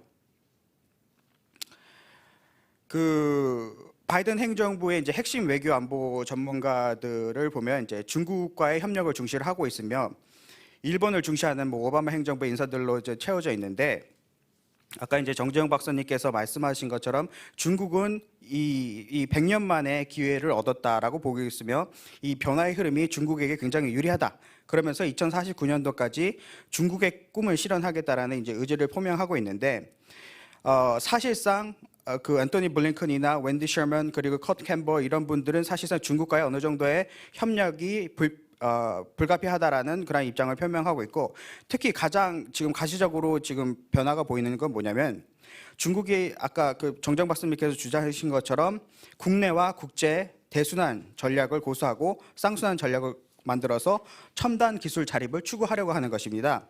이를 뒷받침하고 있는 전략이 중국 시진핑 국가주석이 대전략으로 만들어낸 군민융합 정책이라고 할 수 있는데 트럼프 행정부에서는 이 군민융합 정책을 제재하기 위해서 많은 노력을 해왔다라고 볼 수 있는 것이죠. 다시 말해서 인민해방군과 연계되어 있는 학자들이나 전문가들을 미국에서 사실상 추방을 하고 강경 정책을 추진한 반면에 지금 바이든 행정부에서는 이러한 정책이 사실상 문제점이 있다. 그러면서 과대평가를 하지 말아야 한다라는 의견들이 나와 있는 것을 보면서 과연 강경 정책이 유지가 될 수 있을 것인가 하는 그러한 의문들이 드는 것은 사실입니다. 어찌되었든 트럼프 행정부의 대전략은 기존의 이제 자유 국제 질서를 버리고 현실주의적인 그런 국제 질서를 추구하고자 하였다면 바이든 행정부는 기존의 질서로 이제 회귀하는 입장이라고 볼 수 있고 이는 한미일을 기반으로 한 국제 공조를 중시하면서 북한 문제를 포함한 영내 안보 문제를 풀어 나가겠다는 것이며 이를 위해서 국제 사회의 안정을 위해 중국과 협력할 수 있는 여지를 열어두는 것이라고 할 수 있습니다. 김동준 교수님께서 말씀해 주신 것처럼 한국의 선택적인 차원에서 이제 잘 짚어주셨는데 미국 바이든 행정부가 사실상 경쟁과 협력이라는 이런 모호한적인 그런 모호성이 있는 대중 정책을 계속 추진한다면 한국이 한미 동맹을 위시로 한 그런 전략을 추구하고 밴드웨건을 적극적으로 할 수 있는가 그런 구조적인 어려움을 줄 수 있다라고도 하는 것에 대해서 동의합니다. 예, 이상입니다. 예, 이동민 박사님 감사합니다. 예, 거의 발제 버금가는 굉장히 구체적인 토론해 주셔서 감사합니다. 그러면은 마지막 토론자이신 성균관대 차태서 교수님 부탁드리겠습니다. 네. 예, 성균관대 차태서입니다. 저는 주로 김동준 교수님 발표문에 대해서 토론을 진행하도록 하겠습니다. 저는 크게 4가지 포인트 정도를 좀 더 김동준 교수님의 말씀을 들어보고 싶다고 생각을 했는데요. 첫 번째 부분은 미국의 봉쇄에 대한 해석의 문제입니다. 그래서 김동준 교수님의 예측으로는 중국에 대한 미국의 봉쇄 정책도 일종의 캐논을 이제 코트하시면서 캐논이 본래 기획했던 그런 온건한 형태의 봉쇄로 진행될 것이다라고 말씀을 하셨는데요. 근데 이제 냉전 시기 미국 외교의 독해 과정에서 한 가지 이제 문제가 되는 부분이 바로 이 부분입니다. 그러니까 냉전 시대에 미국의 봉쇄 정책을 어떻게 해석할 것인가. 근데 이제 잘 아시는 것처럼 캐논이 컨테인먼트 봉쇄 정책의 아버지인 것은 사실이지만 실제로 냉전 시대에 진행되었던 봉쇄 정책의 내용은 그것보다 훨씬 이데올로기적이고 강경한 형태로 진행되었죠. 그래서 바로 뒤에 있었던 트루먼 독트린이라든지 NSC 68이라든지 아니면 이제 그런 경향이 이제 극대화돼서 이제 큰 사고가 났던 월남전의 문제 등이 있을 텐데요. 그래서 가령 제가 이제 토론문에도 길게 좀 인용을 해봤지만 94년도에 그러니까 냉전이 다 끝나고 나서 이 캐논이 얘기했던 일종의 회고를 보면 자신이 원래 기획했던 봉쇄라고 하는 것은 일단 소련 지도부한테 얘기를 하는 거죠. 팽창하지 말라. 그러면 너희도 손해고 우리도 손해고 아무도 이득을 볼 수 없다. 근데 이제 더 중요한 거는 뭐냐면 그 다음에 serious talk을 하자고 하는 게 캐넌의 본래 의도였다는 거죠. 유럽을 놓고 우리가 어떻게 나눠서 그 세력권을 분할을 해서 거기에서 일정한 그 세틀먼트를 할 거냐, 딜을 만들어낼 거냐라는 거였는데, 근데 그 뉴욕타임즈의 회고 글을 보면 바로 그 지점에서 자기가 인생에서 가장 그 후회되는 사태가 벌어졌다. 그러니까 가장 그 디서포인트먼트가 된 부분, 그것이 뭐냐면 정작 미국 정부는 이 무조건적 항복을 원했다는 거예요. 소련에 대해서. 자신은 세틀먼트를 원했고 소련과의 협상을 원했는데 미국이 밀어붙였던 것은 이 무조건적인 항복이었고, 바로 그것 때문에 쓸데없이, 이 사람의 표현에 의하면 쓸모없이 40여 년의 냉전이 지속되었다. 그러니까 자신이 본래 기획했던 보다 현실주의적인 온건한 형태의 봉쇄가 아니라 그 이후에 미국 외교 정책은 다른 방향으로 흘러갔다는 것이죠. 근데 이제 그런 일이 왜 생기는가라고 했을 때, 뭐 이 고전적으로는 뭐 루이 하츠 같은 사람이 얘기했었고, 최근에는 이제 뭐 마이클 대시나 이런 사람들이 많이 지적을 했지만, 일종의 미국이 갖고 있는 국가 정체성이랄까, 아니면 일종의 자유주의적인 성전 의식, 이런 것들이 어떻게 보면 좀 더 합리적이고 좀 더 현실주의적인 정책을 이렇게 왜곡시키는 또는 스큐시키는 그런 어떤 문제가 미국 외교에서 계속 작동을 하는 것 같습니다. 그래서 캐넌을 언급하면서 어떤 온건한 형태의 봉쇄가 앞으로 대중 정책의 기본 구도가 될 것이다라는 예측에 대해서도 한 가지 이제 질문 드리고 싶은 것은, 이 냉전 시기와 마찬가지로 이런 미국이 갖고 있는 국가 정체성이나 아니면 어떤 이데올로기적인 오리엔테이션이 그런 그 온건한 봉쇄를 못하게 하는 것이 아닐까. 가령 뭐 트럼프 시기에는 잘 아시는 것처럼 폼페이오 장관이 했던 그 닉슨 도서관에서 연설이라든지, 아니면 최근에 뭐 D10에 대한 이야기, 아니면 바로 며칠 전에 그 바이든 대통령의 미넨 안보회의 연설에서 그런 얘기를 계속 하는데, 자꾸 이거를 어떤 강대국 간 경쟁이나 어떤 현실주의적인 세력 균형의 문제가 아니라 민주주의와 권위주의, 민주주의와 전체주의, 이런 식의 어떤 이데올로기적인, 그러니까 너가 죽지 않으면 내가 살 수 없는 이런 형태의 그 이분법적 구도로 이 대외 정책을 짜는 것이 어떻게 보면 미국적인 그 형식의 정향, 뭐 오리엔테이션이라고 할 수 있을 텐데, 그런 모습이 앞으로 대중 정책에도 계속 문제를 일으킬 수 있지 않을까라는 생각이 듭니다. 그래서 가장 그 김동준 교수님이 제안하신 형태와 비슷한 어떤 제안들이 가령 그 뭐 그레이엄 앨리슨이나 크리스 레인이 최근에 했던 식의 이야기, 그러니까 어떻게 보면 캐넌이 본래 구상했던 봉쇄랑 가장 비슷한 구상인 것 같은데, 서태평양을 놓고 세틀먼트를 하는 거죠. 두 개로 나누자. 서태평양의 이 서쪽은 중국이 관리하고 세력권으로서, 동쪽 부분은 그 동태평양은 미국이 관리하고, 뭐 이런 식의 그런 그 세틀먼트를 이제 그레이엄 앨리슨이나 크리스토퍼 레이는 얘기를 하면서 오히려 이제 오프쇼어 밸런싱조차 너무 과격하다, 그런 식으로 가면은 결국 충돌로 갈 것이고, 그것보다 더 한 발 물러서는 캐넌이 얘기했던, 캐넌은 유럽을 놓고 그런 세틀먼트를 얘기했던 거지만 지금 필요한 것은 태평양 지역에서 세틀먼트가 아닌가라는 얘기를 하는데, 그런 의견에 대해서는 어떻게 생각하시는지 좀 여쭙고 싶었습니다. 그다음에 두 번째는 그 경제, 그 전략 부분과 경제의 연계에 대한 부분인데요. 이 부분은 김동준 교수님이 또 그 전문적인 식견이 있으신 부분으로 알고 있습니다. 그래서 미중의 경제 상호 의존이 일정 부분 지속될 것이고, 그렇기 때문에 디커플링이 어렵다라고 하는 의견을 얘기해 주셨는데, 이것은 기존에 뭐 예를 들면 2000년대 차이메리카 뭐 이런 담론의 연속성상에 있는 것 같습니다. 근데 아시는 것처럼 그 차이메리카라는 단어를 만들었던 니알 퍼거슨 자신이 이제 근래 들어서 계속해서 미국 경제의 상호 의존 시대는 종언되었다. 차이메리카는 더 이상 존재하지 않는다. 그리고 일종의 구조적인 그 힘은 존재를 하는 것 같습니다. 디커플링 쪽으로 밀어붙이는, 그러니까 점점 더 현실주의적인 강대국 간 경쟁이 심화되고, 그러다 보면 뭐 IR 101에서 얘기하는 것처럼 점점 더 앱솔루트 게인보다는 렐러티브 게인을 신경 쓰게 되고, 그러다 보면 이 갈수록 그 보호주의적인 또는 중상주의적인 형태의 정책이 나타날 수밖에 없을 텐데요. 그런 부분에 대해서 김동준 교수님이 다시 한번 어떻게 카운터 아규를 해주실지 좀 의견을 여쭙고 싶습니다. 특히나 포퓰리즘이나 코로나의 시대를 지나면서 이 경제의 안보화라든지, 또는 이제 합리적이지 않은, 그러니까 여기서 얘기하는 합리성이라는 건 이제 경제적 합리성을 벗어난 형태의 보호주의나 중상주의, 뭐 이런 민족주의적인 경제 정책들이 계속해서 부상하는 모습을 보였는데, 이건 앞서 그 봉쇄 정책에 대한 이야기랑도 어떻게 보면 통하는 것 같은데, 합리적인 계산 또는 이익의 계산을 했을 땐 그런 일이 있어서는 안 되는데 자꾸 그렇지 않은 방향으로, 비합리적인 어떻게 보면 그 방향으로 밀어붙이는 힘들에 대해서 어떻게 그 앞서 얘기하신 그런 경제적 상호 의존 또는 디커플링에 반대되는 힘들이 유지될 수 있을지에 대해 질문 드리고 싶습니다.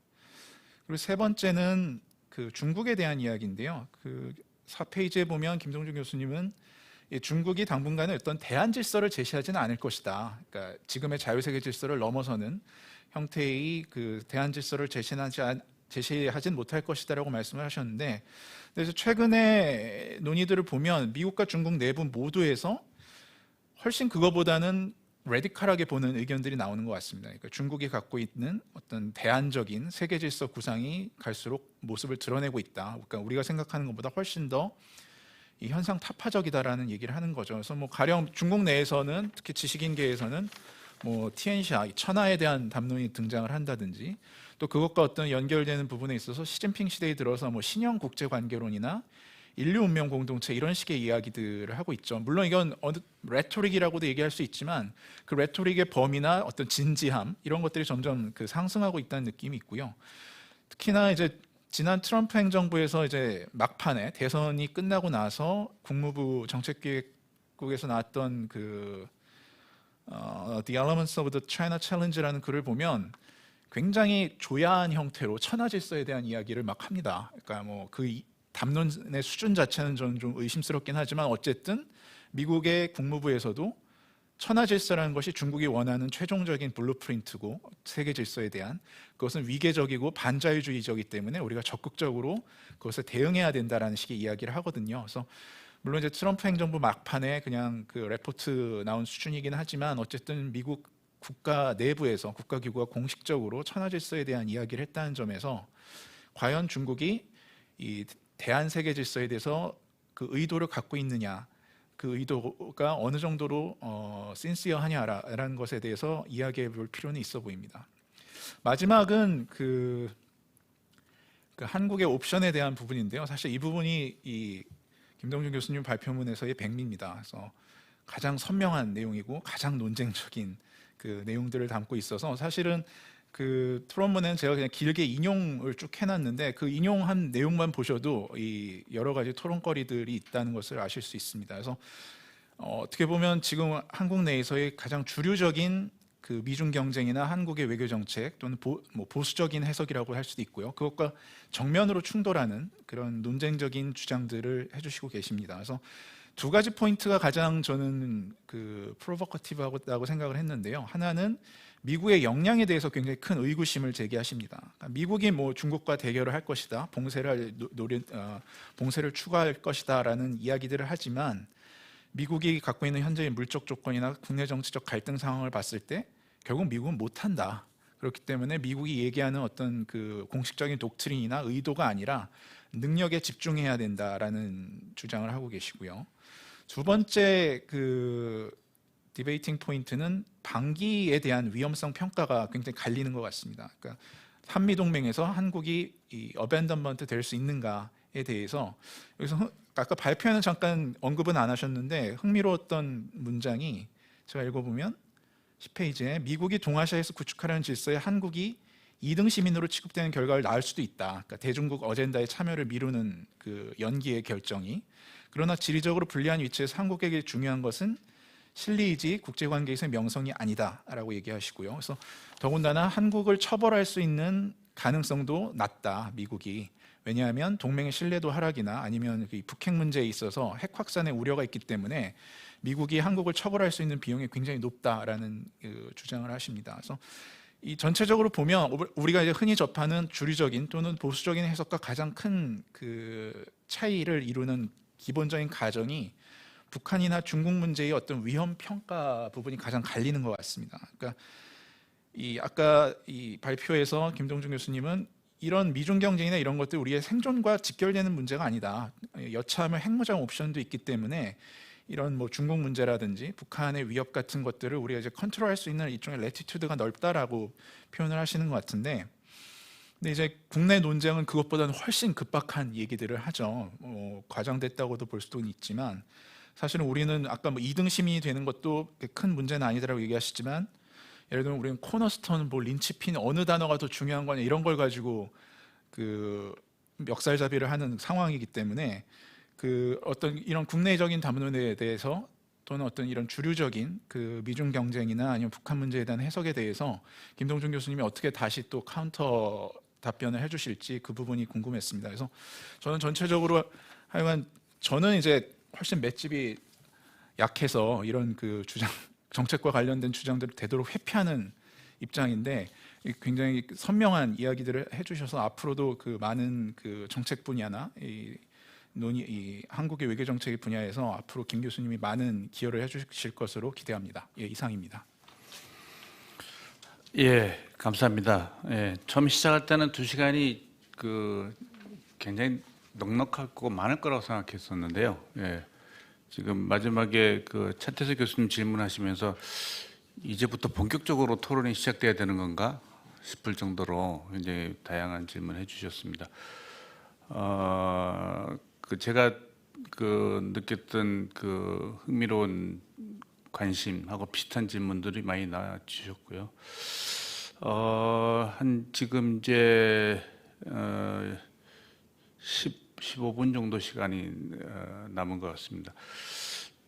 저도 간단하게 질문을 세 분께 간단한 질문 하나씩 드리고 세 분이 각각 거기에 대해서 조금 짧게 응대를 해주시면 될 것 같은데 저는 뭐 일단은 강성률 교수님한테는 미국의 전략 목표는 미국의 대중 전략의 목표는 뭔가 하는 좀 질문을 드리고 싶습니다. 결국은 뭐 강 교수님 얘기하셨고 김동준 교수님께서 얘기하셨는데 미국의 대중 전략의 그 역량의 한계가 있을 수 있다. 하면은 그렇다면은 미국 사실 그 역량의 한계는 대부분 국내 정치에서 야기되고 있는 것 같다고 설명하셨고요. 아까 정성철 교수님께 딜레마라는 것도 그런 부분인 것 같은데 그렇다면 미국의 전략 목표가 사실은 공개적으로 보여지는 거하고 다를 수도 있지 않을까 하는 생각이 좀 들기는 합니다. 그러니까 트럼프 정부 말기에 미국의 파상 공세를 펼칠 때 중국 내 학계에서도 굉장히 논란이 있었어요. 미국이 원하는 게 뭐냐? 미국은 중국이 제2 소련이 되기를 원하느냐? 아니면은 제2 일본이 되기를 원하느냐? 그러면서 중국 내에서는 아니다, 우리에겐 이건 4번째 중요한 기회야. 뭐 이런 다양한 논란들이 있었거든요. 그러니까 그런 차원에서 미국의 궁극적인 대중 전략의 목표는 중국의 체제 붕괴냐, 아니면 중국의 부상을 저지하는 거냐. 뭐 크게 보면은 뭐 그런 것이 논란이 있을 수 있을 것 같습니다. 뭐 정재영 교수님한테도 비슷한 맥락인데, 그러니까 중국에서는 미국의 의도가 뭐라고 해석하고 있는지에 대한 학계들의 논란들이 굉장히 복잡하게 연계되고 있긴 한 것 같아요. 그러니까 중국도 굉장히 그 의문시하면서도 중국 내에 판단이 있는 것 같습니다. 중국이 도대체 미국이 원하는 건 뭐냐 하는 것들에 대해서 좀 중국 연구자 입장에서 설명해 주시면 될 것 같고요. 김동준 교수님은 워낙 많은 질문을 받으셔서 제가 따로 질문을 드리지는 않겠습니다. 뭐 굳이 들은다면은 이게 미중이 갈등도 있지만 사실은 타협할 수도 있지 않습니까? 타협할 수 있는 영역도 있는데 그 타협의 영역 중에서 한국 한반도에게는 오히려 리스크가 될 수 있는 게 어떤 게 있을 수 있을까? 뭐 이런 의문이 조금 있는데 혹시 가능하시면은 대답해 주시면 좋고요. 시간 남은 범위 내에서 뭐 한 5분 정도는 드릴 수 있을 것 같고 김동준 교수님은 한 7분을 드리도록 하겠습니다. 예, 감사합니다. 예, 먼저 오늘 저 발표 토론 통해서 많이 배웠고요. 아마 좀 시각이 좀 뭐랄까 공감대 좀 수렴하는 부분도 많이 있는 것 같고 또 뭐 좀 견해가 갈릴 수 있는 부분도 있는 것 같아서 여러모로 좀 저도 복기를 해봐야 될 것 같습니다. 그 사회자 의수님께서 그 질문 주셨는데. 미국의 대중 전략이 바이든 행정부의 대중 전략이 뭐냐? 일단 뭐 비전이나 구체적인 전략서로 아직 나오지는 않았기 때문에 알 수는 없는데 제가 발표문에서는 뭐 아시아 전략의 어떤 영내 전략의 목표라는 측면에서 그 목표에 대해서 중국을 수능시키도록 하는 게 이제 미국의 목표랄 거 약간 좀 추상적으로 얘기했는데요. 현재 미국 분위기가 아마 미국 전반적으로 제가 파악하는 분위기는 그런 것 같습니다. 상당히 급하다는 거죠. 트럼프 행정부도 급했고 지금 아니면 늦는다. 바이든 행정부는 정말 들어서는 미국 내에서는 정말 지금 중국을 못 누르면은 앞으로 영원히 못 누른다. 라는 어떤 급한 어떤 좀 위기의식이 상당히 팽배해 있는 것 같습니다. 그런 거는 좀 초당적인 어떤 차원에서 좀 공감대가 형성되어 있는 것 같고요. 그런 면에서 특히 어떤 중국의 부상, 그러니까 중국의 어떤 체제를 붕괴시키겠다라는 그런 목적은 절대 아니고요. 기본적으로 신냉전을 추구하지는 않겠다고 했기 때문에 다만 이제 좀 미중의 그 전략 경쟁이라는 측면에서 이제 좀 뭐 그런 논리를 트럼프 행정부가 연속상에서 대중 전략을 구사하는데 특히 과학기술 패권 경쟁 이제 트럼프 행정부도 강조했지만은 이 부분은 상당히 주목하고 있는 것 같습니다. 그러니까 패권 경쟁이라는 용어는 뭐 저도 적절하다고 생각하지는 않을 수 있지만 어쨌든 과학기술 분야에서 어떤 중국의 부상 이 부분에 대해서 그나마 아직은 미국이 이 부분에 레버리지가 있다. 따라서 이 부분을 중심으로 지금 중국의 부상을 억제해야 된다, 눌러야 된다는 어떤 기류가 상당히 강한 것 같습니다.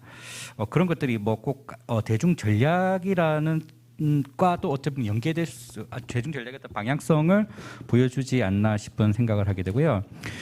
그 앞에 전반적으로 들으면서 든 느낌이 그 미중 관계에 관한 얘기가 참 저는 뭐가 흥미로웠냐면 아까 얘기했죠. 앞에서 그런 얘기가 나왔는데 주로 이제 세력 전이라든지 이런 현실주의적인 갈등의 구도라는 시각에서 많이 했는데 제가 발표문에서도 약간 언급한 것 같지만 초창기에 그 로버트 로스인가 그 보스턴 대학교에 계신 분을 알고 있는데 1999년 걸로 기억하는데 아마 그때 미중의 양극 안정론을 얘기했던 것 같습니다. 그러니까는 미국은 뭐 해양 세력이고 중국은 대륙 세력이고, 그러니까 그 지금 같은 패권 구도가 탈냉전 이제 당극 구도에서 이제 중국의 부상이 본격화되기 어떤 시작하는 그런 시점의 맥락에서. 그러니까 흔히 이제 미국에서 얘기한 양극 안정론이라는 게 미중 관계에도 투영될 수 있을 것 같은데 의외로 간단히 논의된 다음에는 그냥 바로 세력전이 담론으로 넘어가는 어떤 그런 분위기이지 않나. 그게 어떤 우리의 좀 미중 관계에 대한 사유를 지배하고 있지 않나라는 측면에서 우리가 좀 반성적으로 고찰할 필요가 있을 것 같고요.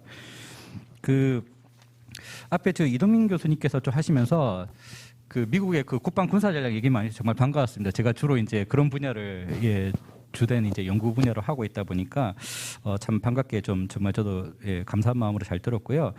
그 부분과 관련해서 하나 얘기하면은 그러니까 지금 미국의 국방 군사 전략이 중국과 전쟁을 하자는 논리는 아닙니다. 그러니까 전체적인 흐름을 보면은 그게 뭐 각군 차원에서 뭐 여러 가지 어떤 전략 개념이 있고 그다음에 국방부 차원에서 아까 얘기했던 뭐 3차 상세 전략이라든지 또 정보 융합이라든지 이런 좀 추진 방향이 있는데 전반적인 맥락은 중국과 전략 경쟁을 군사적 측면의 전략 경쟁을 지속하면서 만약 갈등이 전개되면 그 갈등을 다시 경쟁의 구도로 전환시킨다. 그 갈등이 전쟁으로 비화되는 게 아니라 경쟁의 구도로 다시 돌아오게끔 하는 게 지금 미국의 국방 군사 전략의 전체적인 논리적 기조라고 보면 그런 어떤 미 국방부나 또 군사 전략 어떤 뭐 합참이라든지 이런 어떤 이런 주체들이 가지고 있는 고민 자체가 어떤 미국의 대중국 전략의 어떤 내재된 본질적인 문제의식이 아닐까 싶은 생각을 하게 되고요. 그 마지막으로 이제 정성철 그 박사님께서 여러 가지 좋은 지적 많이 해주시고 세 가지 딜레마라는 게 본질적으로 아마 제가 어떤 발표만 했던 것 좀 리프레이즈하는 좀 새롭게 좀 리프레이즈를 해주셨다는 측면에서 좀 흥미롭게 들었고요. 아까 그 역량과 기회를 얘기하셨는데 그 미국의 역량이라는 측면에서 사실 미국의 보건력 문제에 대해서 사실 우리가 바라는 거는 전형적인 미국의 모습은 미군 항량 그 보건력 있는 국가 스스로 자기 보건을 하면서 어떤 문제가 있으면 해결해 나갈 수 있는 그런 국가의 이미지를 구축했지만 트럼프 행정부의 어떤 사례 경험을 통해서 그런 데 대한 기대감이 좀 많이 무너진 것도 있고 정말 또 미국의 현실의 어떤 그 지금 바이든 행정부가 구상하는 국제적 지도력을 어떤 뭐랄까 담보하기 위한 어떤 그런 뭐랄까요 국내적 역량이라든지 또 지도력이라 이런 걸 회복할 수 있을 것인가에 대해서는 아직까지는 조금은 현 시점에 조금 비관적인 어떤 좀 전망을 가지고 있고요. 그 기회 차원에서는 사실은 이제 기회 차원에서는 그 미중의 협력 구도가 본격화되면은 사실 우리에게 상당히 우리가 좀 더 이 다자 협력을 주도할 수 있고 중국과 미국을 포괄하는 특히 이제 코로나19에 대한 대응 측면에서 지구적 보건안보 위기에서 대응이나 측면에서 우리의 외교적 지평을 넓힐 수 있는 좋은 기회가 될 수 있는데 앞서도 얘기했지만 이런 미중 협력 구도가 본격화될 수 있을지에 대한 좀 의구심이 현재는 좀 드는 상황이고 다만 또 한편에서는 아까 이제 그 과학기술 경쟁에 있어서 어떤 미국이 어떤 중국의 부상을 누르려고 하는 맥락에서 미국이 이제 흔히 한국과 대만을 이렇게 한편으로 지금 하나의 그 진영으로 지금 이제 보고 있기 때문에 그게 뭐 어떤 맥락에서는 또 뭐 기회라고 볼 수 있는 면도 있을 거는 같고요. 마지막으로 미국의 바이든 행정부의 동맹 전략의 방향성에 대해서는 지금 이런 방향보다는 오히려 중국과의 갈등 구도를 전면적으로 부각시키기보다는 그런 부분을 자제하고 오히려 이제 동맹이라든지 영내 파트너 국가들의 어떤 연대를 강화하고 집단적인 노력을 추동하는 그런 측면에 대한 노력을 좀 더 우선시할 필요가 있지 않나. 미중 갈등 구도가 먼저 부각이 되면 오히려 그런 동맹 전략이라든지 파트너 국가의 집단적 노력을 추동하는 데도 한계가 있기 때문에 따라서 미국의 입장에서 아시아 전략의 어떤 뭐 동맹 전략, 아시아 전략의 좀 방향성 설정에 대한 고민이 필요하지 않을까라는 생각을 하면서 대답을 마무리하겠습니다. 감사합니다. 예, 감사합니다. 그럼 정재영 박사님, 토론.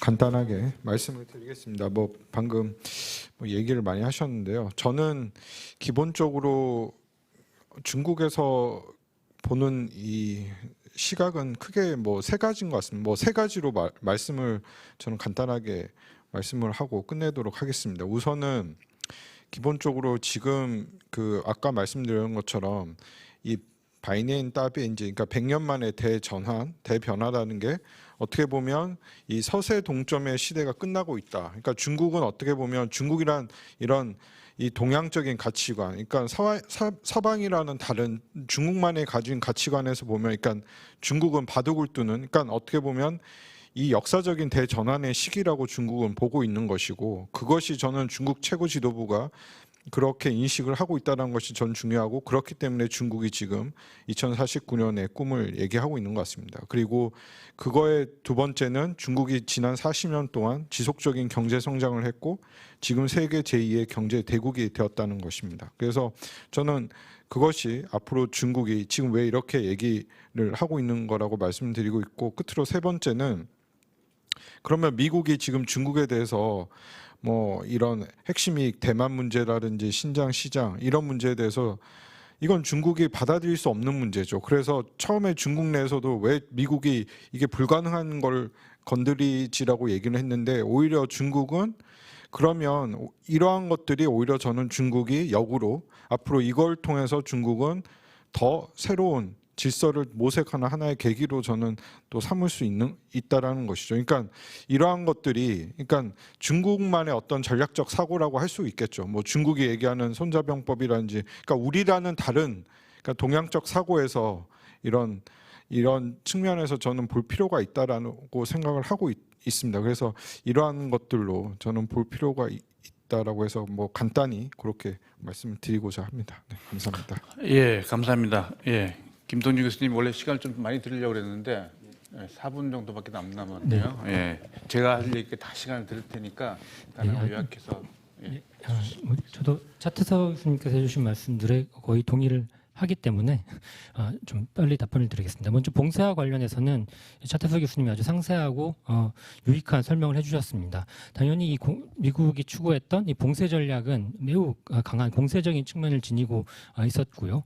자, 그래서는 또 이제 상당히 설명이 부족했는데, 제가 주목을 하고자 했던 것은 이게 미국이 공세적인 봉쇄 전략을 추진하려고 하더라도 하려고 하는 것과 할 수 있는 것은 구분을 해야 된다는 것이었고요.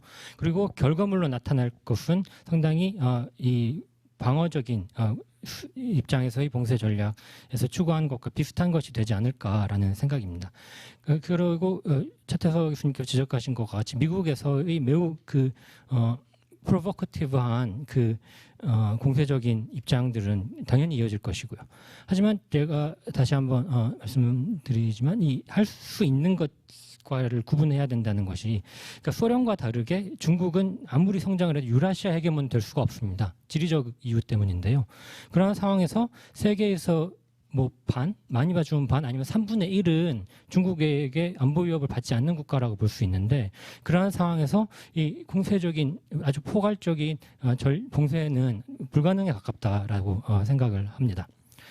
그리고 관련해서 이제 서태평양을 분할을 한다라는 것인데, 이것도 당연히 미국이 그러한 결과물을 원해서 받아들일 일은 절대로 없다라는 생각이 들고요.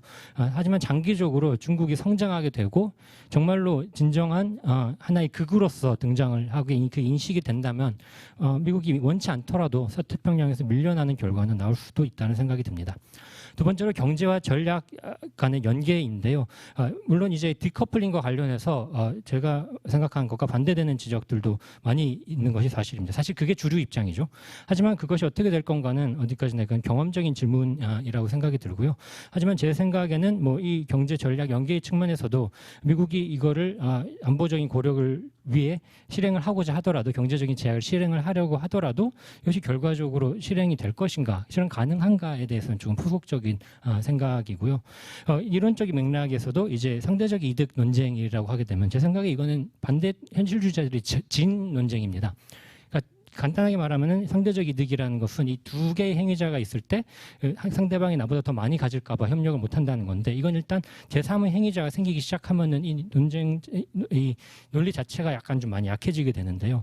오늘날 상황은 따라서 이렇게 현실주의자들이 생각한 상대적 이득 상황보다는 거기에 반박을 한 다른 이론가들의 상황에 좀 더 가깝다는 생각이 듭니다. 하지만 물론 미국과 중국 간의 경제 관계는 크게 변하게 될 것인데 그것은 오히려 하지만 그거는 이제 중국의 경제적인 성장이라던가 아니면 국제 경제적인 상황의 변화에 기인할 가능성이 크지 미국의 전략적인 선택, 정책적인, 정치적인 의도에 따라서 그런 중국과의 경제 관계가 크게 변화될 수 있을 거라는 생각은 조금 조심해서 해야 될 것 같습니다. 그리고 세 번째로는 중국이 제창하는 대안적 질서의 전망인데 저도 차태서 선생님께서 말씀하신 것처럼 당연히 중국이 그것을 주장을 할 것이라는 것에 동의를 하고요.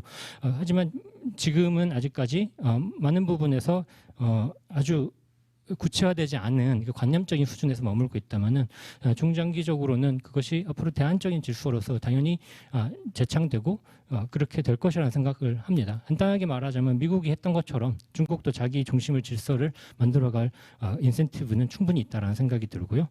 마지막으로 제가 한국의 선택과 관련해서 좀 프로보커티브한 몇 가지 문구들을 썼다라는 말씀을 해주셨는데 저는 뭐 그렇게 프로보커티브 할지는 몰랐고요. 하지만 이러한 질문들이나 포인트들은 말씀을 듣고 보니까 드는 게 예를 들어 미국의 능력에 대한 의문, 미국이 한국을 반기할 것인가에 대한 의문 같은 거는 앞으로 탐구를 해봐야 할 가치가 있는 이론적 그리고 경험적 연구의 주제라는 생각이 듭니다. 예, 감사합니다. 예. 사실 미중 경쟁이 한국에 미치는 영향, 이 고민은 저는 굉장히 오래된 역사를 가지고 있다고 생각해요. 짧게 보면은 한 10년이지만은 길게 보면은 우리가 한중 수교한 게 30년이니 그때부터 한미동맹 하에서 한중 수교한 때부터 이미 예견된 거고 길게 보면은 미중 대탕특허시는 72년부터 한 50년 역사를 가지고 있다고 생각이 들어요. 근데 지금 와서 마치 어느 날 갑자기 닥친 물론 그 강도는 굉장히 높아지긴 했지만은 그렇게 논의되고 있는 게 좀 과장되다는 생각을 저도 개인적으로는 좀 하고 있고, 그러니까 그동안 도대체 뭘 했는가? 지난 50년 동안 우리는 그 고민만 하고 담론만 있었지 그에 대한 현명한 선택이나 실질적인 전략적 고민이 있었는가에 대한 좀 다시 돌아보는 기회가 된 것 같습니다. 오늘 세 분 발표 그리고 세 분 토론 굉장히 진지하게 정책뿐만 아니라 이론, 학계의 어떤 기여 같은 것을 다 포함시킨 굉장히 의미 있는 회의였다고 생각합니다. 여섯 분에게 감사드립니다. 예, 수고하셨습니다.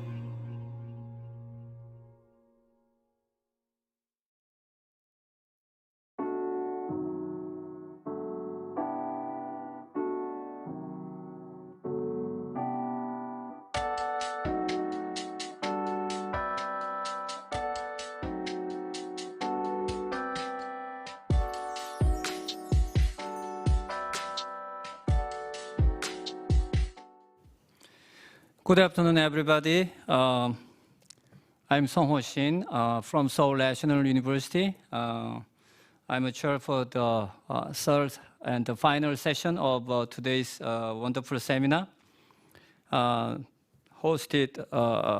organized by the Korean Association of International Studies and hosted by Korean Ministry of Foreign Affairs.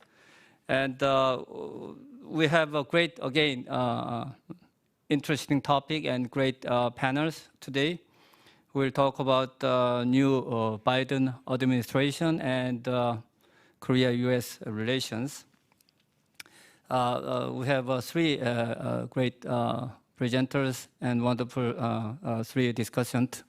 And I really would like to also, first of all, thank all our panel, especially from joining us through the Zoom from not in this way, abroad, and which whom I will introduce later on.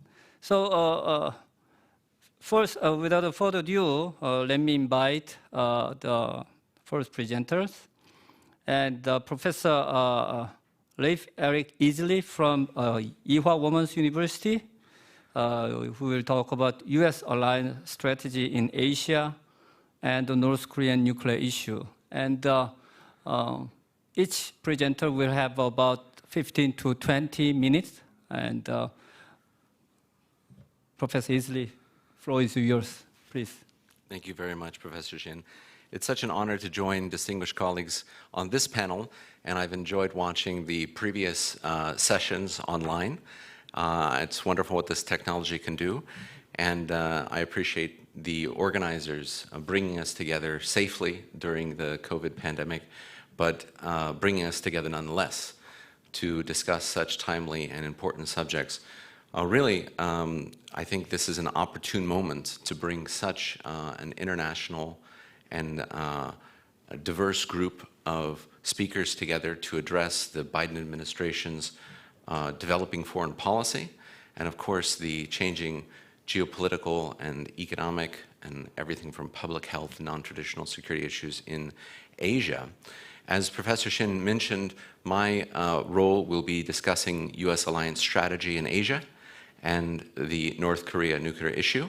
And if I had to summarize my remarks in one sentence, it would be that U.S. foreign policy is indeed changing with the new administration, but international challenges endure. And the politics here in the region may be just as important or even more so than the U.S. domestic politics that have been addressed a bit already today. So obviously Joe Biden's electoral victory has brought a different team to the White House and to the halls of American power, but the election itself showed a high degree of political polarization in American politics. And I think there's a lot of hand-wringing, frankly, in my own country about how much there is to do domestically and how much the world may have been shocked to see the messy transition in the recent US presidential election. But this process may actually produce a more humble and policy-focused president, which may be what, frankly, the United States needs to heal from self-defeating populism and the urban-rural disparities that we're facing, and of course also what we're talking about today, renewing American leadership in foreign policy. And I think that from the perspective of many of America's allies and partners, while the election and its transition weren't pretty, US governing institutions held. They held through a peaceful transfer of power, despite the political rancor and the cyber threats and the pandemic. And I don't think that the world is going to be so interested in continuing to adjudicate the Trump presidency. Rather, I think many of the US allies and partners will be more interested in policy coordination and policy outcomes, because there's just simply too much to be done in terms of rebuilding globalization to be more health resilient, socially equitable, and environmentally sustainable. Now, it's also really important, I think, to say at the outset that change in Washington has not washed away friction in US-China relations over trade, cyber espionage, the pandemic, security in the South China Sea and around Taiwan, human rights in Xinjiang, Tibet, Hong Kong, and elsewhere. These issues are going to be very important subjects of alliance coordination, international debate, and forthcoming multilateral action. And when it comes to considering the North Korea nuclear issue, which I'll focus on, I think the challenges are formidable and merit an assessment in light of the new administration as it fills key government positions and reshapes policy. So first, let me say a few words about Biden versus Trump on Asia and how what we're seeing now is going to probably unfold to be quite a bit different than the last 4 years. Given the new leadership in the United States, the current holding pattern with North Korea is likely to be shook up a bit. But it's not going to automatically solve any of the problems that have long been faced with Pyongyang. The Trump administration was not close to concluding a peace declaration in its final months in office. And while South Korea makes very constructive offers of humanitarian cooperation, military confidence building, the Kim regime appears to want much larger economic projects. So we still have quite a bit of a deadlock to untie. The top-down denuclearization approach of the Trump administration is likely gone for now. And you have now an incoming group of advisors and administration officials who are aware that the tensions in US-China relations make it more difficult to coordinate with China on important issues such as the North Korea nuclear issue. So they're going to be trying to deal with these interactions and interconnections. From what I hear from people in this new administration, the Singapore summit was a problematic event insofar as it led to China easing up on pressure on North Korea before North Korea really produced any meaningful or concrete steps toward denuclearization or improvements in human rights. And trying to repair or reassemble the US-China coordination vis-a-vis Pyongyang is going to be difficult, not only because of all the tensions between Washington and Beijing, but because in the interim, Xi Jinping has strengthened relations with Kim Jong-un. So I think what we're going to see in the new administration is a bit more traditional diplomacy in trying to leverage foreign policy, institutions, working level talks, alliances, and multilateral approaches to try to deal with North Korea and many other foreign policy challenges. But while that sounds like it may bring opportunities for increased coordination over the previous administration, I would stress that moving from a top-down approach that basically came from the White House to a more all-of-government approach and multilateral approach is going to mean that there could be different points of friction that we didn't see in the last 4 years. For example, I expect that there will be more intra-agency disagreements in the United States and more congressional opposition. And so this makes the issue a hard one to move forward. And this is challenging from the perspective here in Seoul when there's such an urgency here because of domestic politics and because of fears that Pyongyang will return to a cycle of provocation if it does not see large enough carrots. So what we're waiting for is the actual implementation and rollout of what Biden's promised principled diplomacy will mean in practice.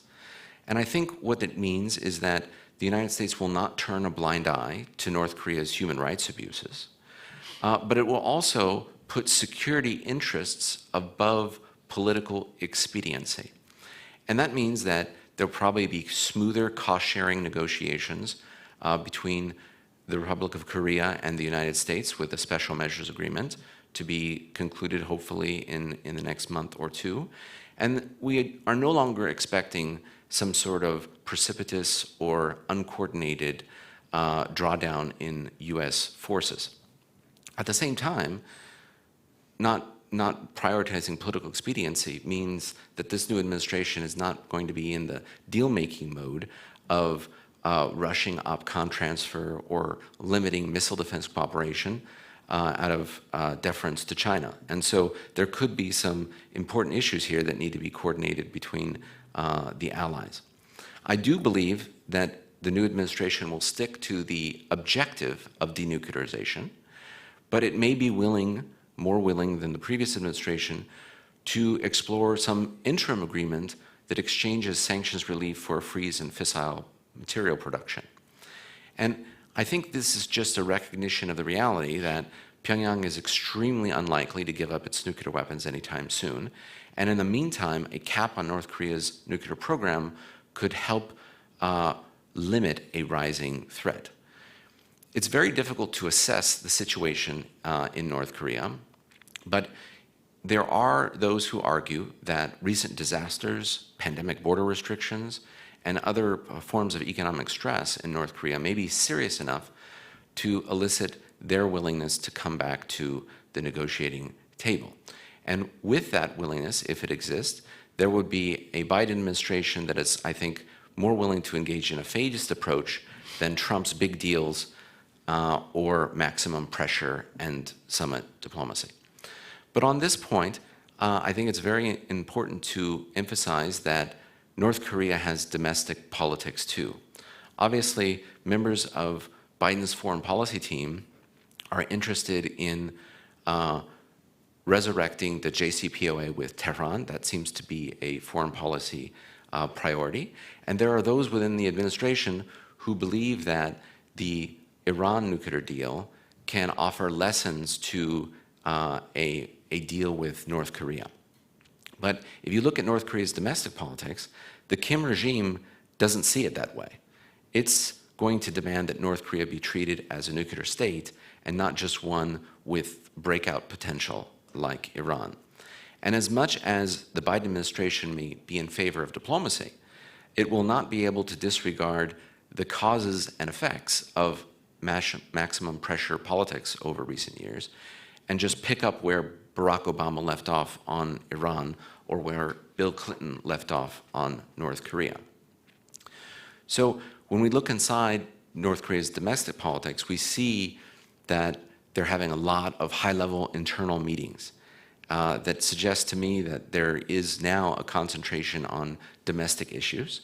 And during the pandemic, North Korea has actually looked to tighten the government grip on the economy, not only with heavy border restrictions, but also crackdowns on so-called anti-socialist activities.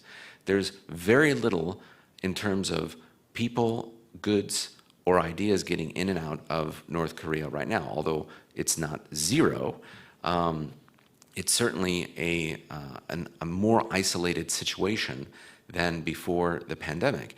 And engaging North Korea will be very difficult until North Korea makes the domestic political decision to begin to relieve itself of its increased self-isolation. And even when there are vaccines available today, vaccines are starting to roll out here in South Korea. In my country that has had a much more serious suffering from the coronavirus, the vaccine program is actually making leaps and bounds.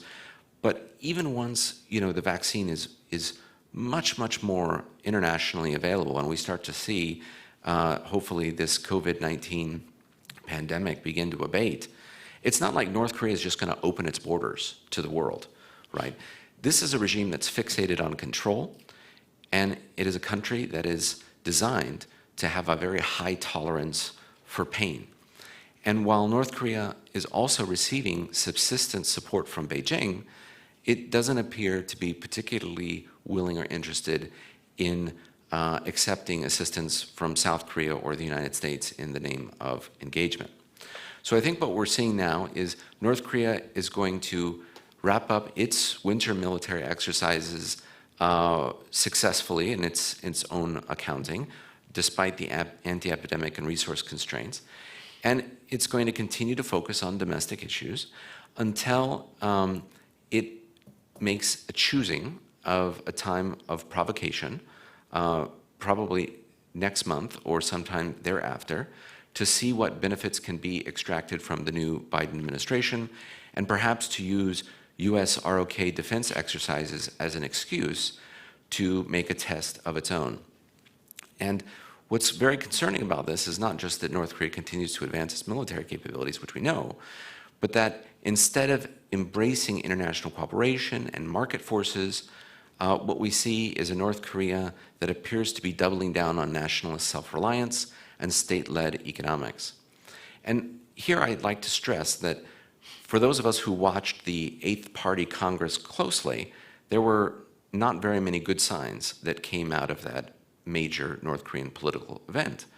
The Eighth Party Congress was expected to correct policy mistakes and to spur economic growth in the country. This is how it was advertised by the North Korean media in the lead up to the January 2021 meeting. But Kim did not announce any of the hard choices necessary for economic development. He did not identify any pet projects that would be abandoned in order to focus on key infrastructure. And his institutional, personnel, title changes, and all the rest do not account or amount to economic reform.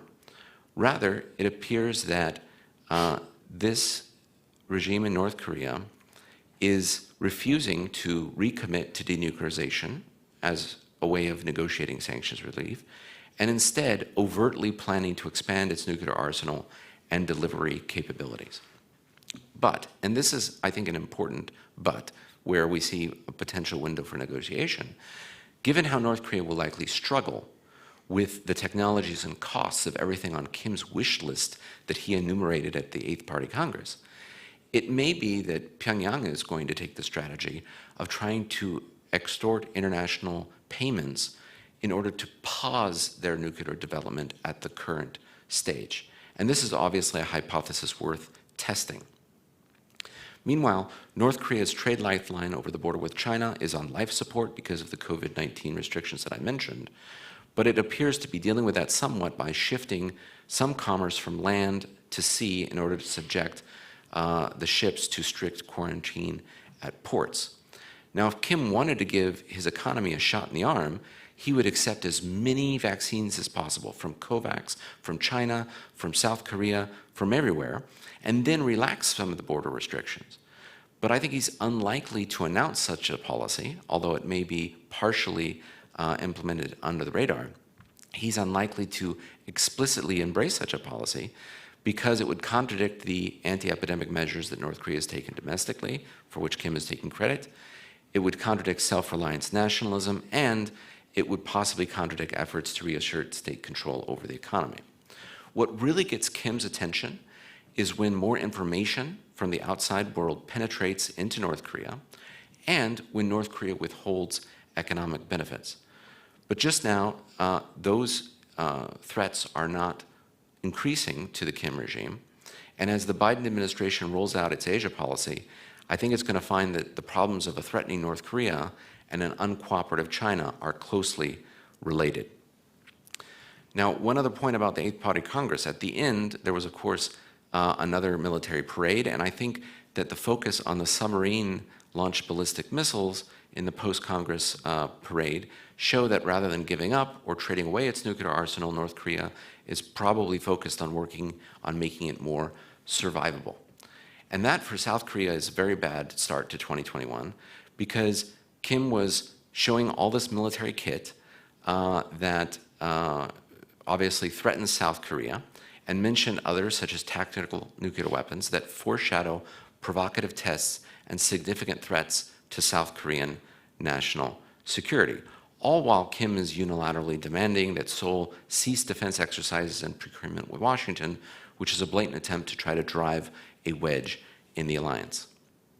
Now, in just the couple minutes I have left, let me try to look forward a bit to where the policy trajectories are headed. Obviously, the United States is going to be engrossed in pandemic recovery for much of the rest of the year. However, North Korea is going to refuse to be left on the back burner and may respond to anything resembling strategic patience with more missiles. In the meantime, I think the Biden administration, while it's working on its plan for North Korea, is going to try to exert a bit more pressure on allies to coordinate, and that includes suggesting to allies that security cooperation be the focus, and some of the historical issues that have divided Korea and Japan, for example, be managed on a separate track. And that's perhaps something we can get to in Q&A or discussion. Meanwhile, the Moon administration vis-a-vis North Korea, I think, could stand to increase attention on the surveillance and transparency of North Korea's human rights condition, knowing that the Biden administration isn't going to take the Moon administration far outside of its comfort zone on these issues, because the Biden administration is not going to follow the Trump pattern of using human rights to bludgeon Pyongyang and then bury the issue for the sake of a supposed nuclear and missile testing freeze. So I think what the allies can do is they can sort of set a minimum standard with which by they'll talk about North Korean human rights and address the issue in international organizations like the United Nations, but lead with the carrot of humanitarian cooperation. All the while making clear that the United States and South Korea are not going to compromise alliance assets like defensive exercises just for the purpose of pleasing Pyongyang. I think that the United States administration now can also look to coordinate very closely with South Korea on what some future sanctions exemptions might look like so that Seoul can reach out to the north with some credible cooperation, say, with a partial reopening of the Mount Kumgang resort for separated family reunions or individual tourist visits. I think South Korea would also be well within its interest to try to push forward the comprehensive military agreement with North Korea, trying to set up that promised Inter-Korean Joint Military Committee, and expanding the CMA's cessation of hostile acts to include cyber attacks. Now, let me just conclude by saying that the Trump administration sharpened focus on China's capabilities and assertiveness, disabusing the world that the United States would take care of their China challenges for them. Now, the Biden administration is going to be much more alliance-focused and multilateral cooperative, but it's also going to expect U.S. allies to align their strategies to defend the rules-based order, standards for trade, technology, freedom of navigation, and human rights. So I think it's important that the U.S. and South Korea expeditiously start to work together, whether that's on WTO reform or thinking about joining the TPP, or Seoul, if not explicitly working closer with the Quad in a sort of Quad Plus arrangement, then at least deepening regional cooperation via the U.S. ROK alliance and South Korea's new Southern policy. I think this would be a very prudent approach to take the maintenance of the alliance first, make sure that the alliance can deter North Korea, then patch up relations with Tokyo to get on the same page for dealing with China, and then work from a position of strength to persuade Pyongyang to avoid provocations and return to working level talks. US alliances serve as the building blocks for regional security in Asia, and Seoul is the necessary leader for how the world can productively deal with North Korea. Thank you very much, Chair. Thank you, Professor Isley, for such a very detailed but comprehensive and excellent presentation. And I think towards the end of your presentation, you talked about the Biden administration's kind of desire to have better coordination among its alliance partners in the region. And I think that leads to very nicely to our second presentation. Professor Sakata Yasuo from the Kanda University of International Studies. She will talk about revisiting US, Japan, Korea trilateral cooperation and task in the Biden era. So I'm very glad to have Professor Sakata here again. Good to see you. Can you hear me clearly, by the way? Yes, 오래간만입니다. Can you hear me? Yes, very nice. So thank you so much again for your time. And please, the floor is yours again, another 15 to 20 minutes for presentation. Great.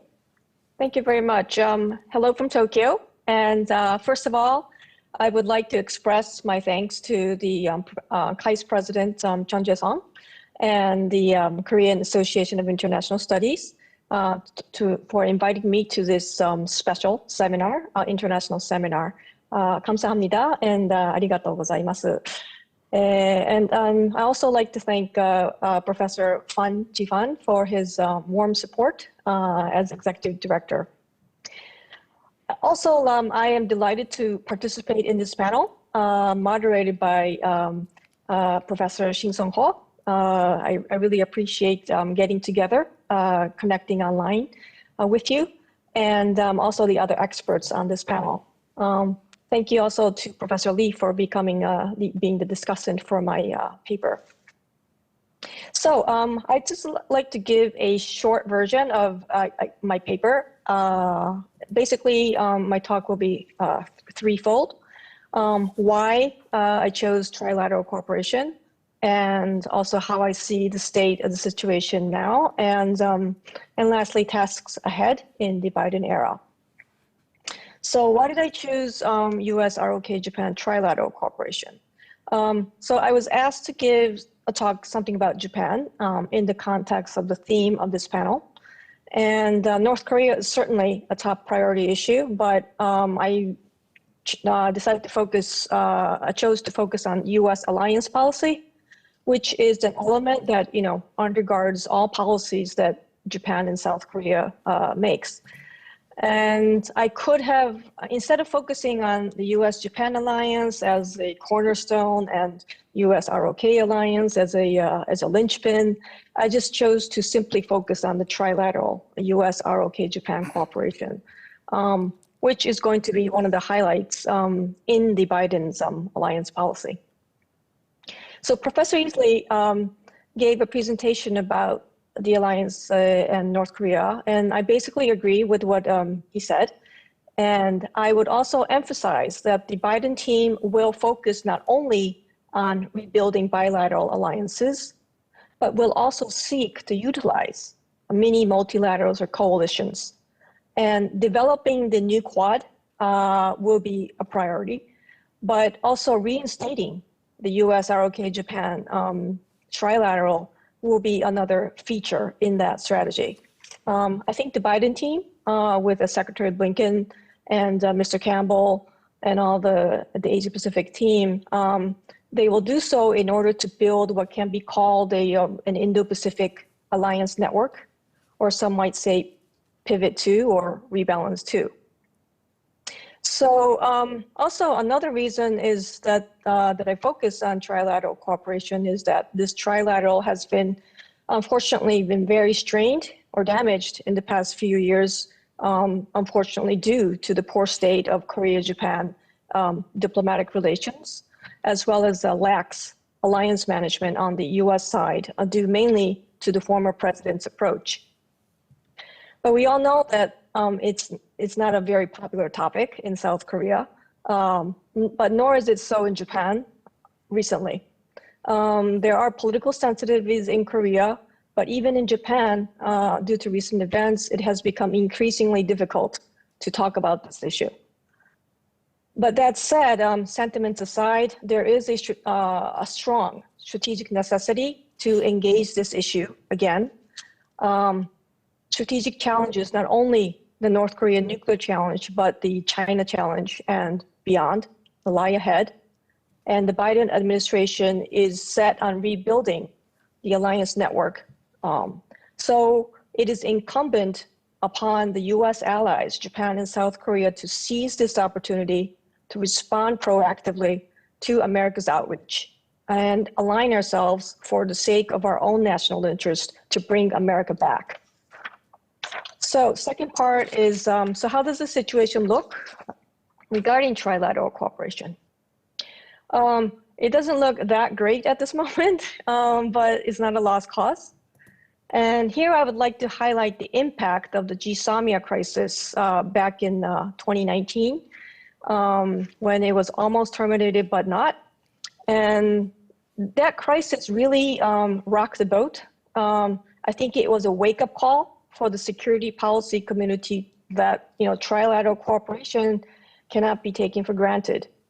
So for the first time, history and politics really adversely affected security and economic ties. I think it was an inflection point in the history of trilateral cooperation, which calls for self-reflection among the three parties. But as a whole, the crisis showed both the fragility or the vulnerability of the trilateral ties, but also the resilience of the trilateral. It showed how the situation can get out of control with poor alliance management and policy coordination. But in the end, the US stepped in strongly and Korea-Japan aligned itself. In the end, defense logic prevailed, fortunately, and GSAMIA and trilateral was kept intact. But the trilateral, as of today, still rests on shaky ground. The GSAMIA crisis showed the cracks within the trilateral, and they need to be addressed. So how do the US, ROK, and Japan view the trilateral? I summed it up in the following way. The US is the most strategically, the most steady on the trilateral, and it has an intent to strengthening it, but also very frustrated with Korea-Japan relations. There was a resolution that the US Congress passed on GSAMIA back in November of 2019, and it sent the message to the two allies that GSAMIA and trilateral is important, and urged Korea-Japan to work out the issues and insulate defense ties from other issues. ROK, as I understand it, is known for its ambiguity or caution on trilateral, but does support it. I think it's worth noting that in 2017, President Moon Jae-in acknowledged the importance of security cooperation with not only the US, but also Japan in a Channel Asia News interview in Singapore. But he was cautious about it and emphasized that it should be limited to North Korea, and that it should not be a formal military alliance, quote unquote. But here I would like to also highlight Japan's situation. Japan has been steady and is steady on the support for trilateral cooperation, despite the rocky Korea-Japan relationship. Japan knows that the trilateral is an enabler for the US-Japan alliance. We are not seeking a formal military alliance as well, but it is an enabler for both the US-Japan and US-Korea alliances. But underneath, there is some more caution and more uneasiness, which is increasing within the Japanese security community. And there are two reasons. One is that North Korea, the nuclear missile threat, has increased to, well, basically cover Japanese territory. And official threat assessment changed in 2017 and 18, that the North Korean program, nuclear missile program, are a grave and imminent threat, quote unquote. So though we are ready to provide rear area support in a Korea contingency, there is less, I would say, enthusiasm or more caution about getting entangled in a Korean in the Korean Peninsular security. Second is the deteriorating situation in Korea-Japan relations, and the defense incidents between the self-defense forces and the Korean Navy, and also the GSAMYA shock in 2019.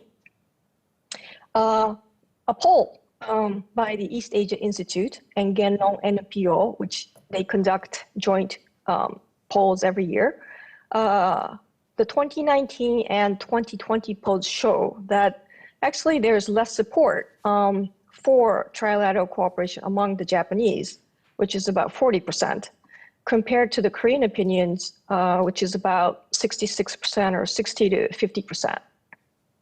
So this kind of shows the uneasiness in Japan as well.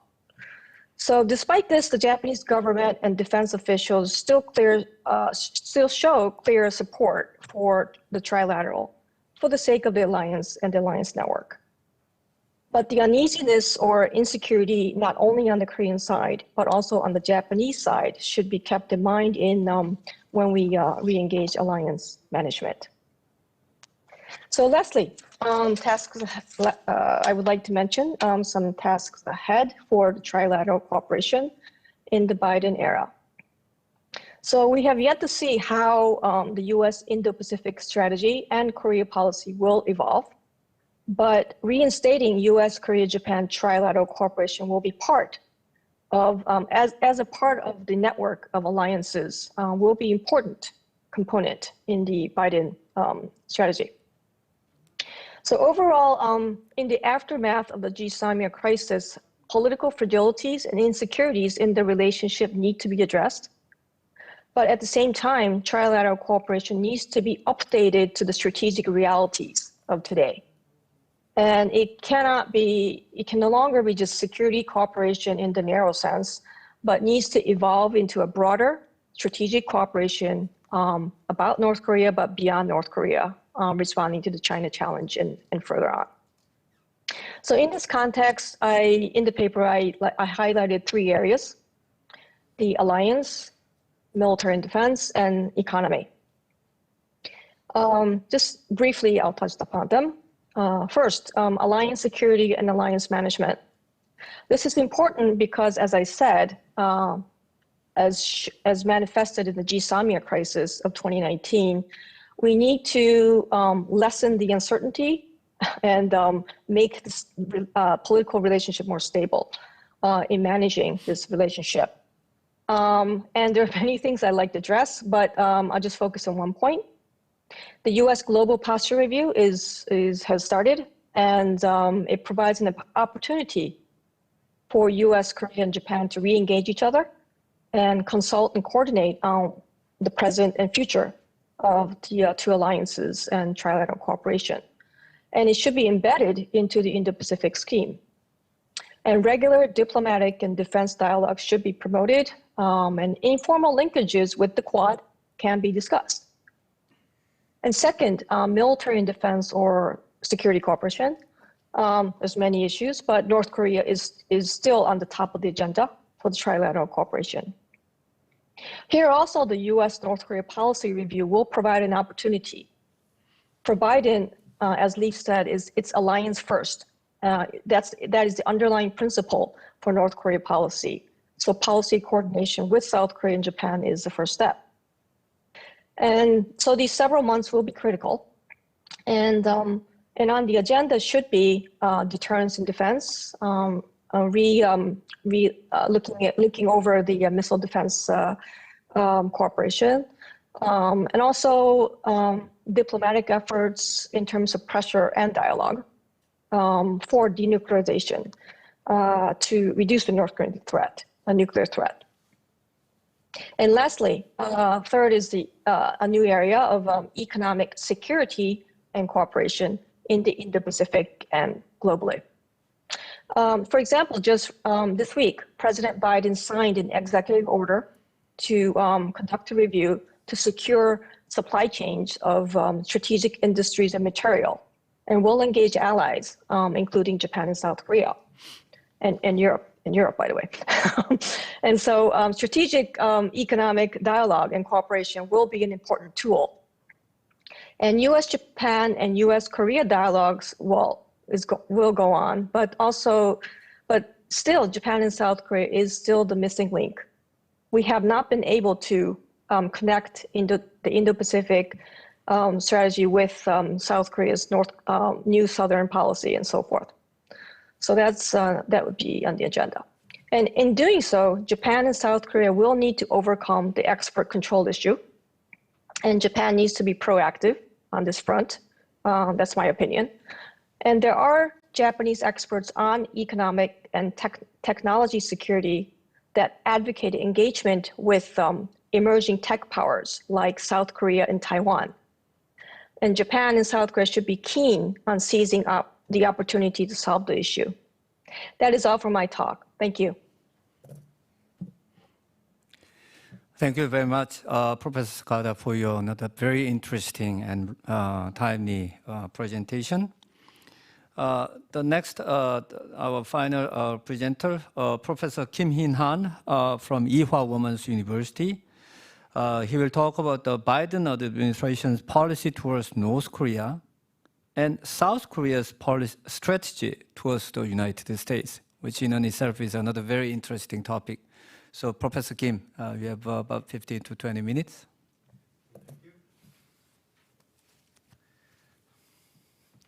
So my name is In-han Kim, Associate Professor of Political Science Department at Ewha Women's University.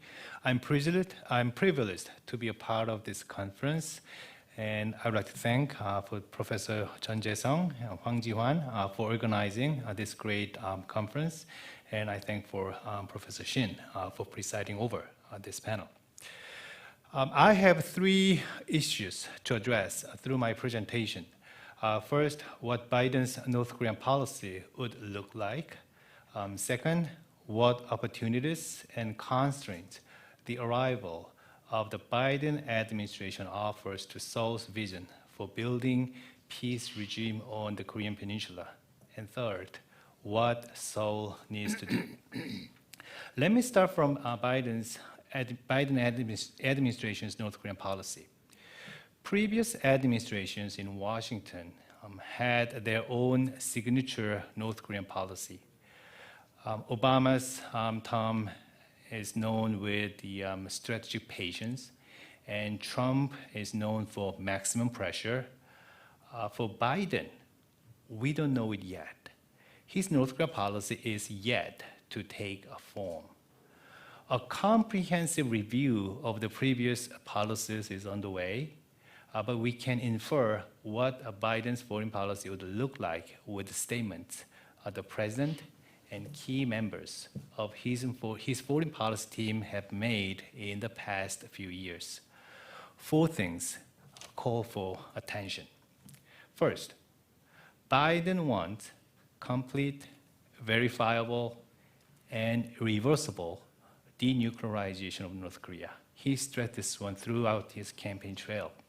Second, the mix of economic sanctions and efforts to promote diplomacy will remain in place. This is the approach previous administrations have all shared. So Biden and his foreign policy team understand that there is no other viable option. So the first two indicate that Biden is on the same page with his predecessor, Donald Trump, in dealing with North Korea. But here are important differences.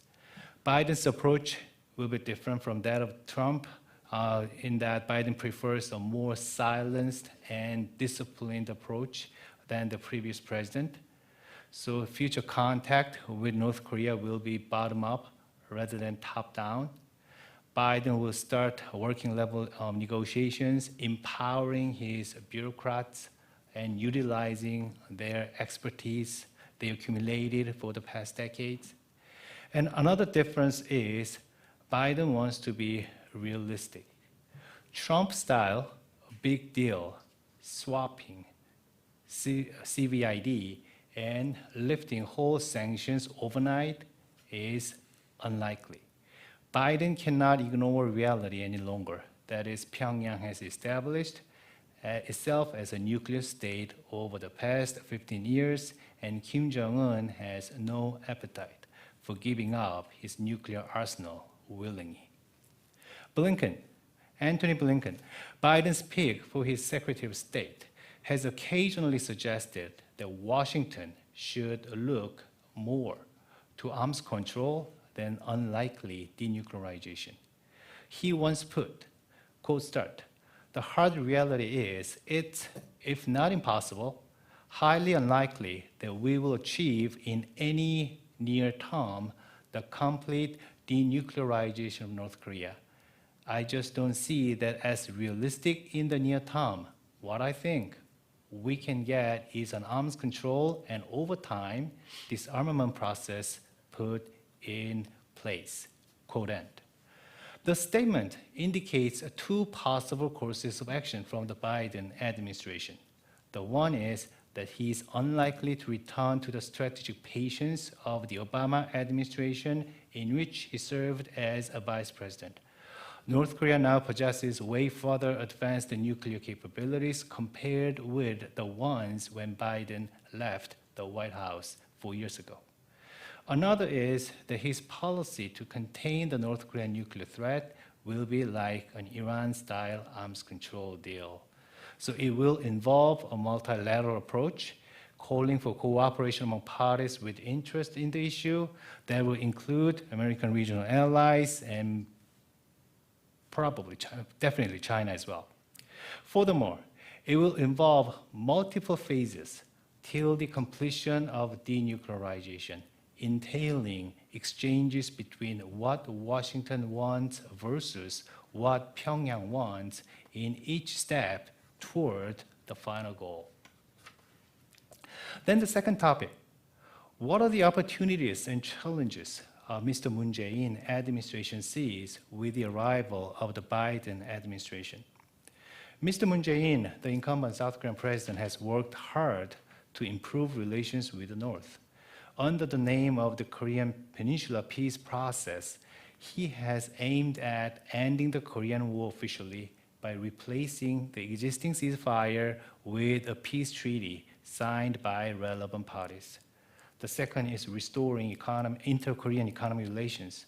Mr. Moon believes that North Korean nuclear standoff can be resolved only when Pyongyang sees its external environment as benign. Nothing could be surer way than officially ending the Korean War and making a peace treaty.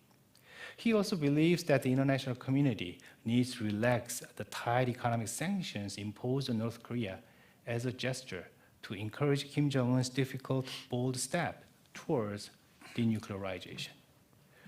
Trump's preferences for dramatic diplomacy partly helped the Korean Peninsula peace process get off the ground. Then, what would the return of Mr. Biden to the White House mean for Moon's vision for the lasting peace regime on the peninsula? There are at least two bright aspects. The first positive sign is the United States turned to a phased approach from a big deal. If Washington and Pyongyang agrees with small steps from arms control to dismantlement and exchange favors for each steps, Seoul will be able to see a window of opportunities for improving inter-Korean relations open up. Second, Biden has pledged to restore multilateralism and revive the alliance partnership in resolving international crises. Then, it means the United States will channel its policies with its partners, seriously listening to their ideas and preferences. It means Seoul will have great opportunities to put in its opinions in the process of Washington's policy formulation and implementation. But challenges lying ahead of Seoul are formidable as well. The first challenge is deep-rooted suspicion that Biden and his foreign policy team have against Pyongyang. As vice president during the Obama administration, Biden himself observed Pyongyang violating the Leap Day Agreement. Anthony Blinken has been a supporter of building genuine economic pressure to squeeze North Korea to get it to the negotiating table. And he has often called Kim Jong-un as one of the worst tyrants in the world. What about Wendy Sherman, the new Deputy Secretary of the State Department? She's also another well-known hardliner against Pyongyang with her rich experience in dealing with North Korea dating back to the Clinton administration. The second challenge is the Biden foreign policy team is conducting review of North Korean policy now, and Mr. Moon Jae-in has urged the Biden administration to come up with a comprehensive plan for North Korea promptly, but it will take time. This is not an encouraging sign for Mr. Moon Jae-in. Why? Washington will not rush. And the North Korea issue, honestly, it's not the most pressing, urgent issue on the part of Washington. Mr. Moon Jae-in has just 15 months. He has less than 15 months till the end of his term, and time is clicking, and it is not on his side. The third challenge is related to the intensifying U.S.-China rivalry. The United States, U.S.-China relations has been deteriorating throughout the Trump presidency, and Trump identified China as a strategic competitor, and he shaped consensus in Congress and the public that China is not just a competitor, but also a threat to American global leadership. And Biden has shared the Trump assessment of China as an authoritarian rival intent on disrupting the American-led global order. So the hard line that the United States has taken in recent years is likely to stay under the new Biden administration. Biden has pledged to counter Beijing's expanding global influences with U.S. allies. And Washington's call for Seoul to join the anti-China alignment is growing strong. Invitations to join the Summit for Democracy and the Quad will arrive soon, and Seoul has been reluctant to accept invitation in any coalitions against Beijing. It has adopted strategic ambiguities between the PRC and the United States for a long time, but the ambiguity is unlikely to be sustainable. Given the security ties for the past 7 decades, it will be challenging for Seoul to ignore continuing calls from Washington. But it will be a very difficult dilemma to distance from Beijing, as China is the largest trading partner and it has crucial leverage over Pyongyang, and in worst case, China can be a spoiler in the peace process on the Korean Peninsula. Then the last but not least, what Seoul should do? I would like to make 2 recommendations for Seoul's strategy toward Washington. Actually, one for the Washington and one for Seoul itself. First, Seoul should make the best use of voice opportunities that the Biden's pledge to restore multilateralism and alliance partnership will offer. By so doing, it should promote a mutual understanding in the key issues of South Korea's foreign relations. Seoul should be able to persuade Washington to be proactive in North Korean issue. It is too important to be ranked low in the priority list of U.S. foreign policy. It should form consensus with Washington in advance in the matters of what incentives to offer when nuclear diplomacy resumes, and what punishment to apply to Pyongyang in case nuclear diplomacy backpedals. For China policy, Seoul should clearly deliver what it can do against Beijing and what it cannot. It should be able to tell Washington that Seoul will remain as a faithful and proud ally of the United States for both regional and global affairs, but that it is impossible to antagonize China because of geographic proximity, economic interdependence, and North Korean issue. For Japan, Seoul should ask Washington to behave more seriously to mend relations with Tokyo. And it is time for Seoul to review and reset its foreign relations toward major powers around the Korean Peninsula. Seoul should be aware that Washington is watching Seoul with concerns and suspicion, and Washington is nervous that Seoul is getting too close to Beijing, that its relations with Tokyo has become very sour, and that it is rushing to resume economic relations with the North despite the absence of meaningful progress in Pyongyang's denuclearization. And Washington is taking a pause and examining its policy toward the Korean Peninsula. Seoul should take a moment and review what it has achieved and what it has lost for the past 4 years. It is certainly a time to get prepared for a foreign policy strategy for post-Moon era. Okay, thank you. Thank you very much, Professor Kim, for another very interesting, excellent presentation on the challenges lies ahead for both Washington and Seoul in dealing with all those difficult security issues on the Korean Peninsula. We have three very distinguished panel for discussion. And first, we have Dr. Kim Gina Kim from Korea Institute for Defense Analysis. You have about 7 to 10 minutes for your discussion. Thank you, Chair. I really thank the organizer for inviting me today. I'm very glad to be part of this panel, and I really enjoyed all the presentations. Well, I'm supposed to make some comments on Professor Isley's presentation, so I was thinking, if President Trump got reelected, would the policy toward North Korea or U.S. policy on ROK-U.S. alliance have changed dramatically? I kind of doubt about that because the U.S. policy on North Korea has been very much consistent so far. So far means including the time under President Trump. Well, any deal reached between the two sides should go through the U.S. Congress, and the same scrutiny should be applied to any negotiation product. And the White House, the State Department, under the President Trump administration, that emphasized that actually three things. No tolerance to provocation and early returning to the negotiation for denuclearization. And the denuclearization should be very, very comprehensive. So there's nothing new about it, and we have heard about these demands many, many times before. Well, so what I'm saying is the U.S. policy toward North Korea will continue to be very consistent.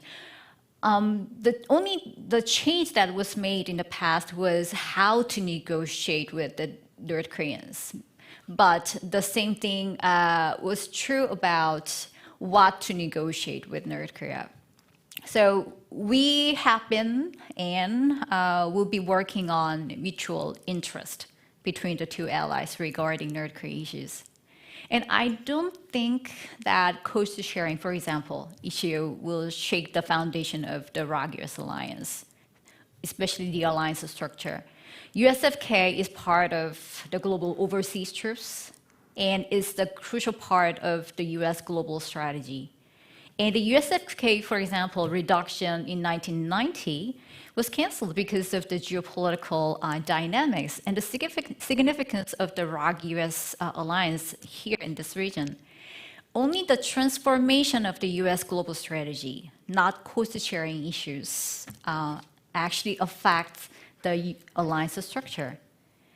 I think, according to many documents issued by the U.S. Department of Defense, Well, the key factors that can change the alliance is such as the missions and roles in this region, and the benefits of stationing troops here in South Korea, and the threat in this region. Currently, the USFK serves to counterbalance the rising China. So what I'm saying is the overall context is the same.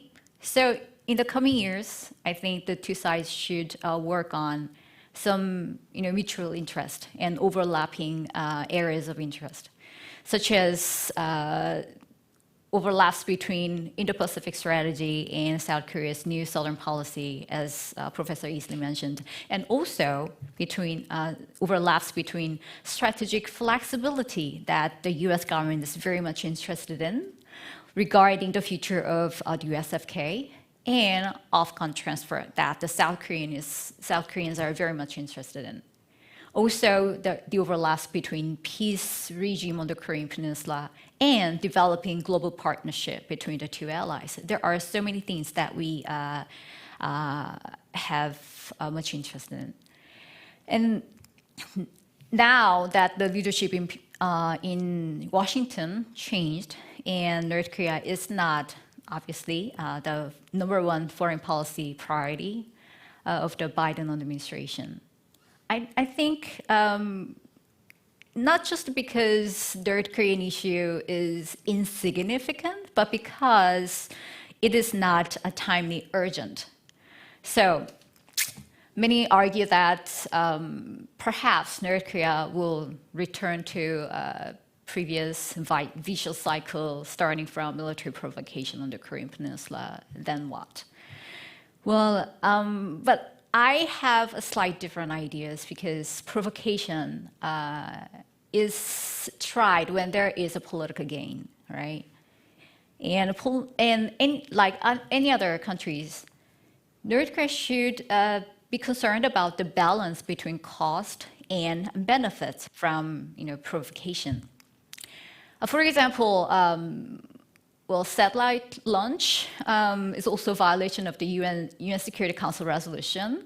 It can be one of the provocation options that North Korea has in mind, but that's not going to be easy because the Security Council resolution bans any testing using ballistic missile technology, and they're going to be very automatic meeting at the UN Security Council level, and all should convene to discuss what to do to put more pressure on North Korea.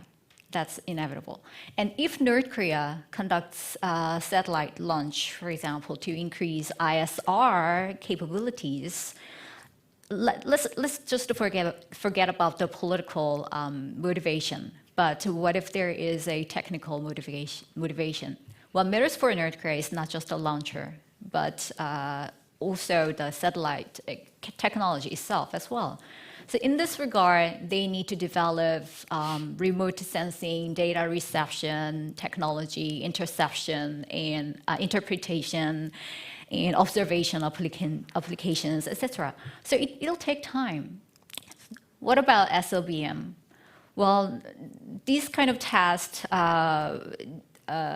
from a new nuclear powered submarine can actually attract international attention, obviously. But building a new submarine will also take time. So I'm talking about the time frame. So I'm saying that North Korea may, in the future, think about this kind of high-profile provocation, but not now. And it will rather subdivide actions toward high-profile provocations like that. And in this regard, interactions between North Korea and the rest of the world will matter. And if North Korea intends to speed up military modernization for political purposes or military purposes, North Korea needs time. It needs to buy time to spend more money on developing its weapon system. Without managing stable environment on the Korean Peninsula, it cannot do it. It cannot do it. It has to continue to have a stable environment, not to antagonize either China or Russia. because it is vital for the North Koreans to keep closer ties with China and Russia for many, many reasons. Obviously, to defend any move initiated by the U.S. to put more pressure on North Korea because of development of these kind of new technologies.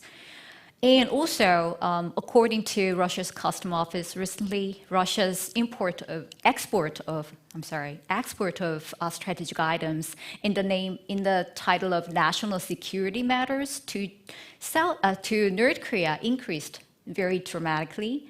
And North Korea's reliance on China when it comes to strategic trade, the trade of banned items or dual-use items, well, is significant. North Korea's reliance on China is over 90% in that regard. So in order to build more arms for military modernization, North Korea needs time and needs a very stable environment.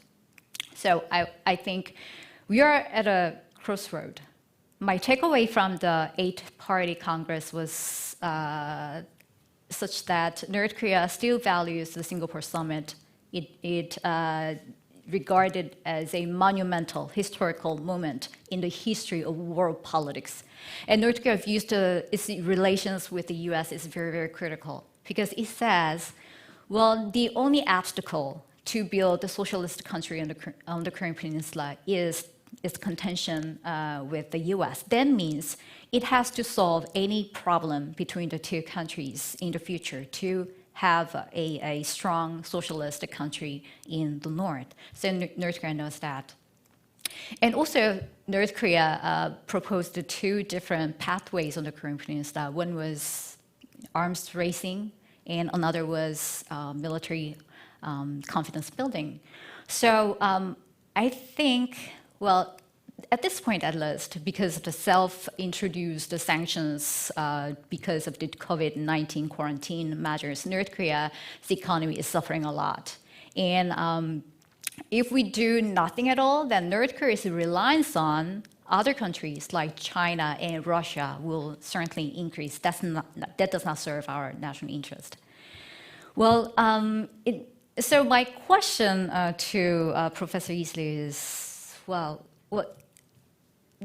still there is a chance for us to have a dialogue with the North Koreans. So on what terms can North Korea return to the negotiation table?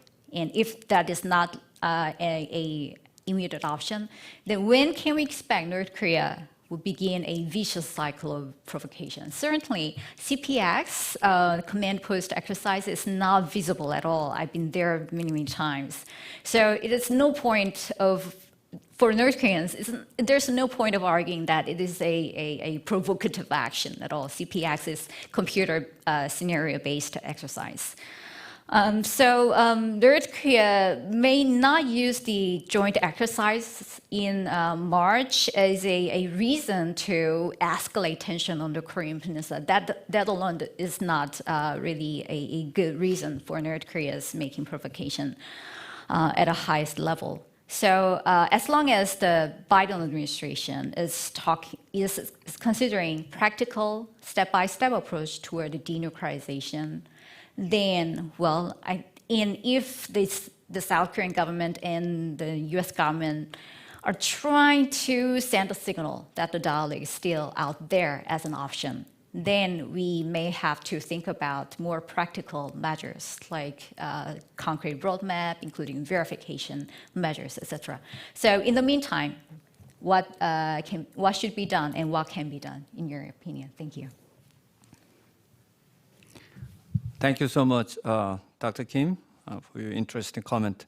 Next, I'd like to invite Professor Lee Jung-hwan from Seoul National University, who teaches Japanese politics and foreign policy. Professor Lee? Thank you. Thank you, Professor Shin. Well, my name is Jung-hwan Lee, now working for Seoul National University. As Professor Shin introduced, I mainly studied the Japanese politics and the Japanese foreign policy. So today I was assigned to discussion to the Professor Sakada's paper. I highly enjoyed the Sakada Sensei's paper. It is very interesting and then timely, and then provide the excellent explanation on the current problem and then prospect of the three countries, the trilateral relations. I fully agree with the Professor Sakada's point. Her concept, maybe U.S. frustration, the Korea's the ambiguity, and then Japan's uneasiness, the highly relevant in explaining the difficult situation of the trilateral cooperation. Also, I agree with the Professor Sakada that even though there are the difficult diplomatic problem in the history dimension and then also economic dimension, maybe trilateral security cooperation will be back to the original track because of the Biden administration. Yeah, that's my agreement with the Professor Sakada. The condition of the full agreement with the Professor Sakada, I want to add the two or three some comment and then question. At the first, I would like to address the history and then economic dimensions, the issue between the Korea and Japan, and then move on to the security cooperation. The Professor Sakada's paper mainly focused on the security dimensions of cooperation, right? So, but she also suggested and mentioned that the economic cooperation issue in the final pages with the concept of the economic security. The current Korea-Japan relations have been highly damaged, as you know. So it is maybe like the spillover effect, and then it is trapped in the vicious cycle, right? Maybe there had been very long-lasting, unofficial principle in the Korean-Japan relations. Maybe you are very familiar with that phrase, the separation between politics and then economy, right? It just has it seems to stop working in recent years, mainly in 2019. Right, the confrontation history dimension, just the transfer to the economic dimension, and then also move on to a security dimension. Right, the main task, the upgrading or encouraging trilateral security cooperation require other dimensions, the recovering the cooperation in the other dimension. Maybe Japan's uneasiness for trilateral security cooperation, which is the result of the EAI and then Kenlon MPO's survey. I think it is never originated from the unwillingness on security cooperation in Japan. They want the security cooperation, but their unwillingness is originated from the history dimension. Right, so this getting out from vicious cycle became now very important, urgent task to the Korean and then Japanese government nowadays. Right, as most of you already know, the Korean government, there are some changes, the attitude to the Japanese government nowadays. So maybe it is because of the Biden administration, because the U.S. administration wanted and then demanded. In this condition, maybe two governments there's some move in the recent years. Maybe they should find a way of starting discussion about the history issue. We cannot maybe avoid this kind of the discussion, but I think the discussion never means finding final settlement. We should maybe target kind of just management. Maybe just the management. We need management, not a final solution for history dispute.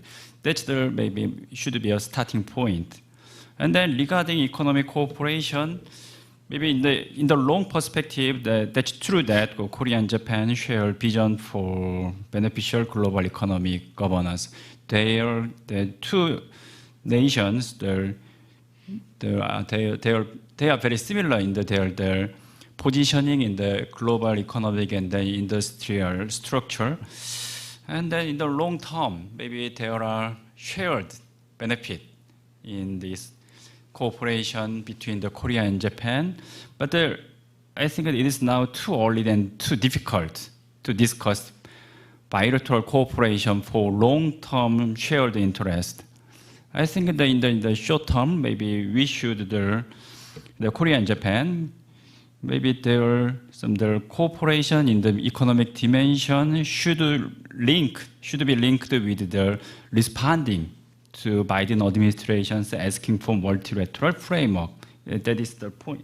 Maybe already the Professor Sakada mentioned about the CPTPP and then also some the digital economy and then infrastructure. Right, the Korean-Japan economic cooperation should mingle with the task of the setting multilateral framework. In this point, I want I think the examining Japanese version Indo-Pacific is very meaningful. Maybe Japan is made some the word of the Indo-Pacific strategy at the first, but the Japanese government dropped the strategy in 2018, and then they utilized the initiative. And then, but in 2019, Japanese government also dropped the initiative. Nowadays, in the Japanese government officially just mentioned the Indo-Pacific. I think it can be one of the clue to the Japanese, the Korean diplomacy to the Japan, with the Japan. Maybe Japan maybe changing the utilization of the Indo-Pacific is also shows Japan's flexibility between the U.S. and then China. Japan's flexibility is very important. The Japanese version of the Indo-Pacific is highly different from the U.S. version, maybe at least the final days of the Abe administration. So if we Korean government accept the Japanese version of the Indo-Pacific, maybe it is not difficult to maybe participate in the Indo-Pacific diplomacy to Korea. Maybe Korea is maybe the Japanese version is provided the easy way to the Korea in the participate in Indo-Pacific diplomacy. And then I just added one more point, the security cooperation. Maybe the trilateral security cooperation is targeted the North Korea and its involvement, and then involvement of the trilateral security cooperation is just target the North Korea. But in the future, I'm not sure about how much the Korea and then Japan will be supportive to the U.S. intention to upgrade this trilateral security cooperation to the balancing tool for balancing against China. Maybe U.S. unofficial but a clear intention. United States has maybe clear intention, but it's very uneasy to Korea. Maybe I think so, but I'm not sure about the Japanese response and then calculation, and then how the Japanese calculation can be separated in this East China Sea and then South China Sea. Maybe it's some question to Professor Sakada. And then, right, I used all my time. And this time here, I will start. Thank you very much, Professor Lee. Next, Professor Ramon Pacheco Pardo from the King's College London, who is specializing in East Asian affairs, including Korean Peninsula. Please, Professor Pardo. I appreciate that, especially you are joining all the way from, are you in London or somewhere else in Europe? I'm in London now. Okay. I hope the timing is not too bad.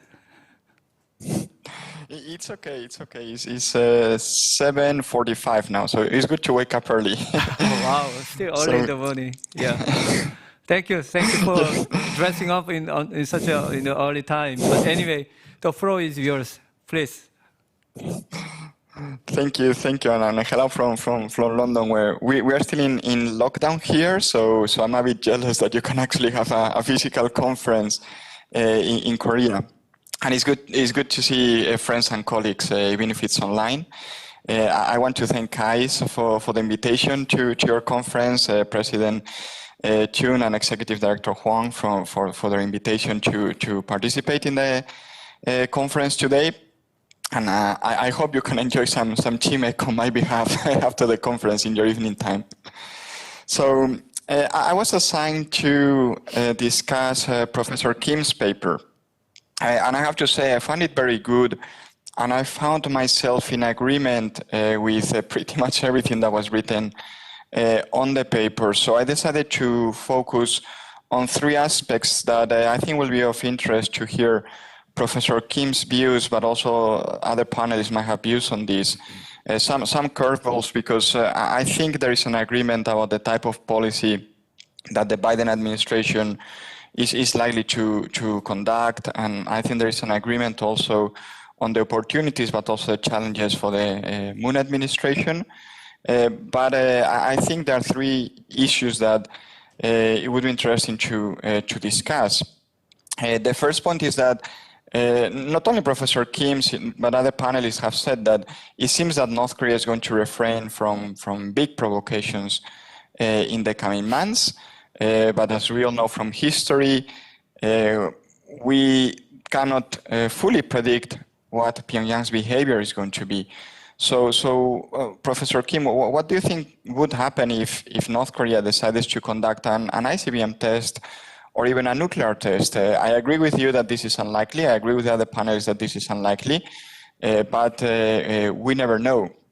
And we don't even know how the Biden administration might react to lower level provocations. Someone mentioned, for example, the possibility of a satellite launch. How is the Biden administration going to react to this? So what do you think the Moon government could actually do if the Biden administration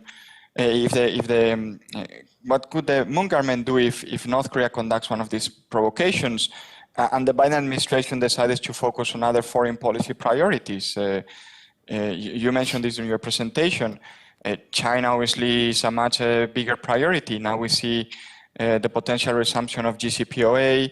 Biden has to rebuild alliances, has to focus on multilateral cooperation, and I'm not even talking about the domestic challenges the administration faces. So there could be the temptation for the Biden administration to say, well, look, let's forget about North Korea, let them conduct the provocations, and let's focus on other issues that might be more important for us in the coming months, and even in the first years of the current administration. I think that there would still be opportunities for the Moon government to emphasize the importance of North Korea, Korean Peninsula stability for the U.S. policy, not only towards the Korean Peninsula itself, but towards East Asia or the broader Indo-Pacific. But there might be this temptation, as I mentioned, of saying, well, let's focus on other matters and not necessarily on North Korea, on Pyongyang. A second issue that I think we're interested to hear your views on, and maybe those of the other panelists as well, is how do you think the Moon government would react if the Biden administration takes a more transactional approach towards relations with South Korea? Of course, there is the ideological affinity, there is the common history and the strength of the alliance. We all know about it, and we all understand that the Biden administration is not the Trump administration, so it's going to treat allies with the respect that they deserve, also out of U.S. interest, of course. But the Biden administration might say, well, yes, we're willing to support some sort of inter-Korean engagement. We're willing to follow diplomacy with North Korea, an engagement approach. But in return, what about South Korea, for example, joining the Quad or the Quad Plus? Or what about launching a D10? I mean, there's going to be a G7 summit coming up actually here in the UK in June. Of course, President Summit is going to come here. President Moon is going to come here to the summit. And some people here in Europe are talking about a potential expanded G7, are talking about a potential D10, and obviously South Korea would be part of it, along with Australia and India. The Moon government has shown its willingness to join an expanded G7 that is not explicitly anti-China. But what happens if we have a D10 that, without being explicitly anti-China, has the D there, the democracy? What happens if the Biden administration says, well, we're going to launch a Quad Plus? It might not be explicitly anti-China, but then you look at the members, it could be Vietnam, it could be New Zealand, it could be Indonesia, along with Korea. So implicitly, the anti-China element would be there.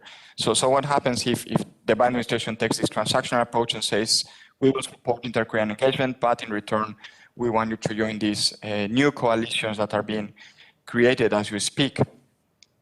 A third point for discussion, which I think in Europe, we think more about this in the context of Iran and JCPOA. So I think it would be interesting to see in the context of the Korean Peninsula.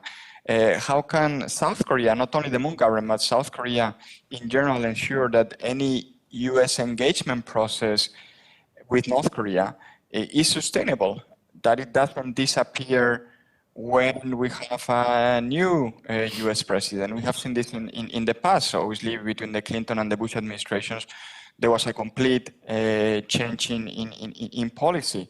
So what would happen if we have a Biden administration engages with North Korea? We see this engagement process going well, and we see inter-Korean relations improving. North Korea, if not denuclearizing, but at least taking steps towards an arms control process with the US. But then comes another administration that has a different view about relations with North Korea. So in Europe, I think there is a pride on the fact that JCPOA essentially survived the 4 years of the Trump administration because European powers said, you know what, we're going to continue to support this agreement, to maintain it in life support, so to speak, until we have a new US administration that is willing to resume dialogue with Iran. And you saw Germany, France, the UK, and the European Union really providing the political and to an extent economic support for this deal to survive, and it has worked out after 4 years. We see the potential resumption of the JCPOA. So how can the Moon government, South Korea at large, ensure that the engagement with North Korea is actually sustainable? And I think this touches on a broader point, which is how do you make sure that within South Korea, there is an agreement in terms of approach towards North Korea. So obviously we had before the Moon administration, we had a couple of conservative administrations that had a different approach towards North Korea, that thought that North Korea had to deserve, so to speak, any economic support and engagement coming from South Korea and from the international community. So it's a different approach from the current administration. So there is no consensus really across administrations in South Korea either, it seems, even though all of them say, well, engagement is part of the process towards North Korea. Some of them clearly prioritize pressure over North Korea and things that North Korea should be doing more before there is proper engagement between the two Koreas. And in the last couple of minutes that I have, I want to, because I actually read the three papers, so I recommend more for the panel as a whole, not only for Professor Kim's paper. The panel is on the Biden administration's Korea strategy and Korea-U.S. relations. And we heard from Professor Isley and Sakata the strategy towards the alliance and then trilateral cooperation. So what prospects do you think there is for resumption of, not necessarily trilateralism, but at the very least, good coordination between the US and South Korea, between the US, Japan, and South Korea on foreign policy matters, not necessarily only on the Korean Peninsula. And I say this because if you compare with Europe, yes, we like the approach that the Biden administration taking towards alliances, but there is all this talk about the strategic autonomy, meaning that Europe needs to have a more independent foreign policy because a Trump might be elected in 4 years' time, for all we know, right? There could be a new Trump in 4 years' time, 8 years' time, who doesn't trust allies. So there's all this talk. Yeah, it's good to have Biden in power now, but we cannot discount this fact, right? So how do you think this could happen in a Northeast Asian context, considering the same, right? That we could have a new Trump, and again, we would have an approach towards alliances that is very different from the one Biden is going to take. And one last point, to what extent do you think it is possible to have a process that also engages China? Because China is not going to disappear, geography matters. This was mentioned by Professor Kim in his presentation. And if you look at the European context, it's the same when we approach the Middle East, when we approach Russia. It's all very good to say that we want to contain Russia. It's all very good to say, that let's not focus so much on the Middle East, but these are the border regions of the European Union, right, of Europe. So we have to address these issues. So what about a Korean Peninsula, Northeast Asian context where China is going to be there? How do you address the need actually to engage China at some level? So I will leave it there, and I look forward to the further discussion. Okay. Excellent. Thank you so much for very comprehensive also discussion and interesting question as well. So I think it's time for all those presenters to answer, to respond to those great comment and question. So again, in the order of first presentation, the first honor goes to Professor Beasley. Thank you, Professor Shin. Thank you so much for all the discussants' insights. I think that Dr. Kim Ji-na and I agree on most points, but I wouldn't overemphasize the continuity in U.S.-North Korea policy. Certainly, the pendulum of U.S. policy swings less from administration to administration than, say, between conservative and progressive administrations in South Korea. But I don't think that the U.S. policy is as consistent as, say, China's policy on North Korea or maybe even Japan's. And the reasons are important. While the United States may maintain its strategic interests and goals, particularly vis-a-vis North Korea's denuclearization, I think the priority and the methodology and also the interaction can be very different. So across the administration. So first on the issue of priority, Trump prioritized a leader-to-leader big deal. And the approach to the leader summits and deal-making appeared to be a bit more made for TV than made for detailed diplomatic documents, I'm sorry to say. Whereas Biden's methodology will be much more working level talks, and I think the priority will be different because the priority will be more on alliances and policy specifics, right? So you have a different priority and a different methodology for pursuing it. And then I think the interaction may be different. North Korea is probably going to play Biden different than they tried to play Trump. They tried to play Trump as okay, let's go to the top, let's try to make a big deal at the leader level and get the United States to agree to suspend large-scale exercises, get the United States to try to agree to suspending or even revoking a bunch of sanctions for very little denuclearization progress on North Korea's part, because the North Koreans appeared to believe that Trump needed a big deal made for TV for his own domestic reasons. And I think the North Koreans miscalculated in dealing with Trump. They're going to calculate differently with Biden. So the calculation that the North Koreans may take toward Biden may be, okay, this guy's not going to have a summit with us in a Southeast Asian capital anytime soon.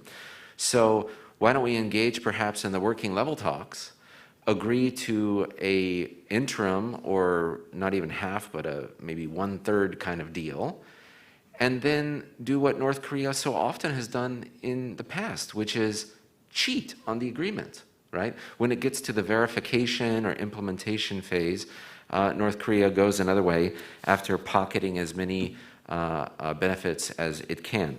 So that may be, we may see actually a return to the past in terms of the way North Korea treats a U.S. administration. And I think those differences are important, despite all the things that Dr. Kim Ji-na said that I agree with. Now, real quickly, in regards to some other questions, I think that there's a number of things that could happen to elicit North Korea's provocation. And obviously, North Korean provocations have a large range, and we've addressed that a little bit here.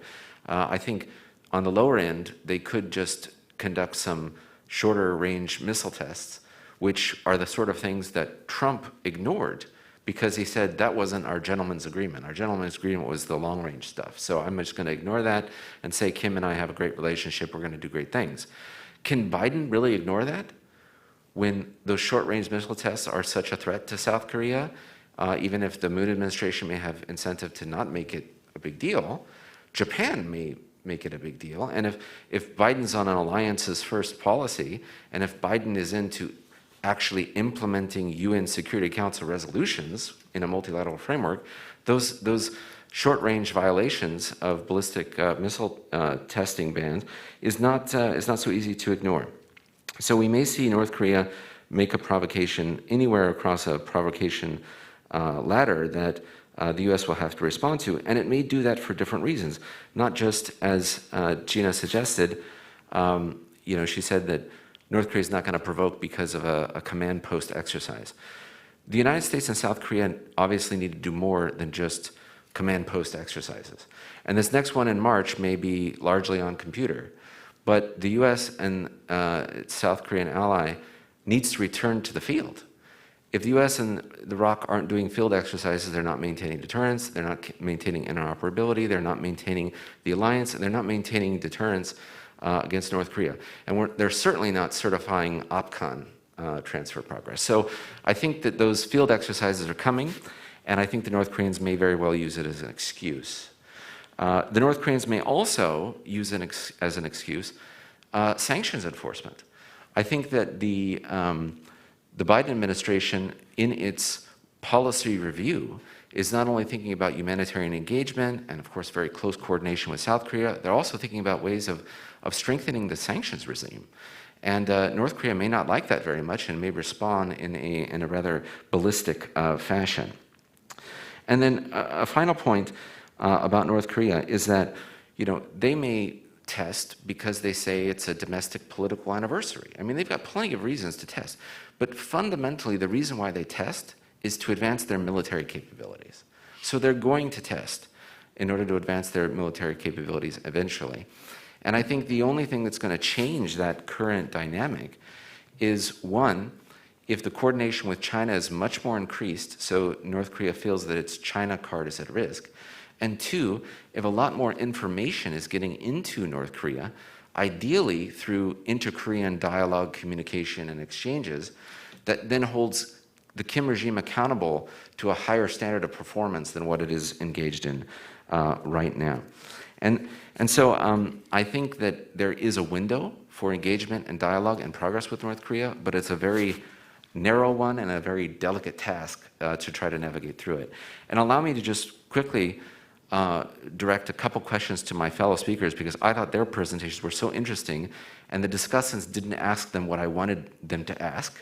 I wish that someone would have asked Professor Sakata, if President Moon offers an olive branch to Japan on his March 1st speech, what can Japan do to show goodwill in return? Because right now, Japan's position seems to be, if you don't go back to 1965 and you don't bring your domestic court rulings in line with your previous international commitments, then we don't want a deal. And I think we need probably some interim goodwill before that. And to Professor Mike, this is a very good Ewha representation on this panel, by the way. To my colleague, Professor Kim, you know, I think that you ended your speech with a bomb, and you just put it in the middle of the room, and nobody has, you know, diffused it yet. And that was, you said that it's time to start thinking about the post-moon era. What does South Korea need to do that? I think what you mean is that South Korea needs to build a domestic consensus for its foreign policy, and I'd love to hear your thoughts about how to do that. Thank you very much. Indeed, Professor Isley, I mean, not only answering all those tough questions, but you raised the very question I really wanted to also ask. So I think you're really doing a great job, not only as the presenter, but also almost like you're doing a kind of vice chairmanship of this seminar, which I really appreciate. Thank you so much. I think the challenge goes to Professor Sakata. You got all those tough questions, but please, your response. Okay, thank you. Thank you, Professor Lee, for your comments on my paper, and also from Ramon and Leaf on your comments as well. I'll try to be very brief while I address all those questions. But for number one, from Professor Lee, on Korea-Japan relations, how to go forward, and you mentioned the two-track approach, and going back to the two-track approach. And so regarding this, you know, on the surface, as policy experts, on the surface, they should be delinked, you know, history and other issues should be separate and managed. But I think the problem is you need progress in both sides. You need progress in the history issue to actually go ahead with other areas. And also, you know, politically speaking, the politicians do link it. They need something on the history issue to move on with the other economic issues. We were successful in separating, insulating the GSAMYA and the defense issues, but still, as you said, history and economies, unfortunately, still linked.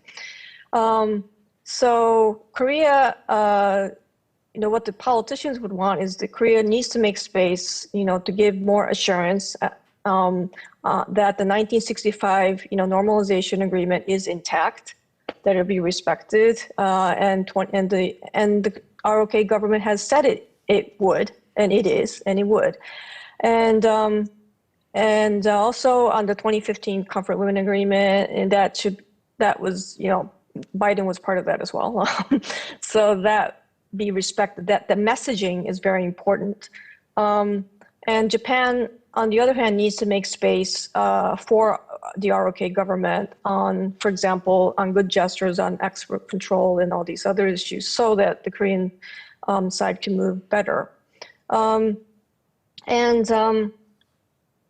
What Leaf said about if there's an olive branch on March 1st, it's right now the Suga government is very, very, very busy domestically, and for many reasons, and also the Tokyo Olympics, whether to hold that, and we had the whole debacle about changing the chairman and all that. So the Japan will be really focused on whether we can hold the Tokyo Olympics or not, but putting that aside, you know, G7 summits or G10s or all those multilateral forums will be a place to start. And, you know, we could have Korea and Japan, Suga-san and President Moon can have summits and you know, have good photo ops and so forth to make the situation, the atmosphere better. So we do need more clarity that Korea places importance on Japan and Japan vice versa. And if there's a good message, then I think use like summit level, summit conferences, multilaterals, and slowly bring in the dialogue process. But but once again, at the same time, there are senior working level talks, going on and on about bilateral issues as well as North Korea issues. So that's my ambiguous answer to your question. Number two, on global economy and Indo-Pacific that Professor Lee mentioned. I think if Korea gives us not Japan but to the United States and the world more strategic clarity on the commitment to the Indo-Pacific, which it is doing slowly, but if there is more strategic clarity, then it would make Korea-Japan strategic cooperation easier. And there are many versions of Indo-Pacific, as Professor Lee mentioned. And Japan's FOIP, a free and open Indo-Pacific, has been softened. It's not containment. It's about competition and cooperation. And there's also the ASEAN version of FOIP and the Germany version of FOIP. So I think South Korea can build its own Indo-Pacific version. You can use free and open, secure and prosperous, whatever you want. But I think that if South Korea comes out with a little bit more strategic clarity on the commitment to the Indo-Pacific concept, it would make things easier to cooperate. And let's see, and on trilateral security cooperation, as Professor Lee mentioned, let's see, on North Korea, yes, there's only the trilateral version that U.S., ROK, and Japan needs to work out. But actually, Japan is also a center at Yokosuka for implementing the UN Security Council resolutions on North Korea sanctions, in which European countries do help out. So you have to look at the trilateral cooperation plus, really, on the North Korea issue. And I hope the South Korea can join and commit a little more on that. But beyond the trilateral, beyond North Korea, yes, as you say, everything does not have to be trilateral. It could be trilaterals within multilaterals, and connecting with Australia, and Germany's coming in, France is already there in the South China Sea. And I won't ask that South Korea be in the South China Sea, but the point is, you don't have to say China, you don't have to say South China Sea, but maritime security is important. And South Korea, I think it's in South Korea's interest to be perceived also as a maritime player. And lastly, I'll be short on questions from Ramon on what kind of coordination can be done beyond North Korea. The same old answers: digital trade and rules, climate change. It could be in a Northeast Asia context. And it could be a Japan, EU, Korea. There's many ways to approach this. And as far as strategic autonomy is concerned, Japan is placing a lot of eggs into the U.S. basket, but at the same time, we hedge but at the same time, we hope that the U.S. comes back. So that's why we maintained the TPP, even if the United States is not there. And on engaging China, the thorny issue is senkaku, or diayutayu, as the Chinese say. And the new maritime Coast Guard law is really tricky.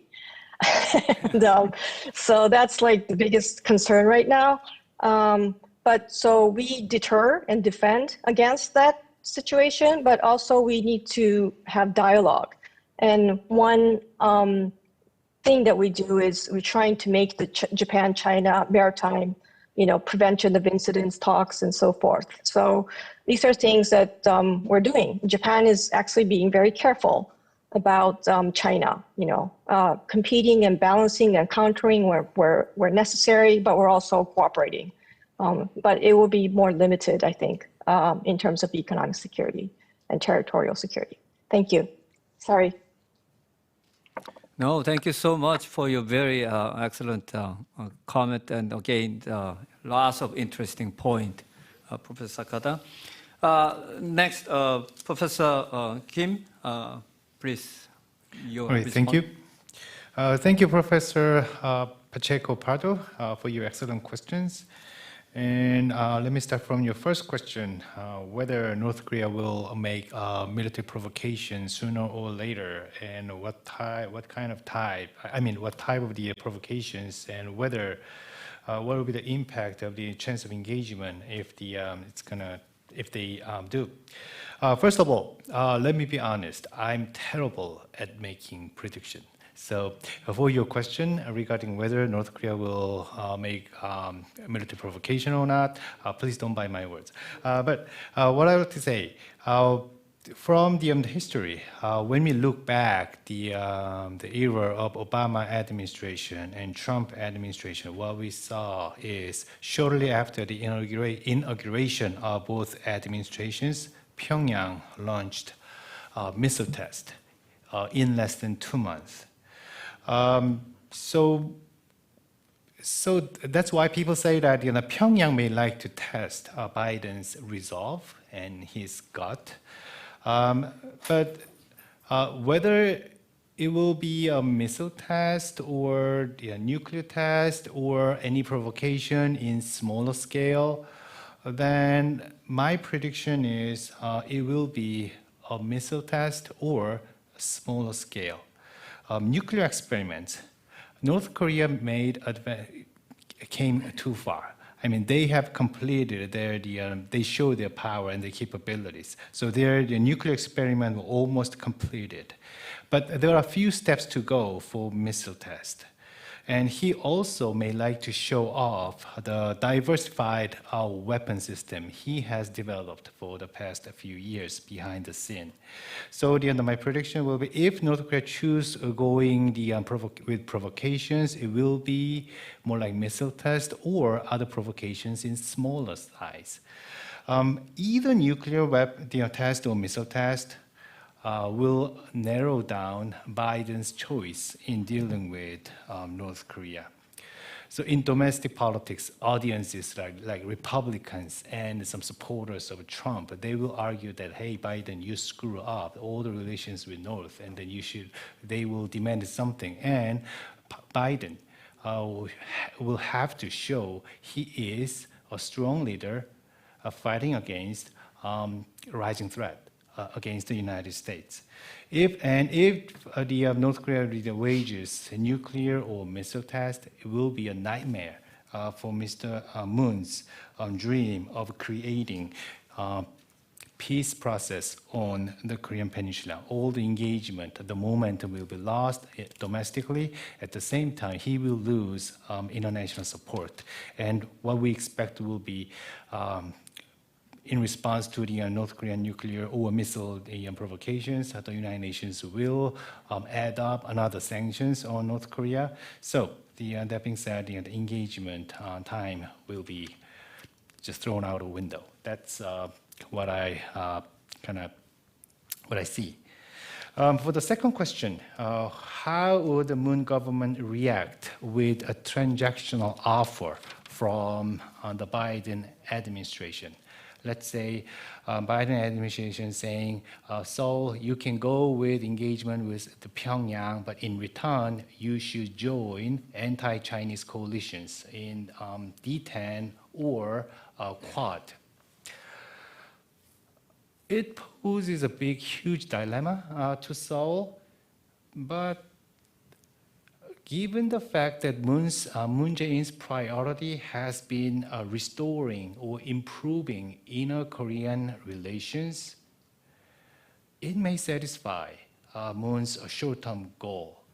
And promising to join Quad or the D10, it may make China unhappy. It will make unhappy China, definitely. But I think Seoul will try to make excuse to Beijing, saying that Quad and D10, they are at infant stage of development at this moment. And Quad, let's be honest, Quad is not like NATO type alliance. It's security dialogue, way looser form of security cooperation. And what about D10? Even though Seoul joins D10 as a proud member of the established democracy in Asia, well, China will be able to see some weak links in D10, including G7 countries on the European continent. For example, Italy or Germany. They are kind of skeptical and ambivalent about the idea of strengthening solidarity between or across democracies. So Seoul may have a chance to persuade or keep the concerns of Beijing down. I'm kind of forced to be a member of the D10, but no worry, D10 is kind of just a forum of leaders of democratic countries, not a serious kind of meeting against Beijing to counter your rise. And the third question, which is how can South Korea ensure that any U.S. engagement process with North Korea is sustainable or durable or trustworthy? When we look back the Trump era, so in the first few months in the office, Trump ripped off the documents for TPP, and he said goodbye to the Paris Agreement, climate change agreement. And third, he left. The United States left from the Iranian deal, which was co-sponsored by the major powers in December 2015. So people will say that they are all the evidence of the United States or other democracies showing what we call inconsistency or unpredictability caused by transfer of power across political parties. True. So convincing North Korea, trust me, this time the US commitment to engagement, it'll be sincere, genuine, and my commitment to you, serious, no worry about it. It's a very challenging task for Seoul. It is difficult to exercise influence on domestic politics in foreign countries. For Seoul, it is difficult to persuade Washington to keep your tone down and to persuade Pyongyang not to do anything stupid. Okay. Well, and it's kind of funny. North Korea has been very hysterical toward hostile rhetoric coming out from Washington. In the United States, the problem is, let's say that everything went well, so the Washington staying with supporting South Korea's engagement with North Korea, and then, they made some kind of progress in mending relations between DPRK and Washington. But United States is democracy, and there are many different voices coming out from the country. In the United States, there are North Korea sympathizers, and there are North Korea haters. And especially the latter. The latter always have strong voice, and the voice may grow up in the chamber of the Congress or on newspaper and in the meeting room somewhere in Foggy Bottom or Pentagon or even the White House. The usual response from North Korea was simply not liking it. And the usual response was North Korea dealing with critics, both big and small, and shutting down diplomatic channel and raising its voices with harsher rhetoric, stronger rhetoric against the target. So, convincing North Korea that Washington and Seoul this time will be genuine, serious, it's a very difficult task. And another question I would like to raise is, Moon will be, or the future government will have a challenge to convince Pyongyang that this time Washington or we are serious about engagement with you. But it will be more difficult for Seoul to convince Washington that Pyongyang is serious about engagement. Leif always mentioned that, and the colleagues here already mentioned that throughout the history of U.S. and North Korea relations, we have seen a lot of voluntary defection or involuntary defections for the past 3 decades. The level of trust between the two very low, and how to make it up, go it up, it will be very difficult challenge for the Seoul.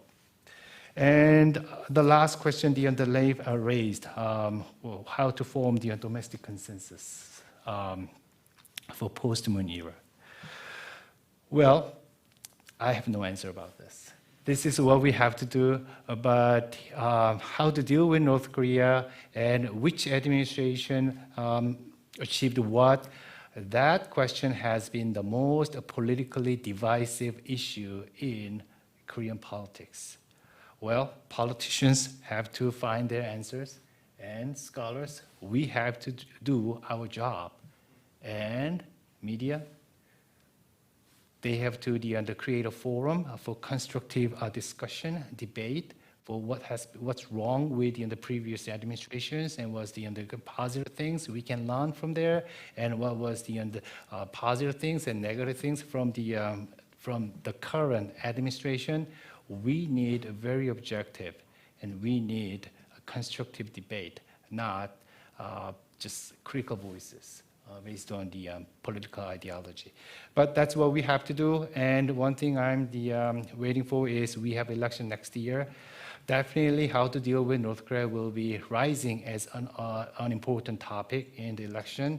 And hopefully we can form a consensus across the political parties that this is what we can give to North Korea. But for that, we have to get something. I hope we can make some consensus on that. Okay, thank you. Excellent. We have just 2 minutes left before 5:30. That is supposed to be the end of our seminar. Oh, now we have only 1 minute left.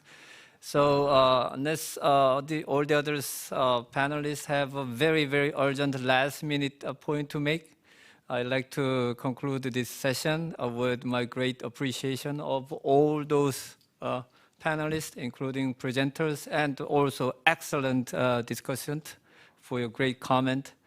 I'm sure we will have many more days and times, occasion to discuss all those issues that has been raised today. And I'm very looking forward to our future discussion among this wonderful panel and great expert. So before we go, I'd like to invite the president of KAIS, Professor Chaesung from Seoul National University, for his final remarks. Please, President. 네, 감사합니다. 한국말로 폐회사 말씀을 드리도록 하겠습니다.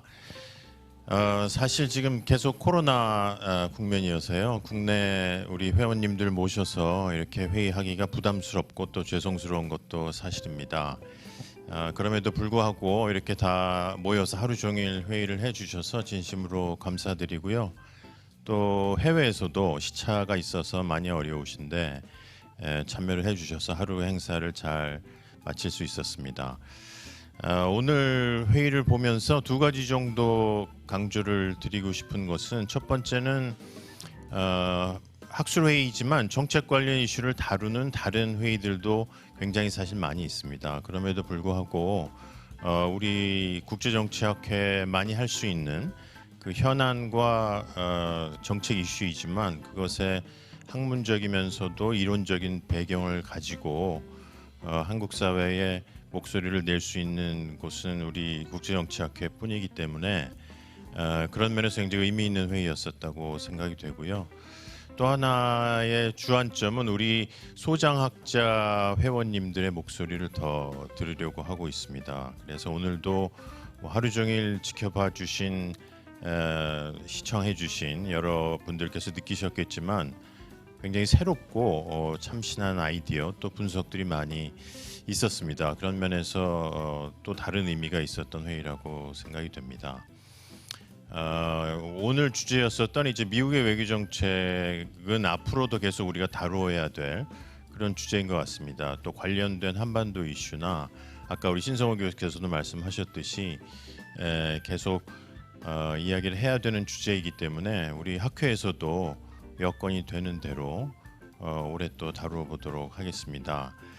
3월이 이제 시작되면서 또 다른 학술 행사들을 기획하고 있습니다. 우리 회원께서 많이 관심 가지고 참여해 주시면 감사하겠습니다. 마지막으로 우리 오늘 회의 준비해 주신 우리 사무국 또 상임이사분들, 특히 황재현 총무이사께서 많이 고생을 하셔서 감사 말씀드립니다. 네, 여러분 다 건강하시고 오늘 회의 끝까지 같이 해주셔서 감사드립니다. 이상으로 마치겠습니다.